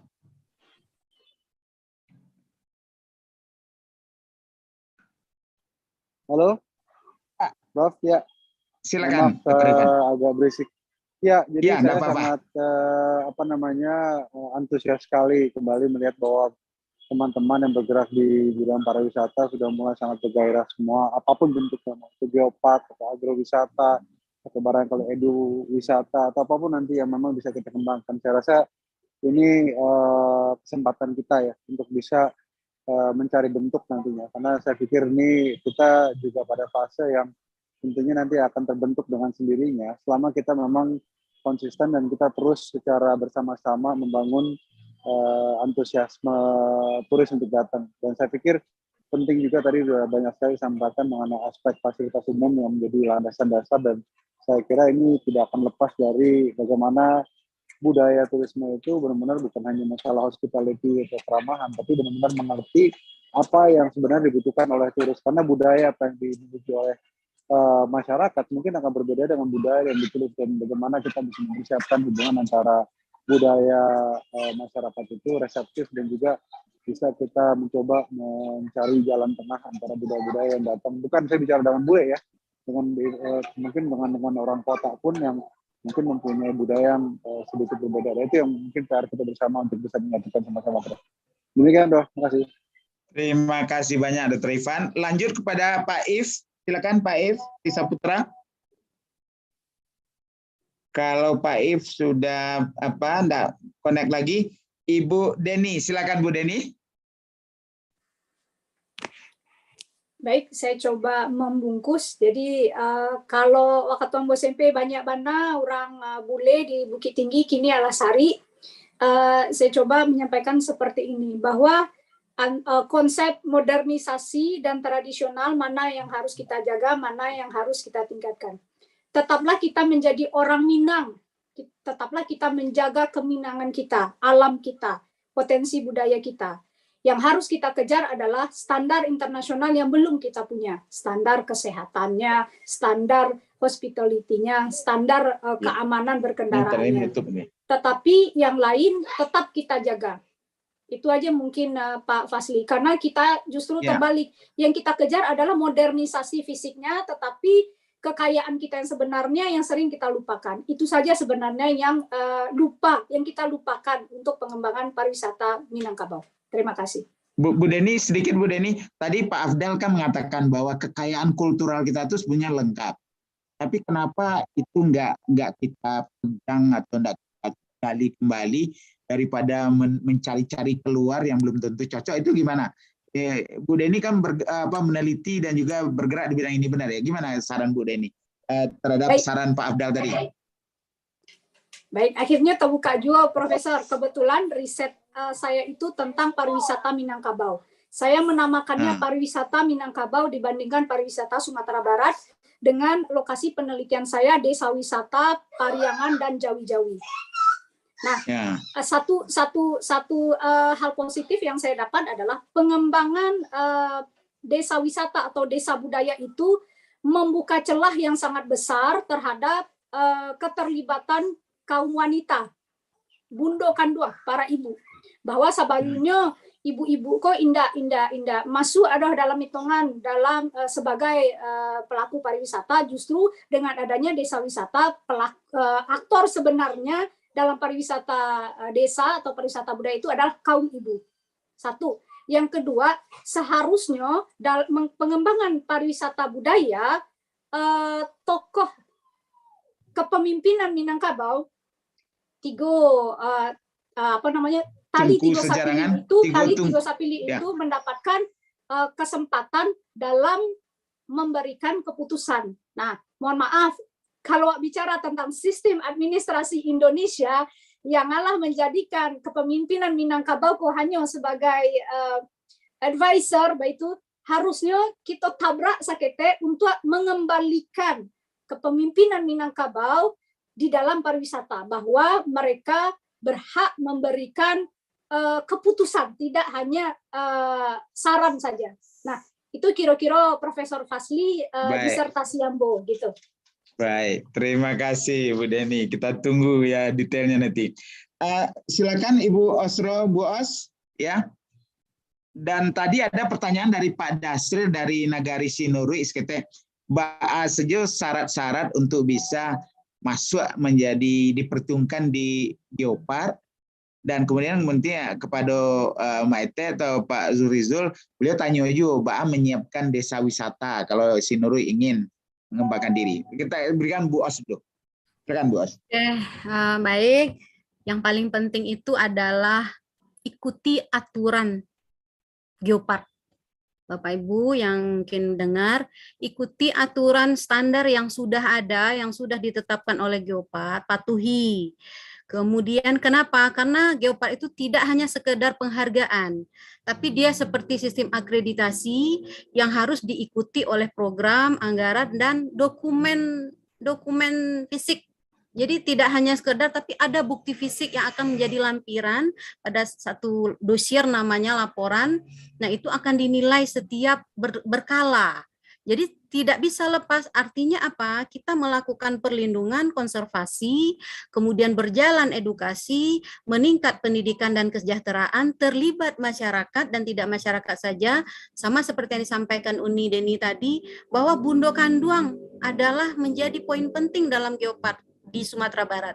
Kenapa? Karena pemberdayaan perempuan itu benar-benar sangat diutamakan.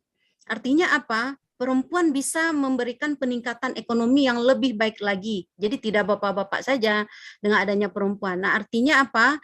Semua itu ada ketentuannya, ada prosesnya, ada tahapannya. Nah, ini harus diikuti. Kemudian tadi pertanyaan siapa tadi, Prof? Pak Dasril. Nah, Dasril dari Nagari Sinurui. Di mana itu, Pak? Sinurui itu di Pasaman Barat. Jadi begini Pak, siapapun itu di nagari manapun. Pak Dasril ya. Ya Pak Dasril, di Pasaman nih kebetulan kan dalam pengusulan menuju Geopark juga. Apakah Pasaman Barat, Pasaman Timur Pak? Pasaman Barat, Kecamatan Talamau kalau nggak salah ya. Oke, Talamau. Jadi ada penilaian geologi namanya Pak. Jadi Geopark itu melihat dari unsur geologinya. Misalnya ada tuh banyak pilihannya unsur geologi itu, tentu itu ahli yang bisa. Nah, yang bapak-bapak yang dari nagari bisa libatkan kita kerjasama dengan Puslitbang Geopark. Kita punya ahli juga untuk tim pakar untuk bisa menggali bagaimana potensi yang bernilai di nagari itu sehingga nanti bisa dengan mengikuti standar yang ada itu bisa diusulkan. Bisa diusulkan masuk ke dalam Geopark. Syaratnya itu memiliki nilai terkemuka, nilai pembeda. Jadi tidak ada di tempat lain, Prof. Pak. Ya. Oke. Baik, terima kasih Bu Os. Pak Zulrizul Tomate, ya silakan closing statement sekalian mencapai status desa wisata itu. Tanyakan Pak Dasril. Ya, makasih Prof. Jadi yang pertama itu sebetulnya yang kita lakukan itu adanya kesepakatan dulu tiga tungku sejarangan itu. Jadi wali nagari, nenek mama, alim ulama, budokan duang dan pemuda ada 5 ya. Unsur itu dia bersepakat bahwa menjadikan nagari dia itu desa wisata. Nah setelah itu ditunjuklah siapa yang menjalankan kelembagaannya namanya Podarwis, kelompok sadar wisata. Itu anak-anak muda yang siap untuk berwisata. Nah anak-anak muda ini dibagi bidang-bidang. Kalau dia misalnya ingin homestay, dia menjadi bidang homestay. Bidang kuliner, ibu-ibunya, bidang kerajinan tangan. Nah ini komunitas yang dibangun dari desa wisata itu. Nah ada lagi komunitasnya seni tradisi misalnya. Jadi desa wisata itu sebetulnya semakin dia menjaga nilai-nilai adat, nilai-nilai agama, nah itu dia makin bagus, makin. Jadi salah mengatakan bahwa wisata itu merusak nilai-nilai budaya dan agama. Bahkan desa wisata itulah yang mengembalikan kembali anak-anak muda kita bersilat, anak-anak muda kita belajar budaya lagi, mereka berkegiatan dengan kearifan lokal. Nah setelah itu barulah Bumnaknya mensupport. Nah Bumnak Nagari bikin Bumnak yang ada unit pariwisatanya. Bahwa dana Nagari itu bisa disisihkan ke Bumnak. Bumnak itu nanti yang untuk pendanaan apakah apa-apa amenity yang harus dibuat di Nagari itu bisa bekerja sama. Bahkan di GTP Ulaan itu Pak Dasril sekarang sudah menghasilkan 400 juta dana PAN namanya pendapatan asli Nagari. Nah kemarin Ketua Podarwisnya telepon saya, ini uang untuk apa Maite katanya. Saya bilang bikin program 1 rumah 1 sarjana.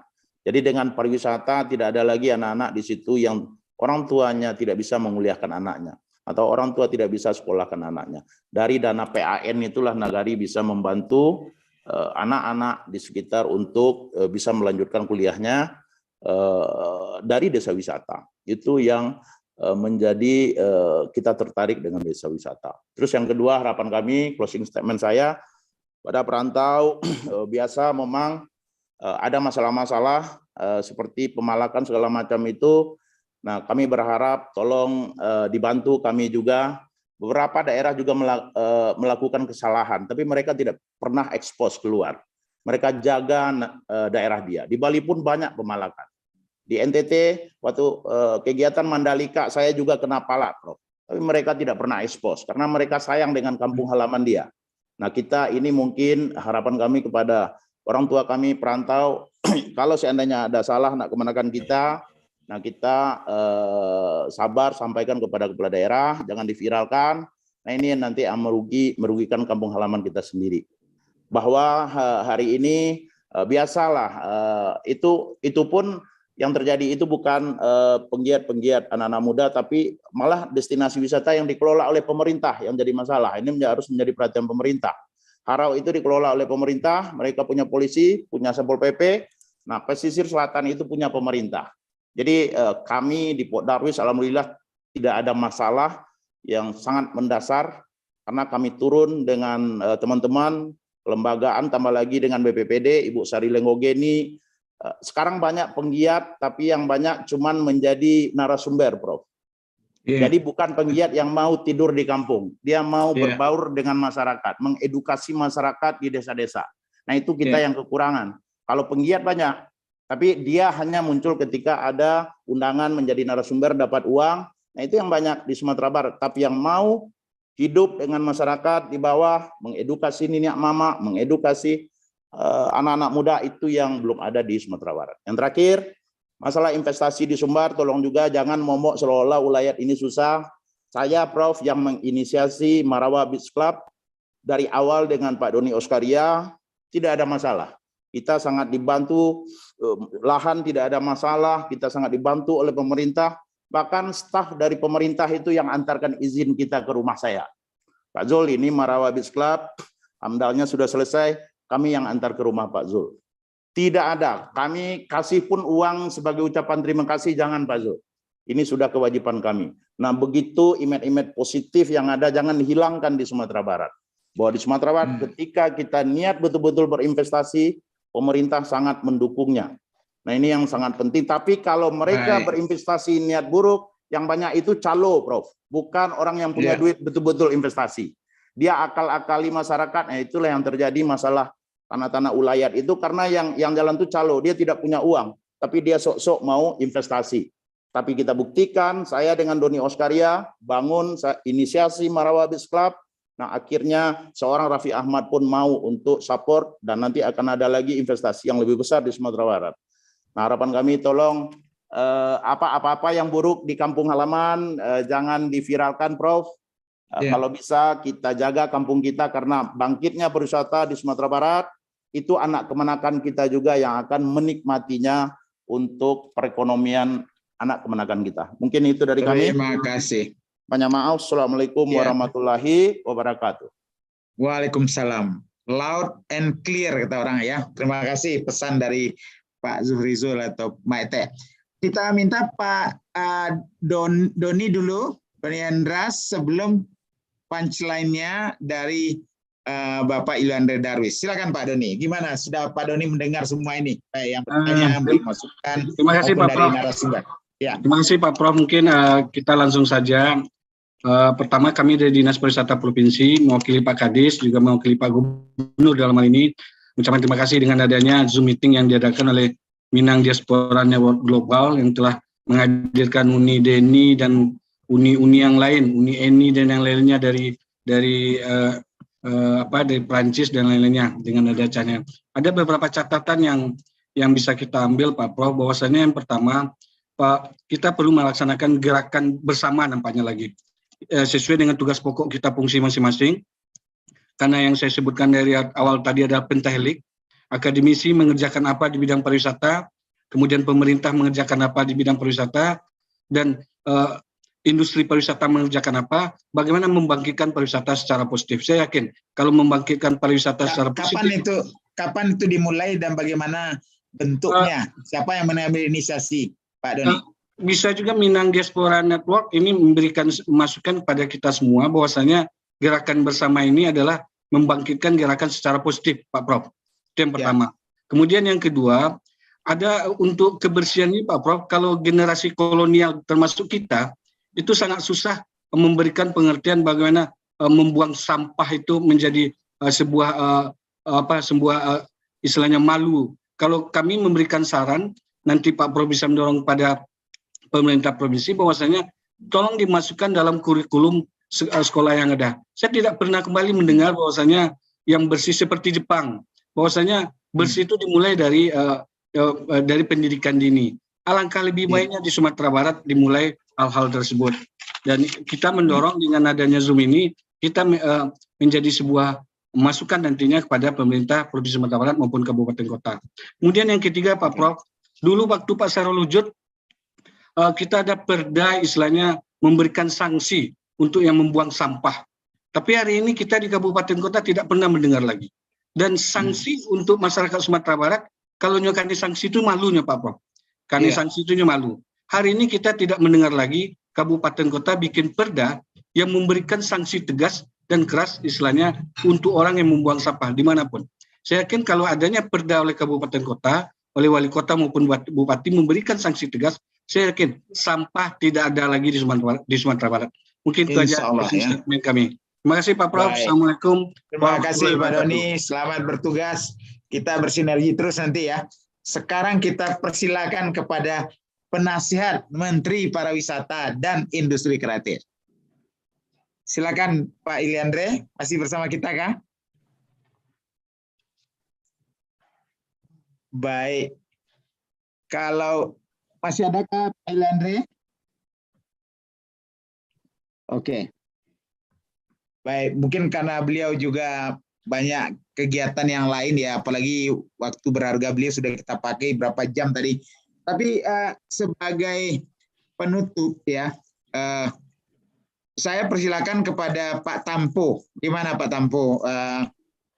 Menutup dalam beberapa menit dan kemudian apa next step-nya yang konkret itu. Tadi Pak Doni sudah menawarkan, para akademisi sudah bicara, praktisi-praktisi tadi sudah menyampaikan sebenarnya mau diserang itu apa, dari berapa orang yang sedang bergerak juga jelas. Silakan Pak Tampo. Sekalian menutup. Baik Pak Fasli, terima kasih banyak. Waduh, saya ngikuti dari awal sampai sekarang. Sangat, sebentar. Ya, terima kasih Pak Fasli. Sangat menarik sekali paparan dari para narasumber yang betul-betul menguasai di bidangnya masing-masing, mulai dari hospitality, masalah geopark, masalah agrowisata. Jadi ini hal-hal baru yang kita dengar saat ini. Selama ini kita dengar hanya umum-umum saja. Jadi mungkin seperti saya katakan di akhir undangan tersebut, yang kita inginkan setelah ini adalah meningkatnya pengunjung pariwisata ke Sumatera Barat, baik dari luar negeri maupun dari luar negeri, dengan improvement seperti sampah, kemudian kemacetan, dan segala macam lah yang kita bicarakan hari ini. Kemudian daerah wisata yang baru kayak geopark, geowisata, dan segala macam. Kemudian kita juga pengen maunya terbentuk satu paket-paket wisata dari para peserta, digabungkan atau sendiri-sendiri, lalu kita jual ke luar negeri. Paket wisata ini harus seperti profesional gitu, jadi lengkap dengan gambar, foto, dan price-nya juga, dan gimana supaya mencapai daerah itu. Nah, ini kita beruntung sekali kita di sini, Minang Diaspora, punya orang Minang di luar negeri. Nah, ini bisa kita kerjasamakan dengan Rana dan Rantau ini, supaya orang rantau bisa memasarkan wisata rananya ke orang luar negeri. Nah, kemudian kita juga berencana, tapi ya nggak tahu nanti ya, kita sekarang membedahnya satu persatu nih wisata ini. Sekarang ini hospitality, agrowisata, dan geopark. Yang ke depan mungkin kita akan coba wisata danau, wisata laut, kita gali lebih dalam tuh.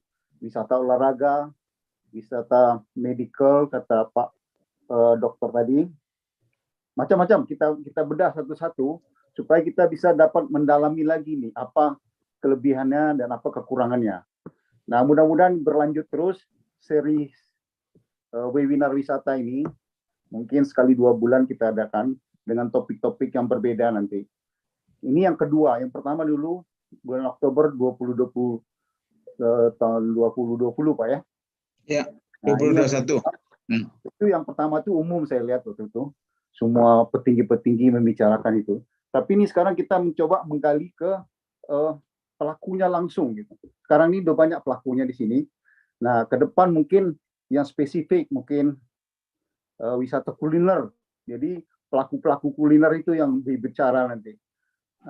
Kemudian pelaku wisata olahraga misalnya. Kemudian pelaku wisata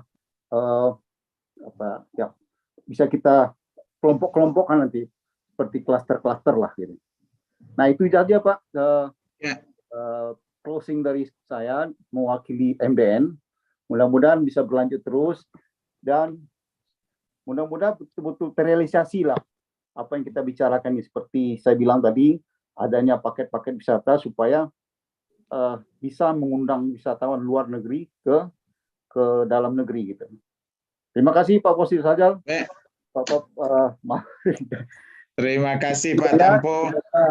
Ya, dengan mengucapkan alhamdulillah ya. Alhamdulillah ya. Alhamdulillah, kita mundur diri dengan doa semoga Bapak dan Ibu tetap sehat, dan bertambah sukses dalam karir dan kehidupan. Prof, Ya, tunggu Prof. ya. Prof, jangan lupa gerakkan MDN untuk berkontribusi dalam pengembangan geopark, Prof. Insya Ya. Allah kami menunggu nanti- MDN. Prof, serius Prof. Baik, Bos, nanti diinikan aja, Bos, dibuat tor kecil apa kira-kira yang diperlukan oleh tim Geopark Sumbar. Kemudian kita nanti mencari siapa yang bisa kita ajak untuk mendiskusikan itu secara mikro dengan asumsi sumber daya apa yang bisa dikeroyok nanti. Nah, kalau Alhamdulillah. pertanyaannya jelas ya. Nah, kita coba. Alhamdulillah, terima kasih namanya Prof, Bapak Ibu MDN, terima kasih. Iya, yang pertama kan niat baik dulu ya Bu ya. Iya, Dan niat iya, baik minimal ada dengan satu. sungguh-sungguh. Jadi kami Kemudian bangga juga bekerja menyebut MDN cerdas, kami, Prof.